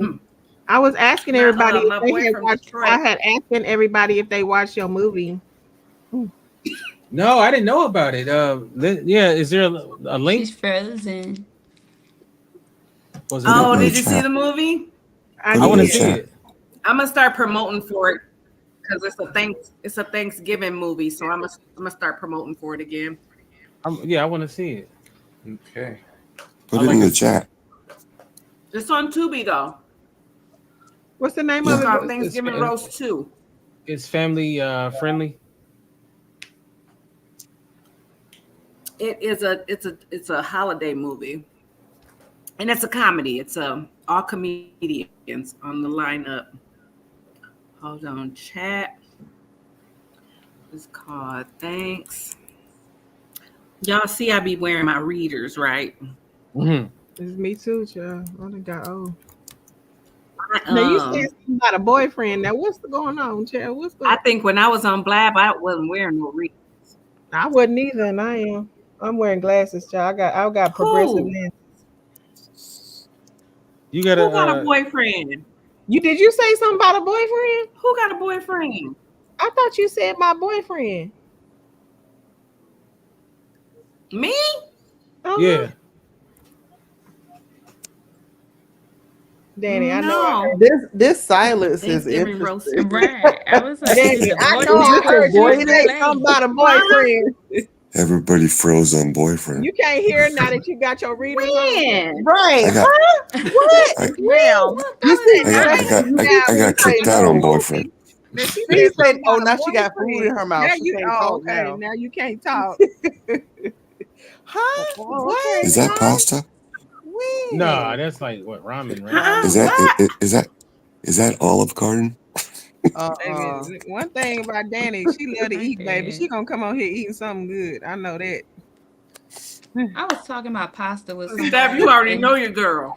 I And already they know were how like, you "Do you do. break your spaghetti in half?" I said, "Do you know there is an Italian Nona who wants to beat the hell out of you for breaking your spaghetti in half I'm somewhere?" gonna break mine every I time. never Me knew how too. passionate Italians were about You're their not food until I supposed met to my break the friend's pasta. You're not husband. supposed to, but I break mine, child. I Right. break And mine then, because I'm got a rebel. and they are here. you I'm a probably rebel. buying the wrong kind of spaghetti too. You can go to jail in Yeah, Italy you're for not breaking your supposed to pasta. break it. Oh wow. Yeah, it's supposed to But be like white, not yellow. but You this need is the real this is semolina. ramen. This is Yeah, top that's ramen. ramen Oh, Nice. with the boiled eggs Ricardo, what country and are you lots of in? chili sauce and Canada. soy blame sauce. Canada. Are you still there, Rasheen? Yeah, I'm here. Oh, okay. You know my cousin Danny and Rasheen, she's a comedian in Baltimore area. What? Stand up? Yeah. Yeah, she does stand up. Her name Not just. No, I her remember name Rashim. no, she goes by Red Cuplow or something like that. Did But you? her I name is remember Dana her. though. You said not just hilarious, right? That's who you talking about? Yeah, Not Jess Hilaire. She's from Baltimore. yeah. You could tell. Okay. She By got what, that her accent. Yeah, she got a strong Okay. accent. Mm-hmm. Yeah. I was just in Baltimore. I was Well, just in Baltimore Baltimore. like a month ago. Well, about 3 When you weeks coming ago. back, Danny? In Baltimore. yeah, When you this gonna is come this back is my and Right, cousin. right, to right. Baltimore. boyfriend? Yeah, that's my cousin right there. Who? I don't know, but Yeah. Oh, I've seen it. I think but I'll let Red you know if I Kuplo. do I because I am remember closer to Baltimore now. Probably Yeah, I be Okay, yeah, forgetting what definitely her let me stage know. name is. I just know her by Yeah, I'll Dana. definitely let you know. What flavor? Mm. What's the best flavor ramen, y'all? The shrimp. I eat real ramen. ramen. I don't eat the noodle packs. I like the I just go shrimp get and the ramen from the Chinese I people. like the soy. Oriental flavor. I don't like real ramen. It tastes But weird this to is me. chicken right here. Which And my favorite Asian soup with noodles is udon noodle soup. That's Japanese. It's Japanese. Oh yeah. Yeah, I like Yeah, I like that udon. too. Yeah. Udon oh, I noodles are love so udon good. too. Udon is good. That's all we got out here is the Mm-hmm. Asian restaurants. If Mm-hmm. you like I Asian food, this is a nice place to come if you like Asian food. I live right by Chinatown I eat in a lot of Milan. Asian. I love Yeah, Thai. my friend lives in You said Milan. there's He's a Chinatown in Jenga Really? player. Yeah. Thai is my favorite Asian. So that's what I I think missed. their group is called Persecuta. Yeah, pho. I've been living in Milan for 30 years now. Oh wow. Yeah, my friend's cousins both live there, and they have their drum and dance company. Do they like it here? Senegalese. Well, I guess they do. They've been there for years now. Yeah. Cool. Mm-hmm. Nice. Yeah, it is nice. I like it. Mm. Kente, I where haven't you been. living at? Los Angeles, California. I will be Alright. at Oakland soon. How far is that? It's That's really far. far. Yeah, It's far. That's the Bay.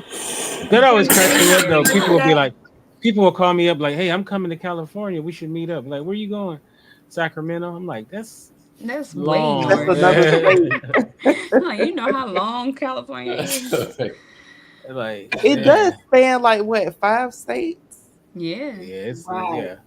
That's why I like going on the East Coast because, like, when I was in Maryland, you could be in New York in like 2 seconds. In 2 seconds, You could yeah. be like Boston. I mean, all over. You know. Yeah. I was brought up in New York. Kente, I thought you would be Huh? married. Say that one more time. Thought you'd be married by now. What's the hold up, sir? Yeah, that's what I was Y'all gonna set a ask. date? I said no That's kids. what I was gonna ask earlier. Y'all are late. We got into It don't that take earlier 5 on years to tonight. know that she your wife. We got the My whole. wife, Oh, yeah. my wife, yeah, my wife woke up and she says, "Are you on Blab again?" I'm like, Like almost. No, I'm gonna do Yeah. Thought I my. said that. And I'm gonna do my wedding on IG Live. Oh, You know. "You get So married?" when is the date, Oh, Kente? No, I don't even know yet. see, I put that in there. You didn't propose yet? Not yet. No. Okay. Okay, so Propose this year, man. Don't wait. Do it. Do it. What are you waiting Yeah, for? I'm getting married. Getting there. Go. Getting there. You need to get there. Just say I want to marry you. That's Either it. you're So you there or get you're there. not, Kente. Well, Cardo, didn't you get Feel married it. pretty quick too? And y'all good? Why are you in my business, Rishi? I Uh-oh. told, we spoke about this. Don't feel bad, Listen, Ricardo. you We spoke spoke about on this in the Blab. car Married before we quick, got too. here. What are you doing? And I'm still married, so.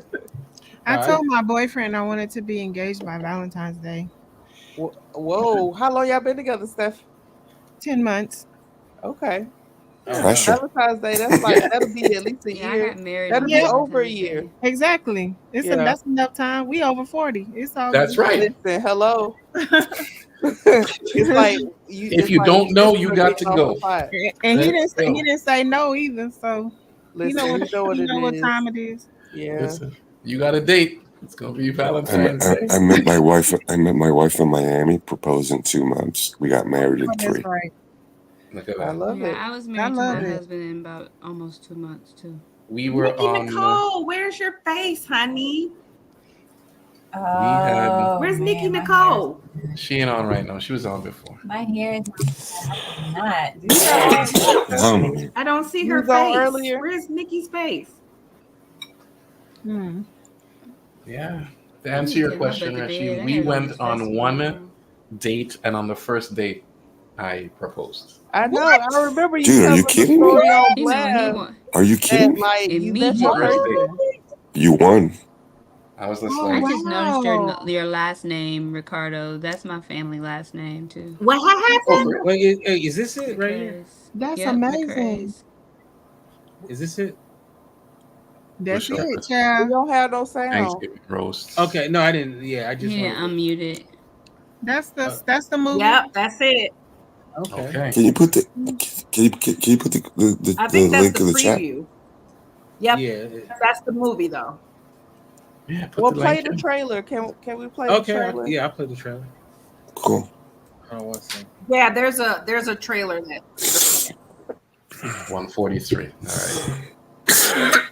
Oh, you guys are good at this. I don't know how to do this. No audio. Can y'all hear? No. No. Oh shoot. No. It's because you got No, I can't hear it. earbuds, You just probably. see it. Yeah, try Yeah. sharing computer audio or something like that. Yeah, I gotta. Yeah, I don't think I can make it where you can hear. Too much tech. Mm-hmm. Sweet. Put the How link you in the say chat. her name? Shadaria. Yeah, that's the girl that plays my daughter. I'm the mama. She play your daughter? That's my daughter. That's my mama. And she plays my mama. Yep. Oh, Yes, there I am. Daddy! Child, Danny was acting like a conservative mama. Listen. I was supposed to be a Southern Baptist, judgmental, crotchety woman. Yeah. You like Whitley? You were playing Whitley's Oh mama? Lord. Oh jeez. Who's this? What Yeah. in the crack? Oh no! Oh, gross. This is just a this is just a one of those scenes where they just need to fill it, like they need a filler scene. Okay, this is the best Some old looking goofy wig shit I done about seen the whole movie. Dean coming in. Jenny Red Wine. Oh man. Ain't that's Cool. amazing. Yeah. Bravo. So it's on Tubi. Okay, I'm gonna check it out. Yeah, it was fun doing that. Give me one of these. All right. Are you gonna? Okay, look, super fun. you take out all the effects. No, that Kente, wasn't you me. know That any- was That was Ricardo. That was me. That was me. Ricardo. Yeah. Kente, you know any or anybody know any Hey, Ricardo got all the hookup. not directors but cinematographers out Oh this way? yeah, I know. Yeah, I know a ton of them. You know any He out lives this in way? LA, sweetie. He knows all the photographers. Well, I know, and right? cinematographers. But out this way. Out that way, I don't know about out that way. I have to ask. I can ask. Yeah, I'm in New Nollywood Jersey, out New York your way. area now, Yeah, so. Yeah. Mm-hmm. That's why you want to shoot. You want to Yeah. shoot what? It is. I was in the cellar documentary. one day hanging out, and Chris Rock was in there. Oh, you was in the Comedy Cellar Where is that? in New York, right? Yeah, Yeah, you talking about the New York Comedy Cellar? That's like Mecca it's in for New York. comedians. It's a popular. Yeah, not so much when you hear. It's the Mecca for a certain demographic. You got to be mean like not in the for us. club. Yeah. But no, yeah, the Comedy Cellar. Yeah, that's big. That's good. No, So you, no, how no, was no. it? There's some of us in there, but there's like you gotta know the right people to get the right audition type thing with that. Like, Yeah, don't they didn't let anybody just Dion. get They in didn't there. let Dion Cole go. And the only thing, Cellar. they wouldn't let Dion Cole perform in there. Exactly. Yeah, And I'm- Dion's that's huge. crazy. I heard That's his special crazy. was really good too. I haven't seen it yet. Yeah, he's talented as heck. Yeah. But it's so much comedy here in New York and New Jersey. It's crazy. I saw D.L. Hughley. I There's saw so much D.L. comedy Hughley here. in Tacoma. That man told jokes for 2 hours straight, like straight through, like I back know. to back. Austin is another big Uh-huh. comedy city. Yeah, Yeah. I don't like DL Hughley. I'll be honest. He's something. is. I didn't buy the ticket, so No, I'm just saying. Yeah, everybody. No, DL care for him. DL is No, I'll be honest with you. Going back to the Yeah. whole Rutgers Don Imus thing, that's when I yeah. and I'll never forgive him for that. I was like, wow. I guess I never seen somebody just perform for that long. Mm. It was a very, very long show. yeah. Mhm.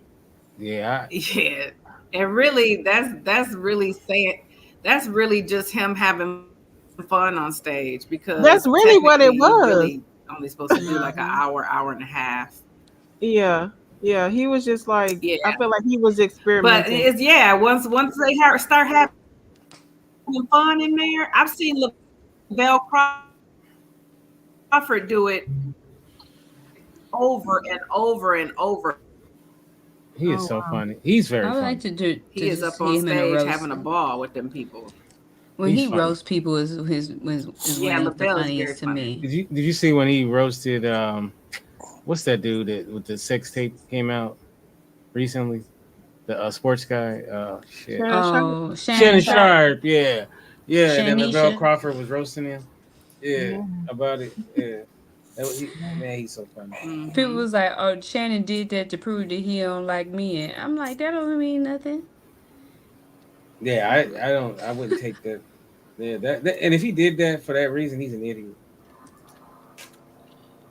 Well, Like all the buttons you got to push to go live on IG. Everybody's wait a gay minute. now. In Everybody's defense gay of, now. now I have to say, in defense of Shannon Sharp, I've never gone live on IG. I accidentally went live on IG one time when I was fussing at my son.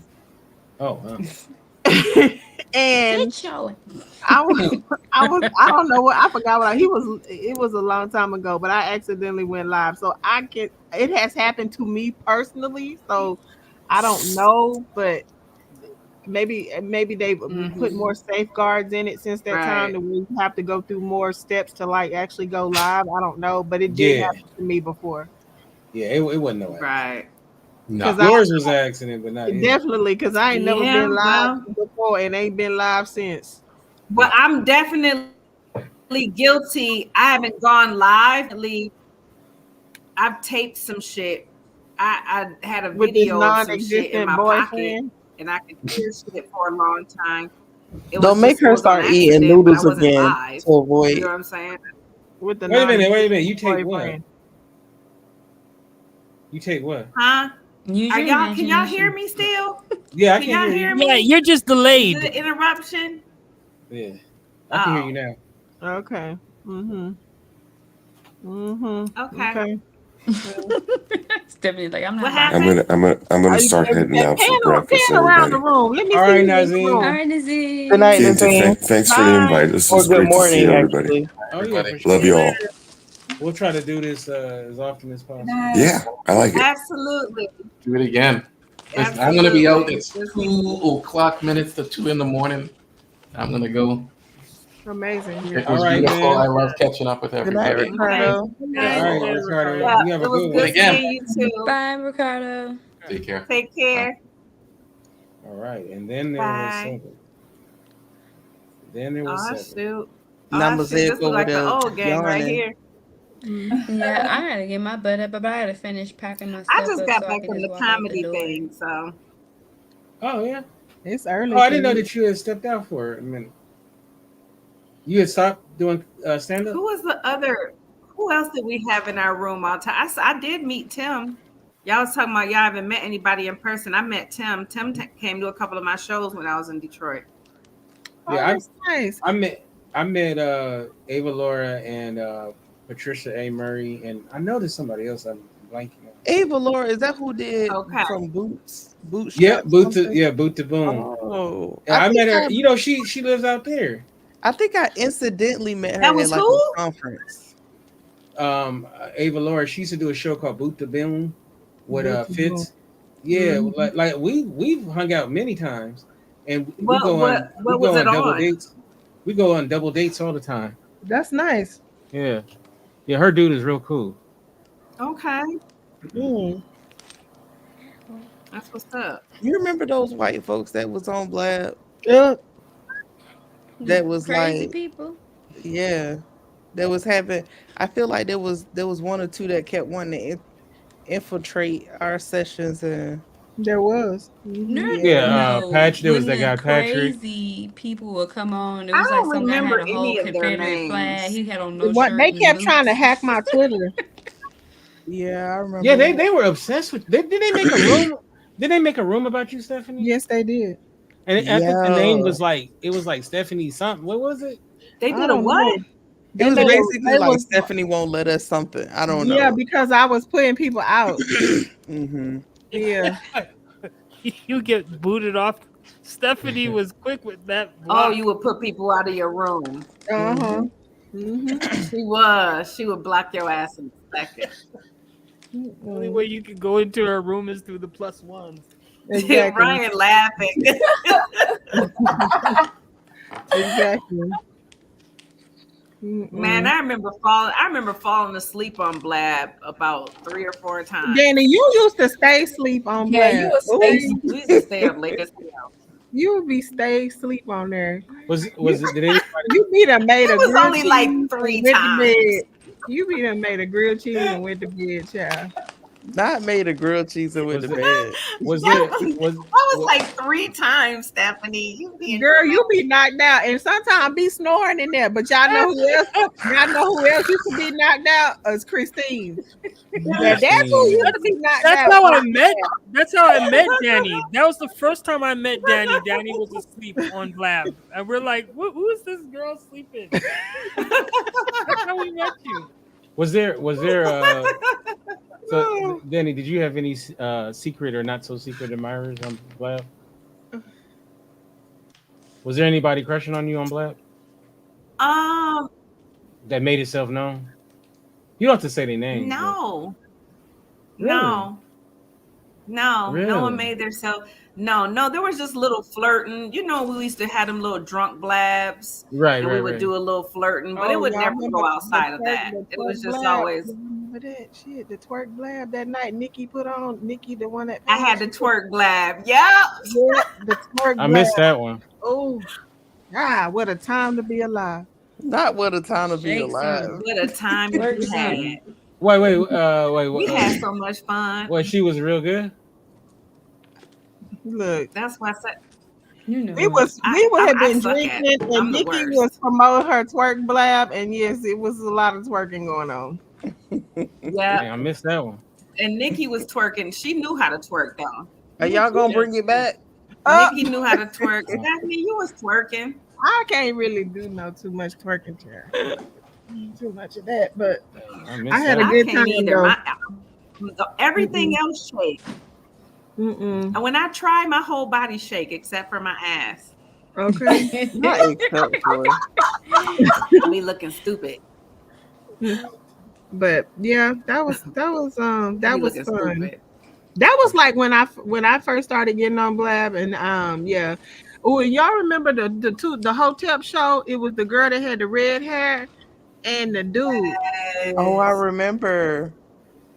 Yeah, it was they was and it was they used to talk about relationships and stuff like that, and then she stopped doing the show with him and she had her own show, but she had red hair. I don't think I ever stayed in Yeah, a she was in the rooms comment like that. section today. I know who you're talking about, but I don't think I really stayed in Oh, the the sex woman. And the dude, he had a gap in his teeth. He Yeah, was married, but he used to be grinning in everybody's face.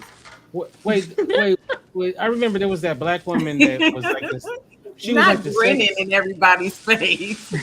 There was that black woman minute, that was always talking about sex. What was her? Yeah, she did talk about sex a lot, but yeah, she was said like pretty chocolate grinning. skin with red hair. Yeah. Yeah, I can't remember her name, but I know She was you're in the talking about. comment section today. I forget her name, but she was here. Oh, she was? Oh, okay. Who? Not like she was in the comment sections, but I forget her name, but she's on TikTok. Nicole? Oh, okay. No, the one with the red girl I'm hair talking that about? does the okay. relationship. Yeah, they used to talk about relationships and stuff.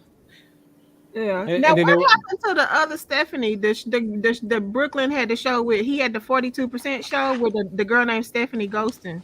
Yeah, she's actually got married and she moved to Portland. Oh, I remember her. And she then right down the street. do you remember that girl Jordan Hales? She was like a comedian. Yes. Yeah, and she was like, and me and her I would always be on her show doing. Yeah. Yeah, she actually moved to Portland too, and because she would be in her grandma's. She was in her grandma's house, and they had the weird. Where if you gotta be wallpaper. at my grandma's house. I remember that. I remember her now. Yeah. If Yeah. you gotta be in the Pacific Northwest, Portland got the better food. So Yeah, so she moved there too. okay, that's what's up. Okay. And they got real close. Nice. Yeah, but yeah, Stephanie Ghostin. Yeah, she got married. Yeah, so she I see her on live all the time. Oh, okay. Yeah, like I mean, I'll see it and I'll just I'll pop in for a second and then pop out. Oh, okay. I don't think I've seen a lot of people. I've probably seen Stephanie the most out of everybody on Blab. Stephanie and Ryan. Mm-hmm. And Kente, you used to do a show, but then you weren't on live for a long time.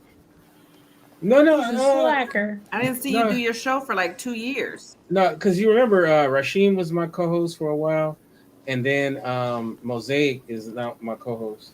So, but I haven't done the show since February, I think it was, when we did our last Marzina show. So, and that was the 200th episode. So, yeah. Was this there year has been another crazy. time though that you weren't on? I'm thinking like 5 years ago. Probably. I'm thinking around like before the pandemic.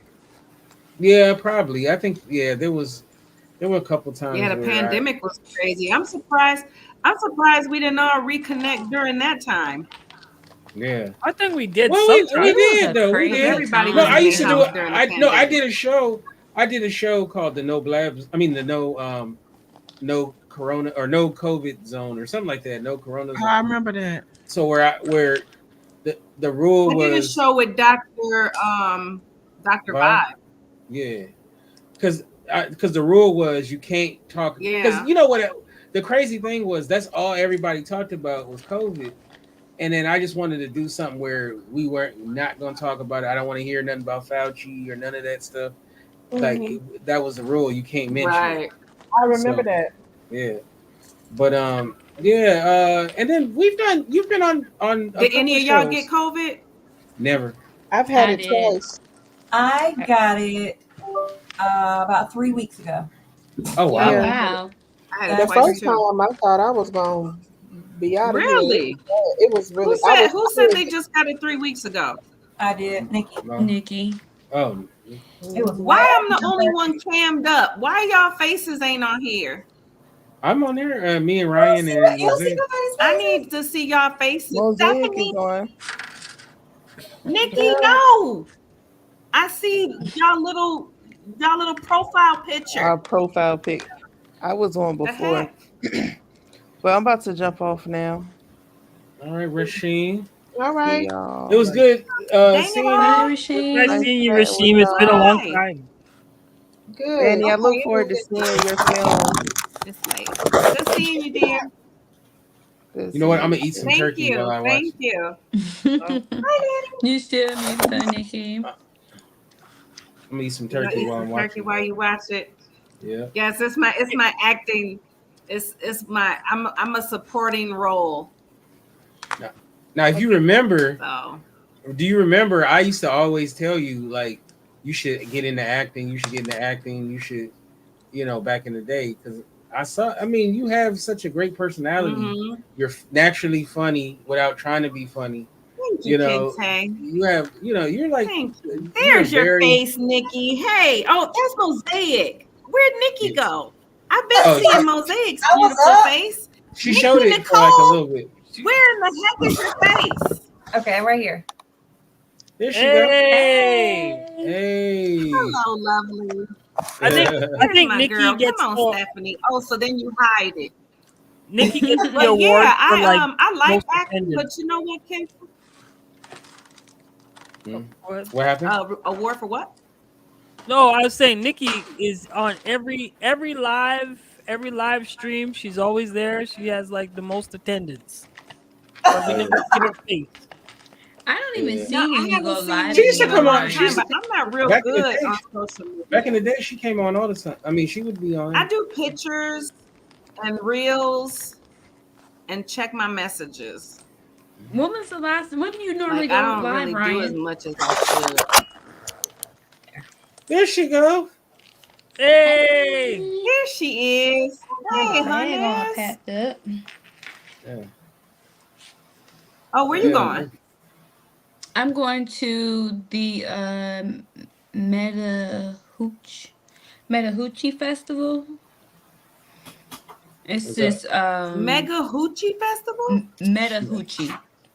Meta? MEDA Mega. HUC. Oh, I was about to Yeah, say it's it's like like a Facebook your. It's hoochies. this She said guy. mega hoochie.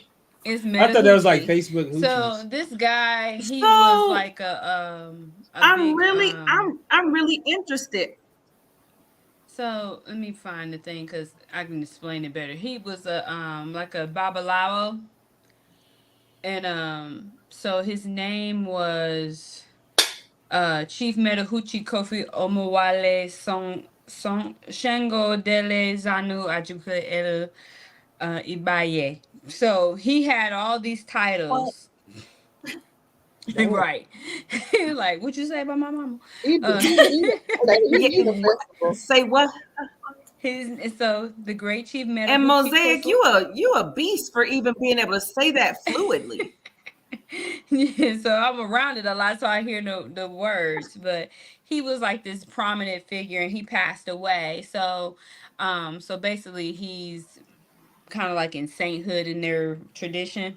So they created a festival after him, and Uh-huh. so they put up like the different shrines of different orishas like Ekun, um, Oya, Shango, and some other ones. and it's just like a big Yoruba That's Ifa interesting. Voodoo. And where is this or taking Hoodoo place fest- at? This is here in Atlanta, Georgia. So I'm Okay. gonna go to that for a little bit tomorrow. No, but where are you flying to? Where are you going to? No, so I'm go to this? here in Atlanta right now. Oh, you're there already. Okay. Yeah, I'm in Atlanta right now. I was just getting my fanny pack Okay. together. Had to get my weapon and all that stuff together so I can just walk out the door in the morning. Because Right. I stayed here Yeah. 2 days and I'm gonna stay with my cousin the remainder of the time. So Okay. Atlanta's a beautiful city. it is. Yeah. But apparently, there's Definitely. there's no baddies. Would you say, Stephanie, in Atlanta? Mm-mm-mm. It ain't no baddies.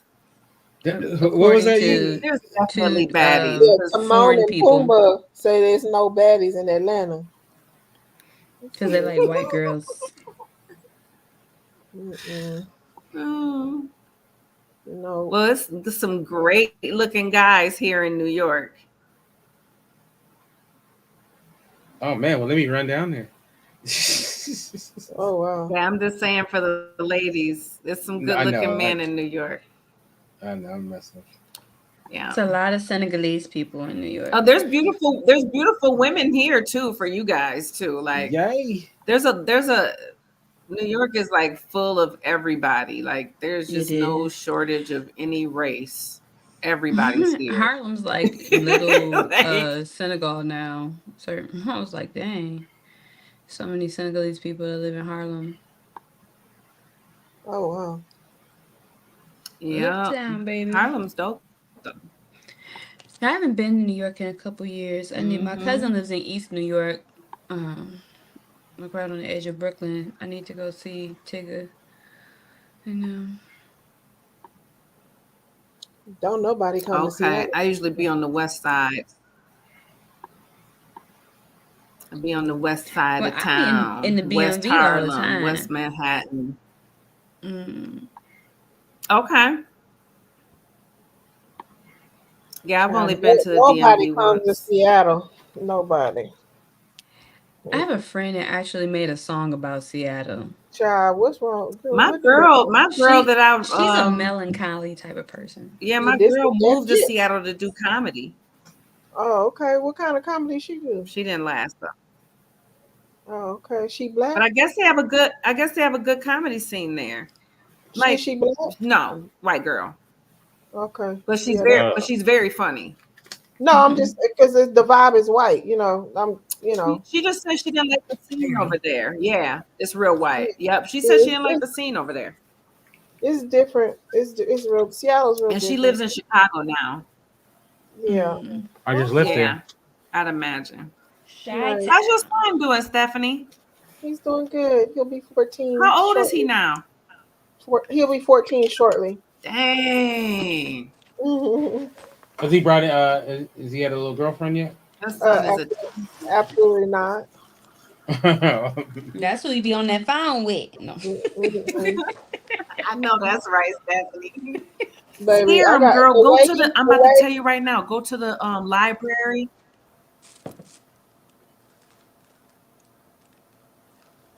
What? Okay. Go to the library. Oh, go to the library and get the STD book so that he can see it ain't safe in these streets. We don't want none of the KID. Scare him. HIV, Scare him. HPV. Show him that visual. Show him them visual sores. Show Yeah, him them skin bumps. He's still kind It of. will change his life. It won't make him so eager.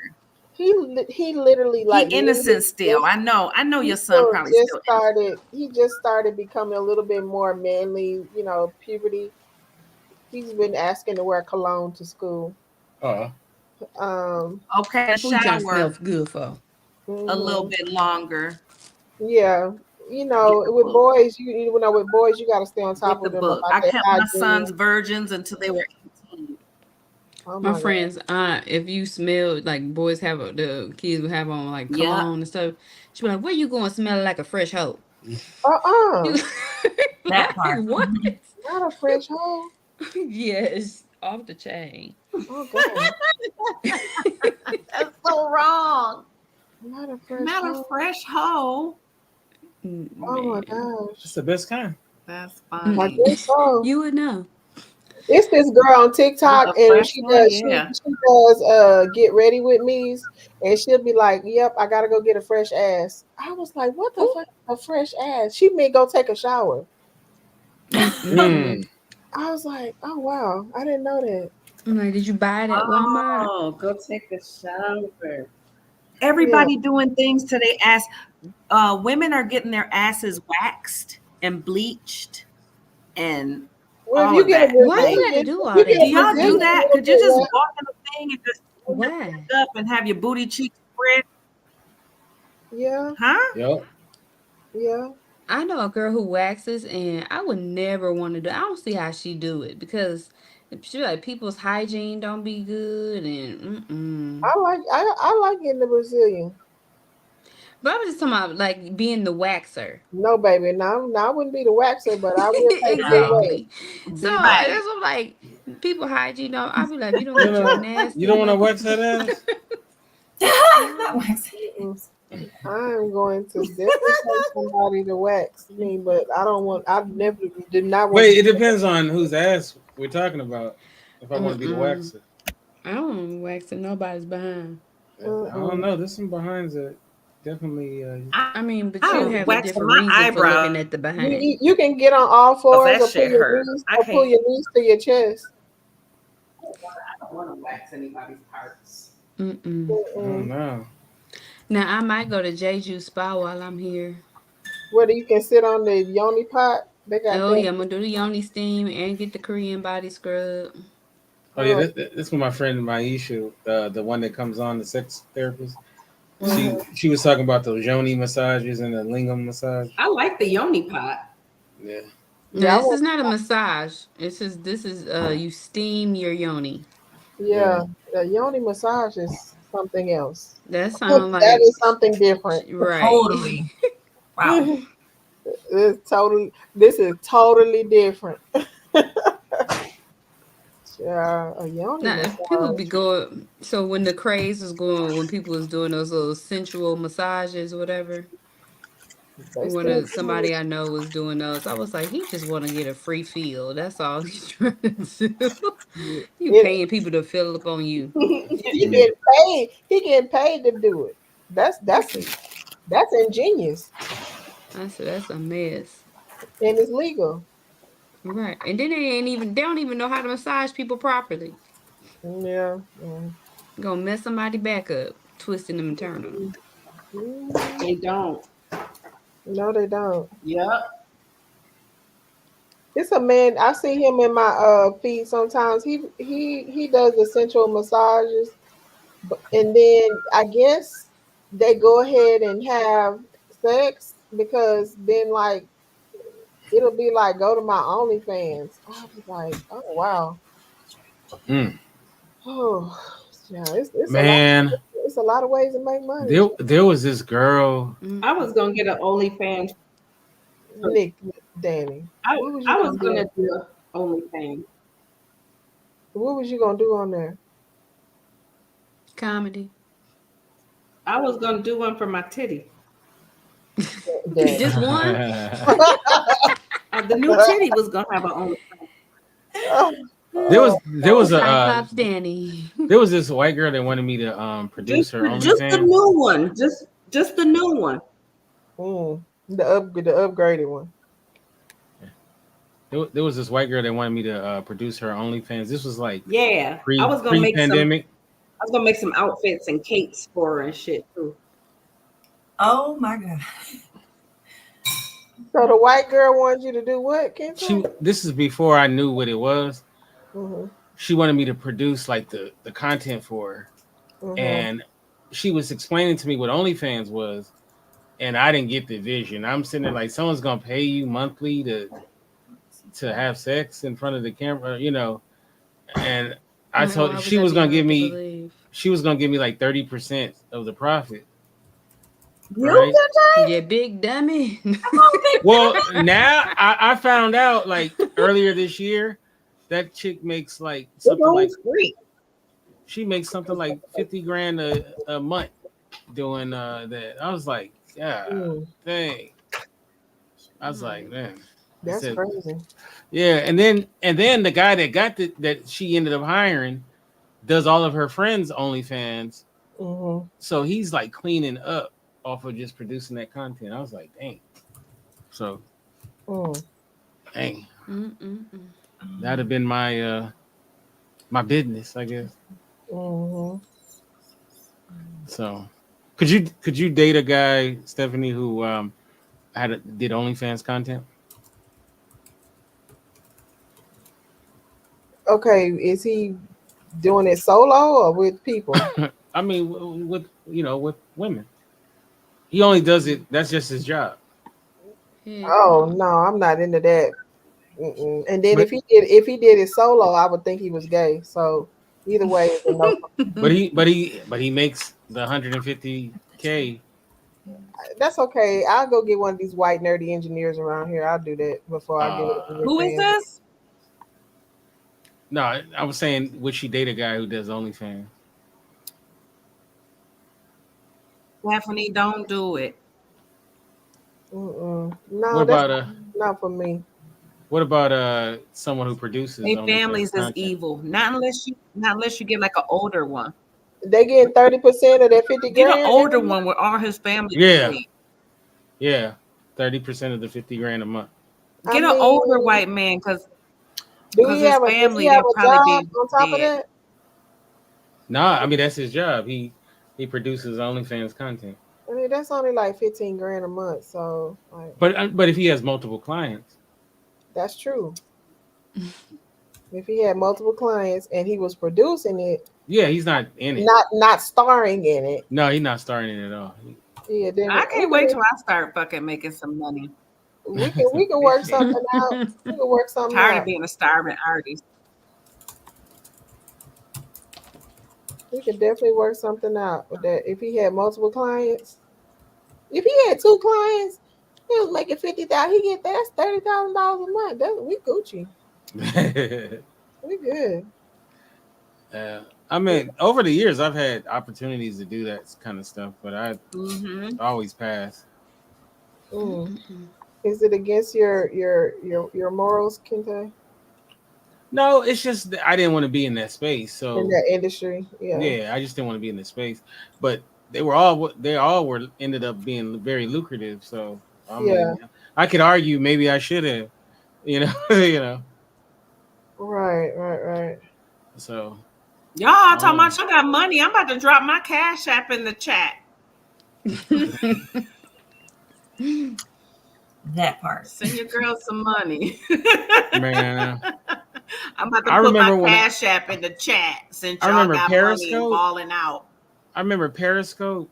That's how I found out about Blab through Periscope. Yeah, there'll be women on there. Yeah, what happened to Periscope? Me too. It just went off. Me too, Stephanie. It just went Periscope. Yeah, y'all remember fell off after a couple years after Blab, didn't it? I ran into Luther Jones on Periscope just randomly, and he told me about Blab. Yeah. Yeah, like I think Danny got a delay. Very much so. Yeah, they had a on Periscope. There'd be women out there, and dudes would be tricking off money to them. It was like before OnlyFans.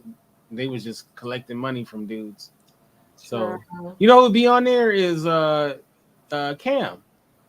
She used to be on there all the time. Her and that girl Sybil.